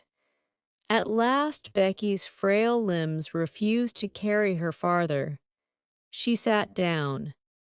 Tom rested with her, and they talked of home and the friends there, and the comfortable beds, and above all, the light. Becky cried, and Tom tried to think of some way of comforting her, but all his encouragements were grown threadbare with use, and sounded like sarcasms. Fatigue bore so heavily upon Becky that she drowsed off to sleep. Tom was grateful. He sat looking into her drawn face and saw it grow smooth and natural under the influence of pleasant dreams. And by a smile dawned and rested there. The peaceful face reflected somewhat of peace and healing into his own spirit, and his thoughts wandered away to bygone times and dreamy memories. While he was deep in his musings, Becky woke up with a breezy little laugh, but it was stricken dead upon her lips, and a groan followed it. Oh, how could I sleep? I wish I never had waked. No, no. I don't, Tom, don't look so, I won't say it again. I'm glad you've slept. Becky, you'll feel rested now, and we'll find the way out. We can try. Tom, but I've seen such a beautiful country in my dream. I reckon we are going there. Maybe not. Maybe not. Cheer up, Becky, and let's go on trying. They rose up and wandered along, hand in hand and hopeless. They tried to estimate how long they had been in the cave, but all they knew was that it seemed days and weeks. And yet it was plain that this could not be, for their candles were not gone yet. A long time after this, they could not tell how long, Tom said they must go softly and listen for dripping water. They must find a spring. They found one presently, and Tom said it was time to rest again. Both were cruelly tired, yet Becky said she thought she could go a little farther. She was surprised to hear Tom dissent. She could not understand it. They sat down, and Tom fastened his candle to the wall in front of them with some clay. Thought was soon busy. Nothing was said for some time. Then Becky broke the silence. Tom, I am so hungry. Tom took something out of his pocket. Do you remember this? Said he. Becky almost smiled. It's our wedding cake, Tom. Yes, I wish it was as big as a barrel, for it's all we've got. I saved it from the picnic for us to dream on, Tom, the way grown-up people do with wedding cake. But it'll be our. She dropped the sentence where it was. Tom divided the cake and Becky ate with good appetite. While Tom nibbled at his moiety, there was abundance of cold water to finish the feast with. By and by Becky suggested that they move on again. Tom was silent a moment. Then he said, Becky, can you bear it if I tell you something? Becky's face paled, but she thought she could. Well then, Becky, we must stay here, where there's water to drink. That little piece is our last candle. Becky gave loose to tears and wailings. Tom did what he could to comfort her, but with little effect. At length Becky said, "Tom, well, Becky, they'll miss us and hunt for us." "Yes, they will. Certainly they will. Maybe they're hunting for us now."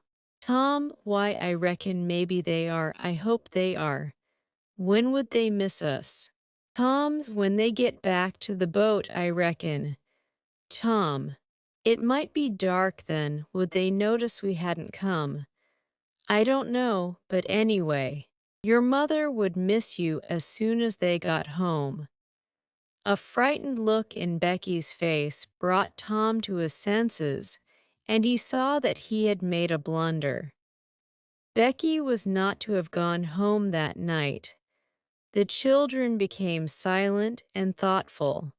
In a moment, a new burst of grief from Becky showed Tom that the thing in his mind had struck hers also, that the Sabbath morning might be half spent before Mrs. Thatcher discovered that Becky was not at Mrs. Harper's.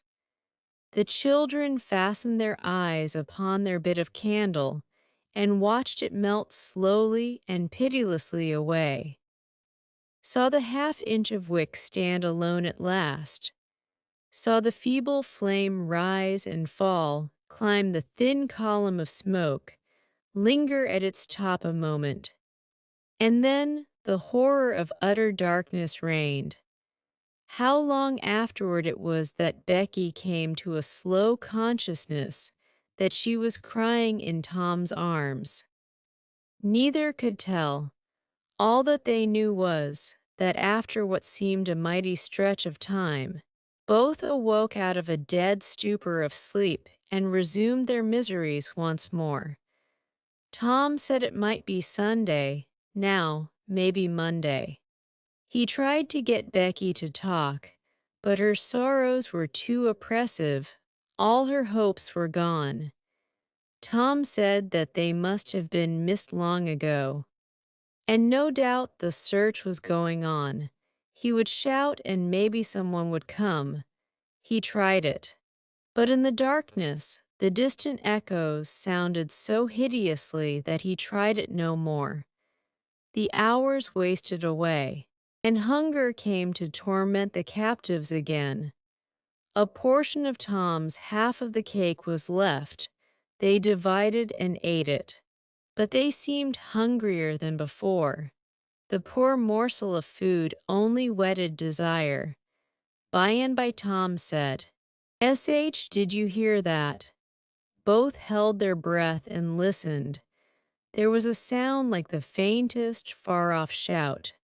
Instantly Tom answered it, and leading Becky by the hand, started groping down the corridor in its direction.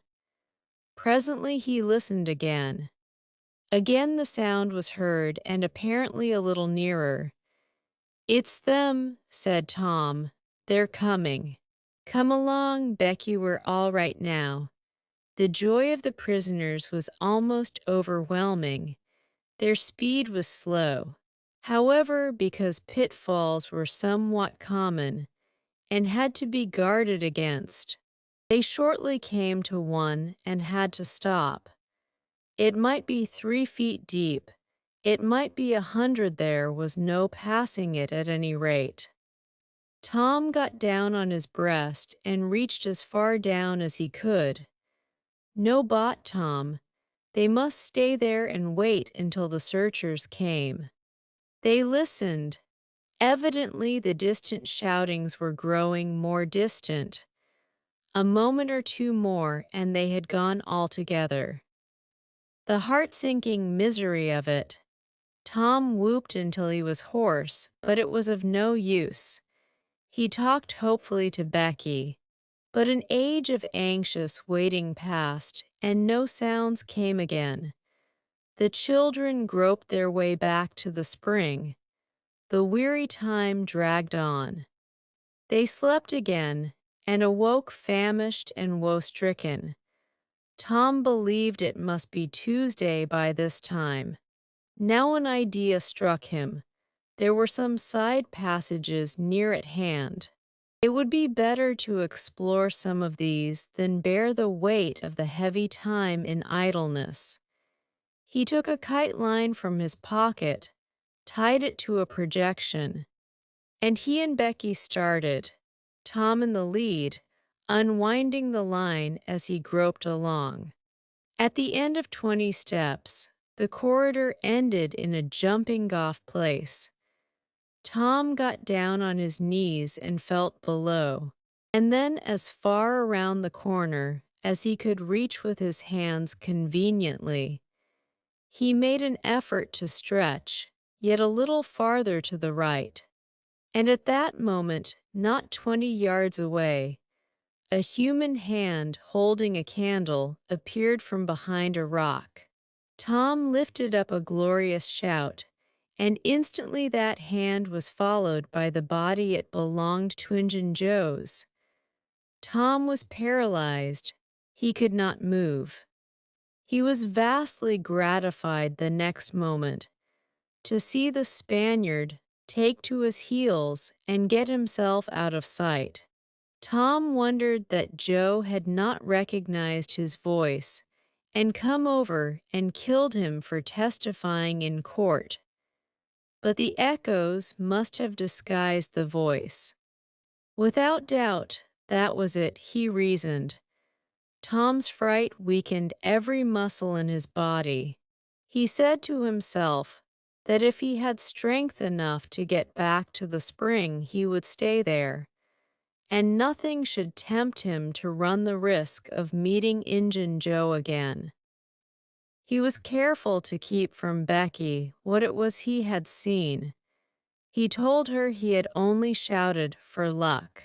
But hunger and wretchedness rise superior to fears in the long run.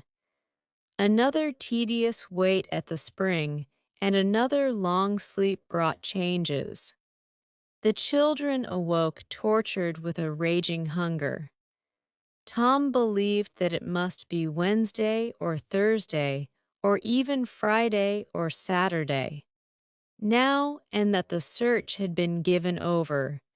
He proposed to explore another passage. He felt willing to risk Injun Joe and all other terrors. But Becky was very weak. She had sunk into a dreary apathy and would not be roused. She said she would wait now where she was, and diet would not be long. She told Tom to go with the kite line and explore if he chose. But she implored him to come back every little while and speak to her. And she made him promise that when the awful time came, he would stay by her and hold her hand until all was over.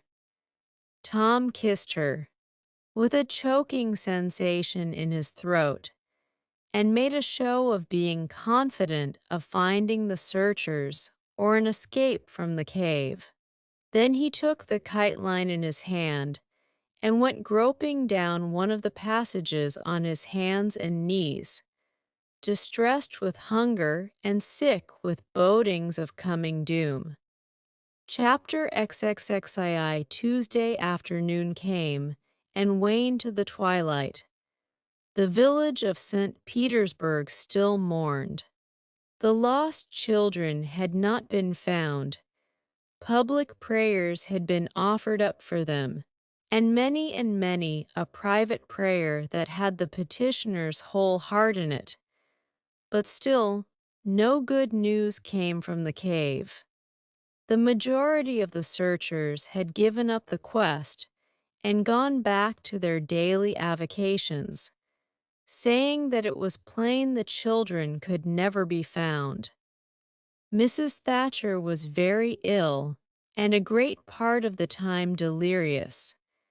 People said it was heartbreaking to hear her call her child, and raise her head and listen a whole minute at a time, then lay it wearily down again with a moan. Aunt Polly had drooped into a settled melancholy, and her gray hair had grown almost white. The village went to its rest on Tuesday night, sad and forlorn.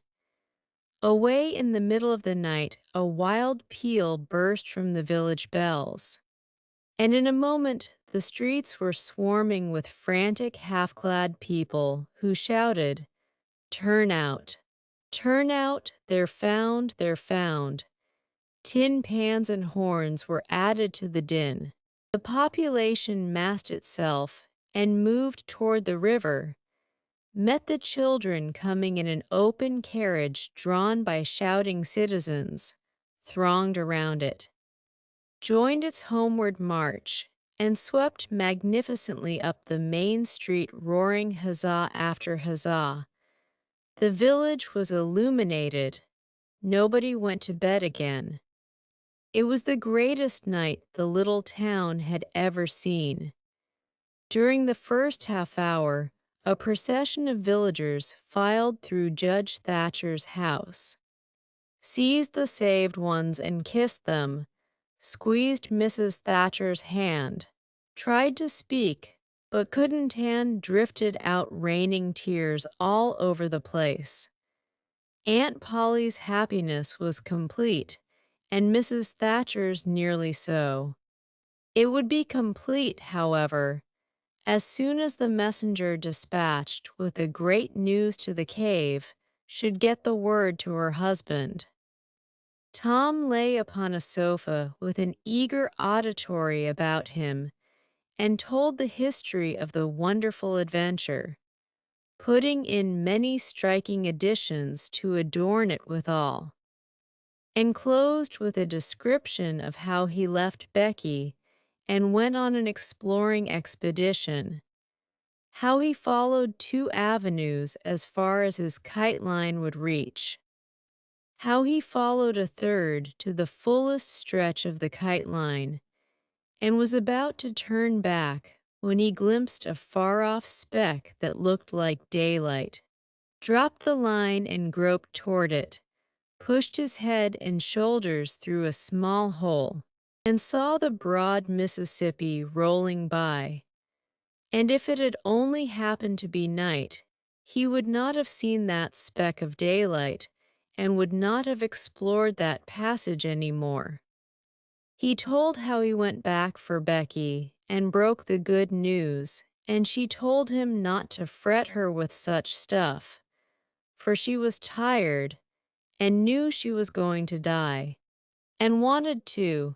He described how he labored with her and convinced her, and how she almost died for joy when she had groped to where she actually saw the blue speck of daylight, how he pushed his way out at the hole and then helped her out, how they sat there and cried for gladness, how some men came along in a skiff and Tom hailed them and told them their situation and their famished condition, how the men didn't believe the wild tale at first, because, said they, "You are 5 miles down the river below the valley.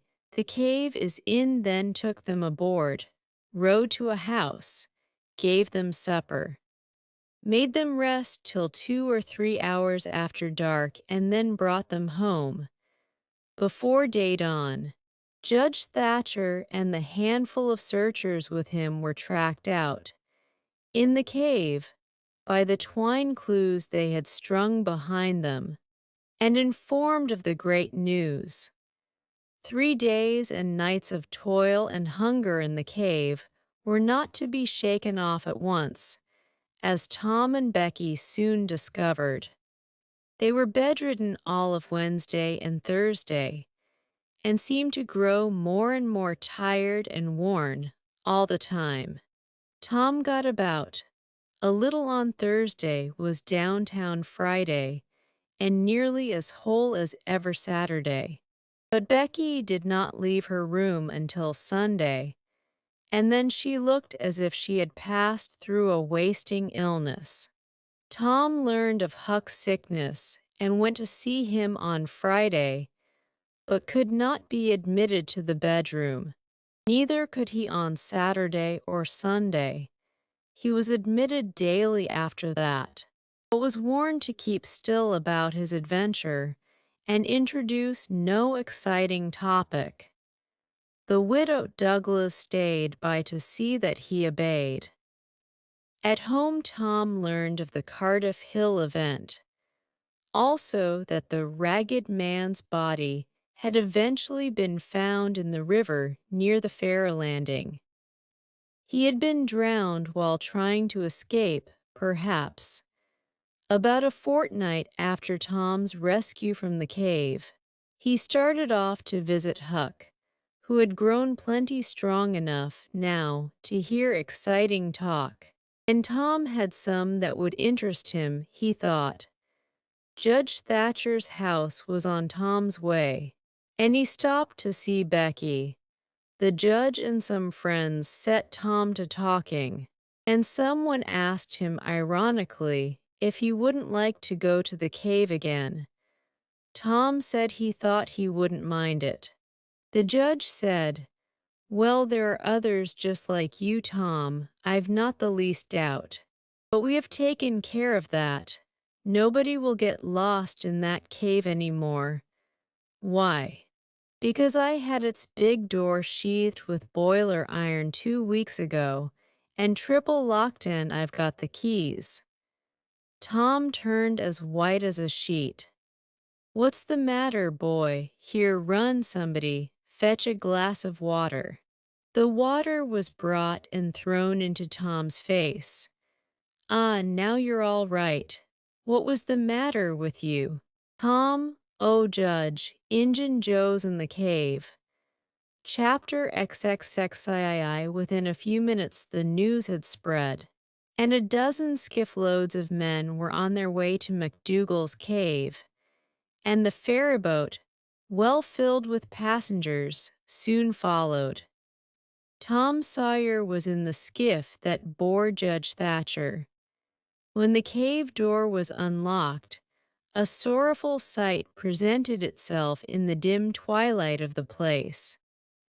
Injun Joe lay stretched upon the ground, dead, with his face close to the crack of the door, as if his longing eyes had been fixed, to the latest moment, upon the light and the cheer of the free world outside. Tom was touched, for he knew by his own experience how this wretch had suffered. His pity was moved, but nevertheless he felt an abounding sense of relief and security, now which revealed to him in a degree which he had not fully appreciated before how vast a weight of dread had been lying upon him since the day he lifted his voice against this bloody-minded outcast. Injun Joe's bowie knife lay close by, its blade broken in two. The great foundation beam of the door had been chipped and hacked through. With tedious labor, useless labor too it was, for the native rock formed a sill outside it, and upon that stubborn material the knife had wrought no effect. The only damage done was to the knife itself. But if there had been no stony obstruction, there the labor would have been useless still. For if the beam had been wholly cut away, Injun Joe could not have squeezed his body under the door, and he knew it.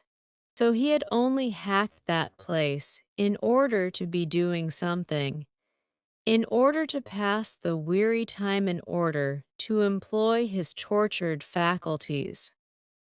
Ordinarily, one could find half a dozen bits of candle stuck around in the crevices of this vestibule, left there by tourists, but there were none now. The prisoner had searched them out and eaten them. He had also contrived to catch a few bats, and these also he had eaten, leaving only their claws. The poor unfortunate had starved to death. In one place, near at hand, a stalagmite had been slowly growing up from the ground for ages. builded by the water drip from a stalactite overhead. The captive had broken off the stalagmite, and upon the stump had placed a stone, wherein he had scooped a shallow hollow to catch the precious drop that fell once in every 3 minutes, with the dreary regularity of a clock tick a dessert spoonful, once in 24 hours.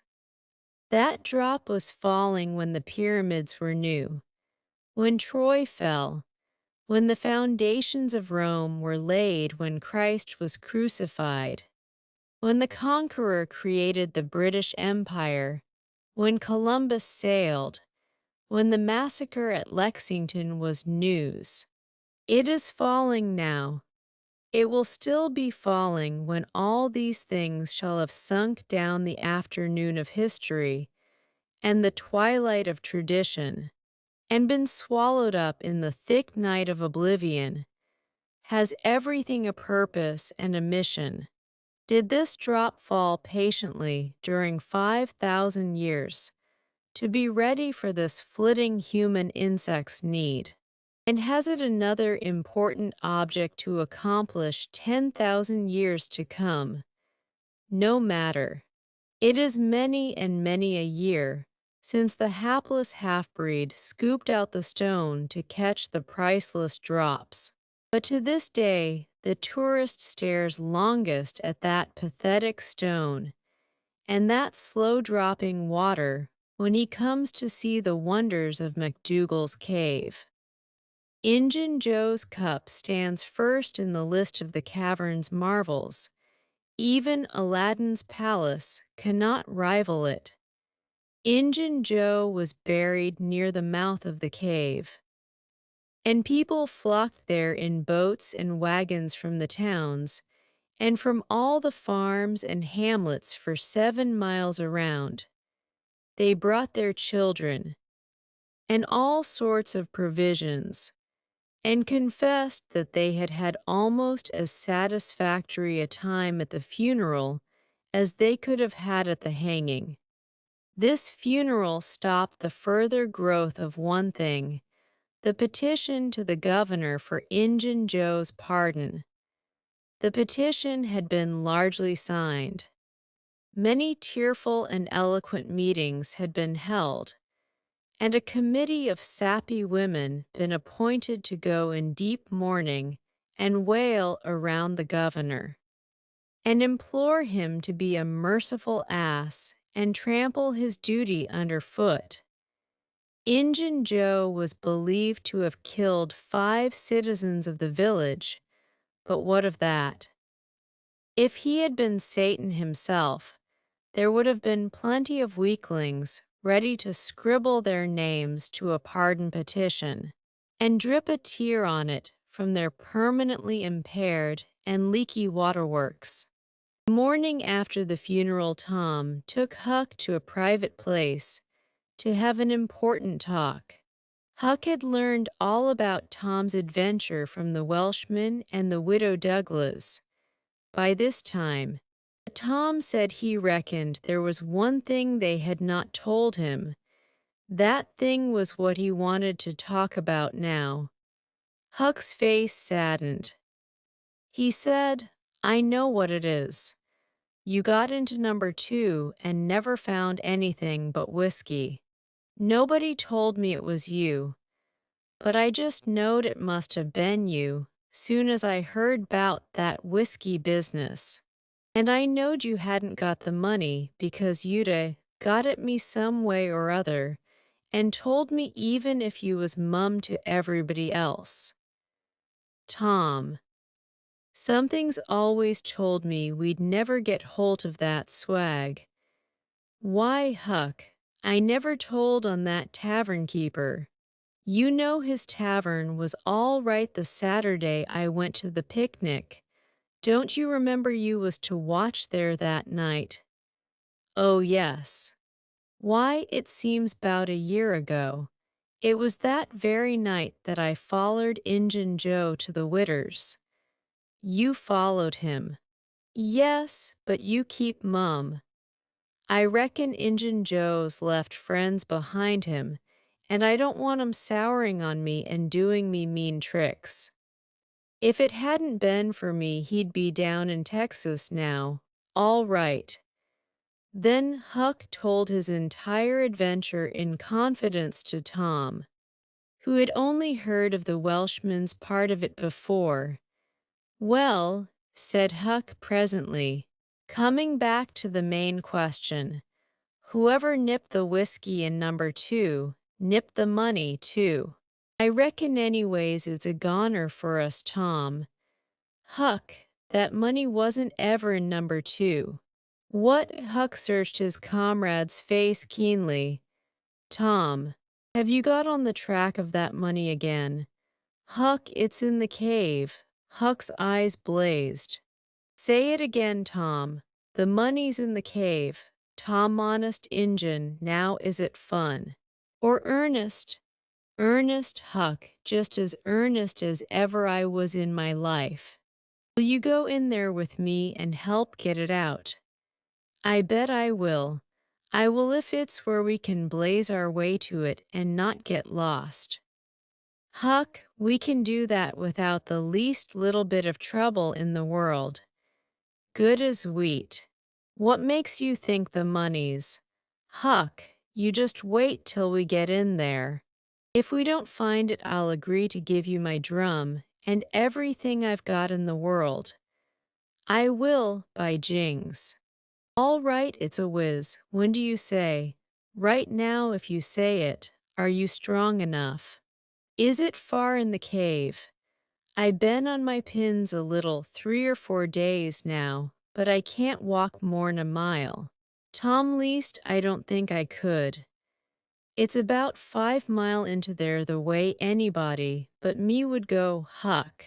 But there's a mighty short cut that they don't anybody but me know about. Huck, I'll take you right to it in a skiff. I'll float the skiff down there, and I'll pull it back again all by myself. You needn't ever turn your hand over. Let's start right off, Tom. All right. We want some bread and meat, and our pipes, and a little bag or two, and 2 or 3 kite strings. And some of these newfangled things they call lucifer matches. I tell you, many's the time I wished I had some when I was in there before. A trifle after noon, the boys borrowed a small skiff from a citizen who was absent, and got under way at once. When they were several miles below Cave Hollow, Tom said, now you see this bluff here looks all alike all the way down from the Cave Hollow. No houses, no woodyards, bushes all alike. But do you see that white place up yonder where there's been a landslide? Well, that's one of my marks. We'll get ashore now. They landed. Now, Huck, where we're standing you could touch that hole I got out of with a fishing pole. See if you can find it. Huck searched all the place about and found nothing. Tom proudly marched into a thick clump of sumac bushes and said, here you are. Look at it, Huck. It's the snuggest hole in this country. You just keep mum about it. All along I've been wanting to be a robber, but I knew I'd got to have a thing like this. And where to run across it was the bother. We've got it now, and we'll keep it quiet. Only we'll let Joe Harper and Ben Rogers in because of course there's got to be a gang, or else there wouldn't be any style about it. Tom Sawyer's gang, it sounds splendid, don't it, Huck? Well, it just does, Tom, and who'll we rob? Oh, most anybody. Waylay people, that's mostly the way. And kill them? No, not always. Hive them in the cave till they raise a ransom. What's a ransom? Money. You make them raise all they can. Often they're friends. And after you've kept them a year, if it ain't raised, then you kill them. That's the general way. Only you don't kill the women. You shut up the women, but you don't kill them. They're always beautiful and rich and awfully scared. You take their watches and things. But you always take your hat off and talk polite. They ain't anybody as polite as robbers. You'll see that in any book. Well, the women get to loving you, and after they've been in the cave a week or 2 weeks they stop crying, and after that you couldn't get them to leave. If you drove them out, they'd turn right around and come back. It's so in all the books. Why, it's real bully. Tom, I believe it's better'n to be a pirate. Yes, it's better in some ways, because it's close to home and circuses and all that. By this time, everything was ready and the boys entered the hole, Tom in the lead.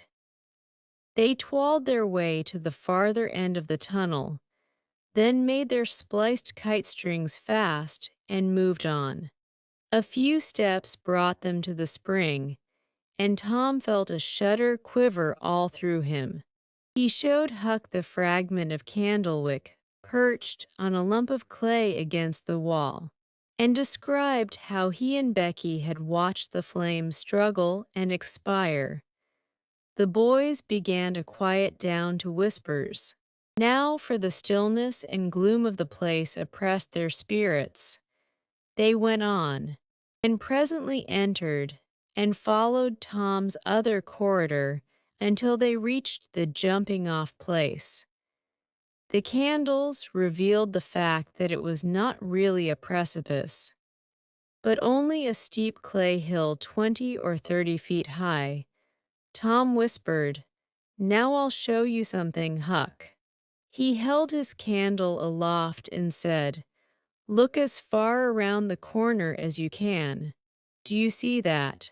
There on the big rock over yonder done with candle smoke. Tom, it's a cross. Now where's your number 2? Under the cross, hey, right yonder's where I saw Injun Joe poke up his candle, Huck." Huck stared at the mystic sign a while, and then said with a shaky voice, "Tom, let's get out of here." "What, and leave the treasure?" "Yes, leave it. Injun Joe's ghost is round about there, certain." "No, it ain't, Huck. No, it ain't. It would haunt the place where he died away out at the mouth of the cave 5 mile from here." "No, Tom, it wouldn't. It would hang round the money. I know the ways of ghosts." "And so do you." Tom began to fear that Huck was right. Misgivings gathered in his mind. But presently an idea occurred to him. "Looky here, Huck, what fools we're making of ourselves. Injun Joe's ghost ain't a-going to come around where there's a cross." The point was well taken. It had its effect. "Tom, I didn't think of that. But that's so. It's luck for us that cross is. I reckon we'll climb down there and have a hunt for that box." Tom went first, cutting rude steps in the clay hill as he descended. Huck followed. 4 avenues opened out of the small cavern which the great rock stood in. The boys examined 3 of them with no result. They found a small recess in the one nearest the base of the rock, with a pallet of blankets spread down in it, also an old suspender, some bacon rind, and the well-gnawed bones of 2 or 3 fowls. But there was no money box. The lads searched and researched this place, but in vain. Tom said, "He said under the cross." "Well, this comes nearest to being under the cross. It can't be under the rock itself, because that sets solid on the ground." They searched everywhere once more and then sat down discouraged. Huck could suggest nothing. By and by Tom said, "Looky here, Huck, There's footprints and some candle grease on the clay about one side of this rock, not on the other sides. Now what's that for? I bet you the money is under the rock. I'm going to dig in the clay. That ain't no bad notion, Tom, said Huck with animation. Tom's real Barlow was out at once, and he had not dug 4 inches before he struck wood. Hey, Huck, you hear that? Huck began to dig and scratch now. Some boards were soon uncovered and removed. They had concealed a natural chasm which led under the rock. Tom got into this and held his candle as far under the rock as he could, but said he could not see to the end of the rift. He proposed to explore. He stooped and passed under. The narrow way descended gradually. He followed its winding course, first to the right, then to the left. Huck at his heels. Tom turned a short curve by and by and exclaimed, "My goodness! Huck, looky her."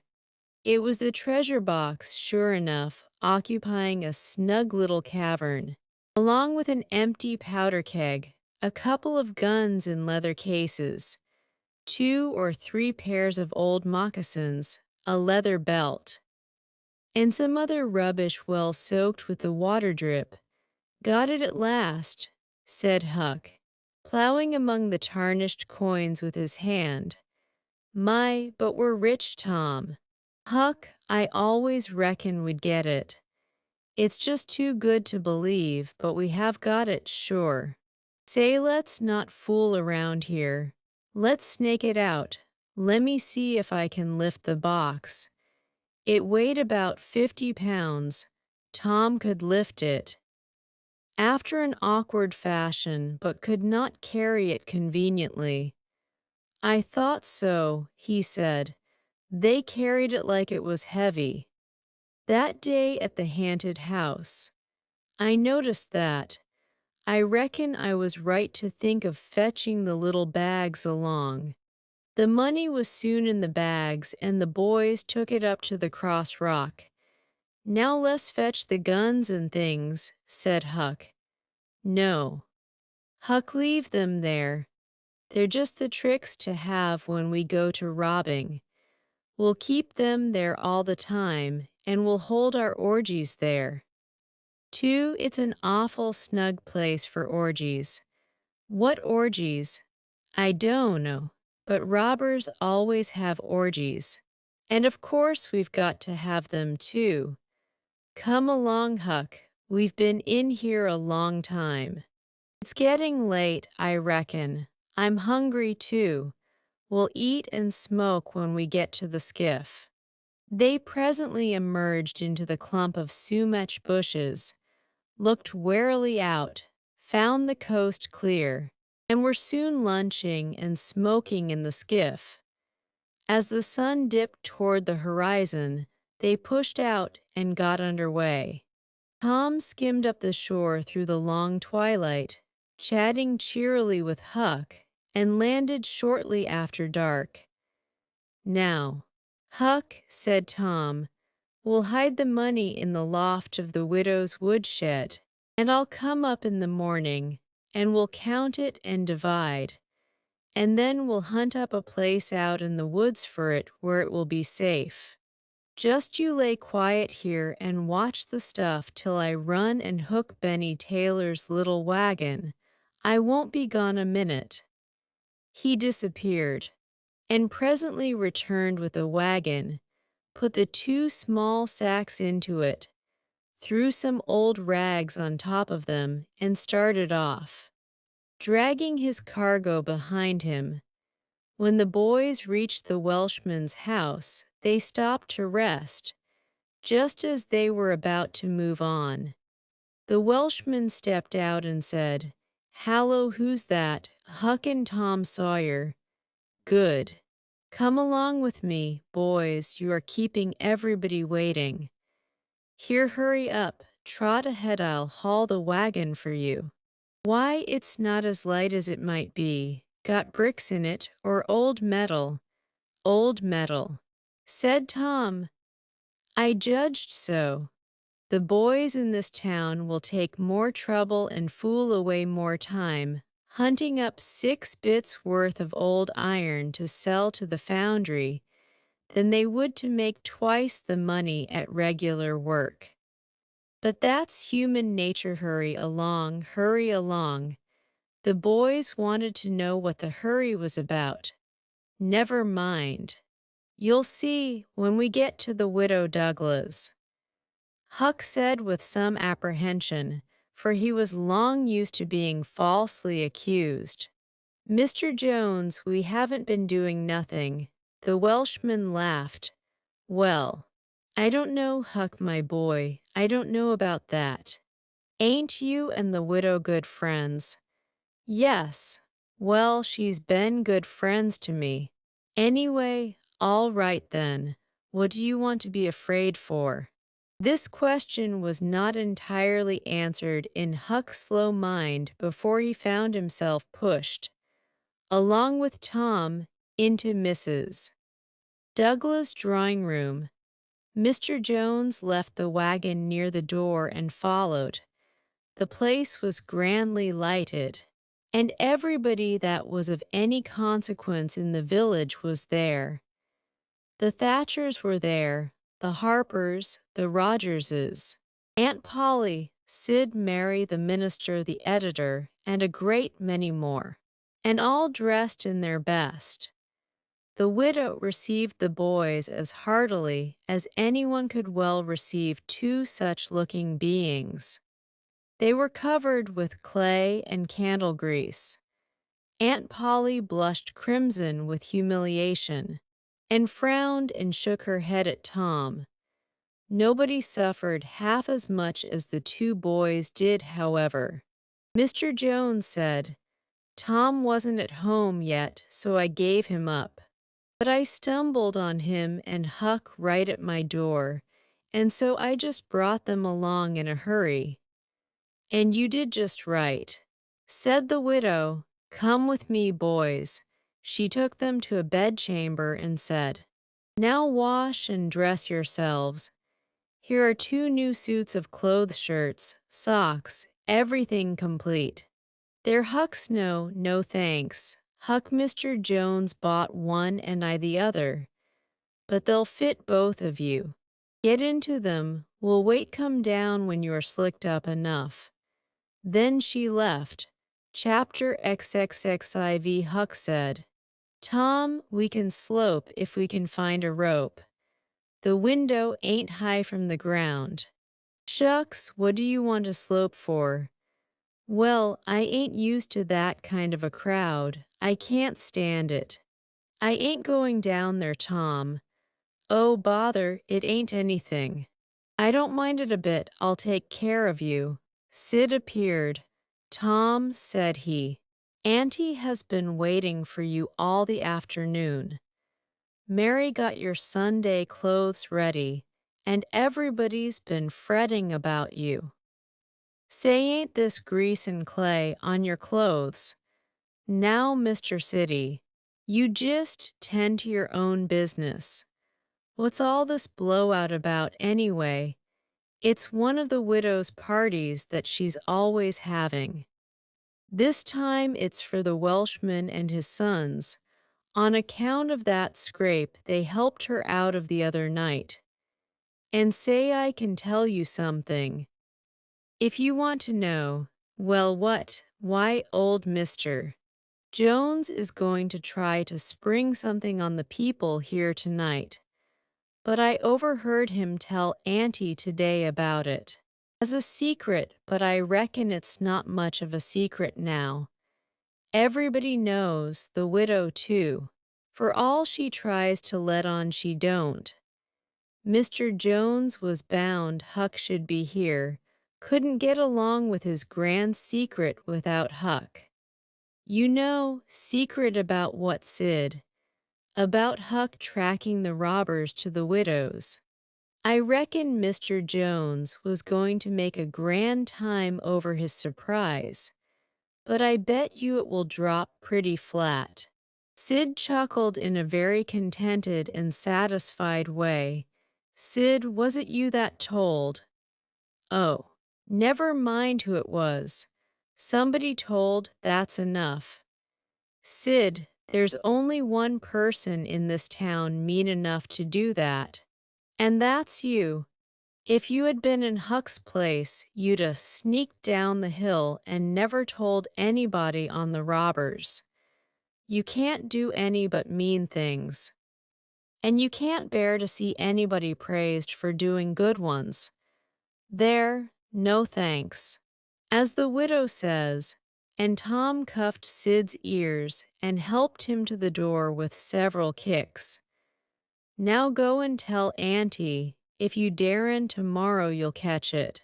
Some minutes later, the widow's guests were at the supper table, and a dozen children were propped up at little side tables in the same room. After the fashion of that country and that day, at the proper time, Mr. Jones made his little speech, in which he thanked the widow for the honor she was doing himself and his sons, but said that there was another person whose modesty, and so forth and so on. He sprung his secret about Huck's share in the adventure in the finest dramatic manner he was master of, but the surprise it occasioned was largely counterfeit and not as clamorous and effusive as it might have been under happier circumstances. However, the widow made a pretty fair show of astonishment, and heaped so many compliments and so much gratitude upon Huck that he almost forgot the nearly intolerable discomfort of his new clothes in the entirely intolerable discomfort of being set up as a target for everybody's gaze and everybody's laudations. The widow said she meant to give Huck a home under her roof and have him educated, and that when she could spare the money she would start him in business in a modest way. Tom's chance was come, he said. Huck don't need it. Huck's rich. Nothing but a heavy strain upon the good manners of the company kept back the due and proper complimentary laugh at this pleasant joke. But the silence was a little awkward. Tom broke it. "Huck's got money. Maybe you don't believe it, but he's got lots of it. Oh, you needn't smile. I reckon I can show you. You just wait a minute." Tom ran out of doors. The company looked at each other with a perplexed interest, and inquiringly at Huck, who was tongue-tied. "Sid, what ails Tom?" said Aunt Polly. "Well, there ain't ever any making of that boy out." "I never," Tom entered, struggling with the weight of his sacks, and Aunt Polly did not finish her sentence. Tom poured the mass of yellow coin upon the table and said, "There, what did I tell you? Half of it's Huck's and half of it's mine." The spectacle took the general breath away. All gazed, nobody spoke for a moment. Then there was a unanimous call for an explanation. Tom said he could furnish it, and he did. The tale was long, but brimful of interest. There was scarcely an interruption from anyone to break the charm of its flow. When he had finished, Mr. Jones said, "I thought I had fixed up a little surprise for this occasion, but it don't amount to anything now. This one makes it sing mighty small, I'm willing to allow." The money was counted. The sum amounted to a little over $12,000. It was more than anyone present had ever seen at one time before, though several persons were there who were worth considerably more than that in property. Chapter XXXV. The reader may rest satisfied that Tom's and Huck's windfall made a mighty stir in the poor little village of St. Petersburg. So vast a sum, all in actual cash, seemed next to incredible. It was talked about, gloated over, glorified, until the reason of many of the citizens tottered under the strain of the unhealthy excitement. Every haunted house in St. Petersburg and the neighboring villages was dissected, plank by plank, and its foundations dug up and ransacked for hidden treasure. And not by boys, but men pretty grave, unromantic men. Too, some of them, wherever Tom and Huck appeared they were courted, admired, stared at. The boys were not able to remember that their remarks had possessed weight before, but now their sayings were treasured and repeated. Everything they did seemed somehow to be regarded as remarkable. They had evidently lost the power of doing and saying commonplace things. Moreover, their past history was raked up and discovered to bear marks of conspicuous originality. The village paper published biographical sketches of the boys. The widow Douglas put Huck's money out at 6%, and Judge Thatcher did the same with Tom's at Aunt Polly's request. Each lad had an income, now, that was simply prodigious. $1 for every weekday in the year and half of the Sundays. It was just what the minister got. No, it was what he was promised. He generally couldn't collect it. $1.25 a week would board, lodge, and school a boy in those old simple days, and clothe him and wash him too, for that matter. Judge Thatcher had conceived a great opinion of Tom. He said that no commonplace boy would ever have got his daughter out of the cave. When Becky told her father, in strict confidence, how Tom had taken her whipping at school, the judge was visibly moved.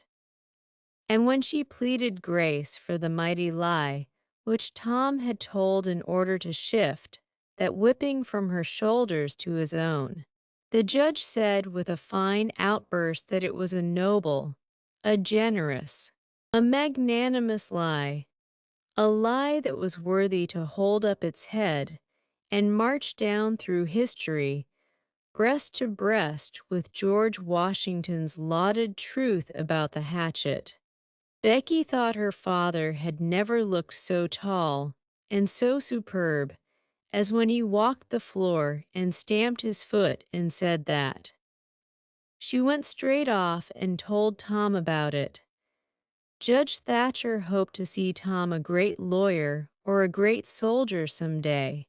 He said he meant to look to it, that Tom should be admitted to the National Military Academy and afterward trained in the best law school in the country, in order that he might be ready for either career or both. Huck Finn's wealth, and the fact that he was now under the widow Douglas' protection, introduced him into society. No, dragged him into it, hurled him into it, and his sufferings were almost more than he could bear. The widow's servants kept him clean and neat, combed and brushed, and they bedded him nightly in unsympathetic sheets that had not one little spot or stain which he could press to his heart and know for a friend. He had to eat with a knife and fork. He had to use napkin, cup, and plate. He had to learn his book. He had to go to church. He had to talk so properly that speech was become insipid in his mouth, whithersoever he turned. The bars and shackles of civilization shut him in and bound him hand and foot. He bravely bore his miseries 3 weeks. and then one day turned up missing. For 48 hours, the widow hunted for him everywhere in great distress. The public were profoundly concerned. They searched high and low. They dragged the river for his body. Early the third morning, Tom Sawyer wisely went poking among some old empty hogsheads down behind the abandoned slaughterhouse, and in one of them he found the refugee. Huck had slept there. He had just breakfasted upon some stolen odds and ends of food, and was lying off, now in comfort with his pipe. He was unkempt, uncombed, and clad in the same old ruin of rags that had made him picturesque in the days when he was free and happy. Tom rooted him out, told him the trouble he had been causing, and urged him to go home. Huck's face lost its tranquil content and took a melancholy cast. He said, "Don't talk about it, Tom. I've tried it and it don't work. It don't work, Tom. It ain't for me. I ain't used to it. The widder's good to me and friendly, but I can't stand them ways. She makes me get up just at the same time every morning. She makes me wash. They comb me all to thunder. She won't let me sleep in the woodshed. I got to wear them blamed clothes that just smothers me. Tom, they don't seem to any air get through 'em somehow. And they're so rotten nice that I can't set down, nor lay down, nor roll around anywheres. I hain't slid on a cellar door for a well. It 'pears to be years. I got to go to church and sweat and sweat. I hate them ornery sermons. I can't catch a fly in there, I can't chaw. I got to wear shoes all Sunday. The widder eats by a bell. She goes to bed by a bell. She gets up by a bell everything so awful reglar a body can't stand it. Well, everybody does that way, Huck. Tom, it don't make no difference. I ain't everybody, and I can't stand it. It's awful to be tied up so. And grub comes too easy. I don't take no interest in victuals. That way, I got to ask to go a-fishing. I got to ask to go in a-swimming derned if I hain't got to ask to do everything. Well, I'd got to talk so nice it wasn't no comfort I'd got to go up in the attic and rip out a while, every day, to get a taste in my mouth, or I'd a died, Tom. The widder wouldn't let me smoke, she wouldn't let me yell, she wouldn't let me gape, nor stretch, nor scratch before folks. Then with a spasm of special irritation and injury, and Dad fetch it. She prayed all the time. I never see such a woman. I had to shove, Tom, I just had to. And besides, that school's going to open, and I'd a had to go to it. Well, I wouldn't stand that, Tom. Looky her. Tom, being rich ain't what it's cracked up to be. It's just worry and sweat and sweat, and a wishing you was dead all the time. Now these clothes suits me, and this barrel suits me, and I ain't ever going to shake 'em any more. Tom, I wouldn't ever got into all this trouble if it hadn't a been for that money. Now you just take my share of it along with yourn, and gimme a 10-center sometimes. Not many times, because I don't give a dern for a thing thout it's tollable hard to get, and you go and beg off for me with the widder. Oh, Huck, you know I can't do that. 'Tain't fair, and besides, if you'll try this thing just a while longer you'll come to like it. Like it. Yes, the way I'd like a hot stove if I was to set on it long enough. No, Tom, I won't be rich, and I won't live in them cussed smothery houses. I like the woods, and the river and hogsheads. And I'll stick to 'em too. Blame it all. Just as we'd got guns and a cave.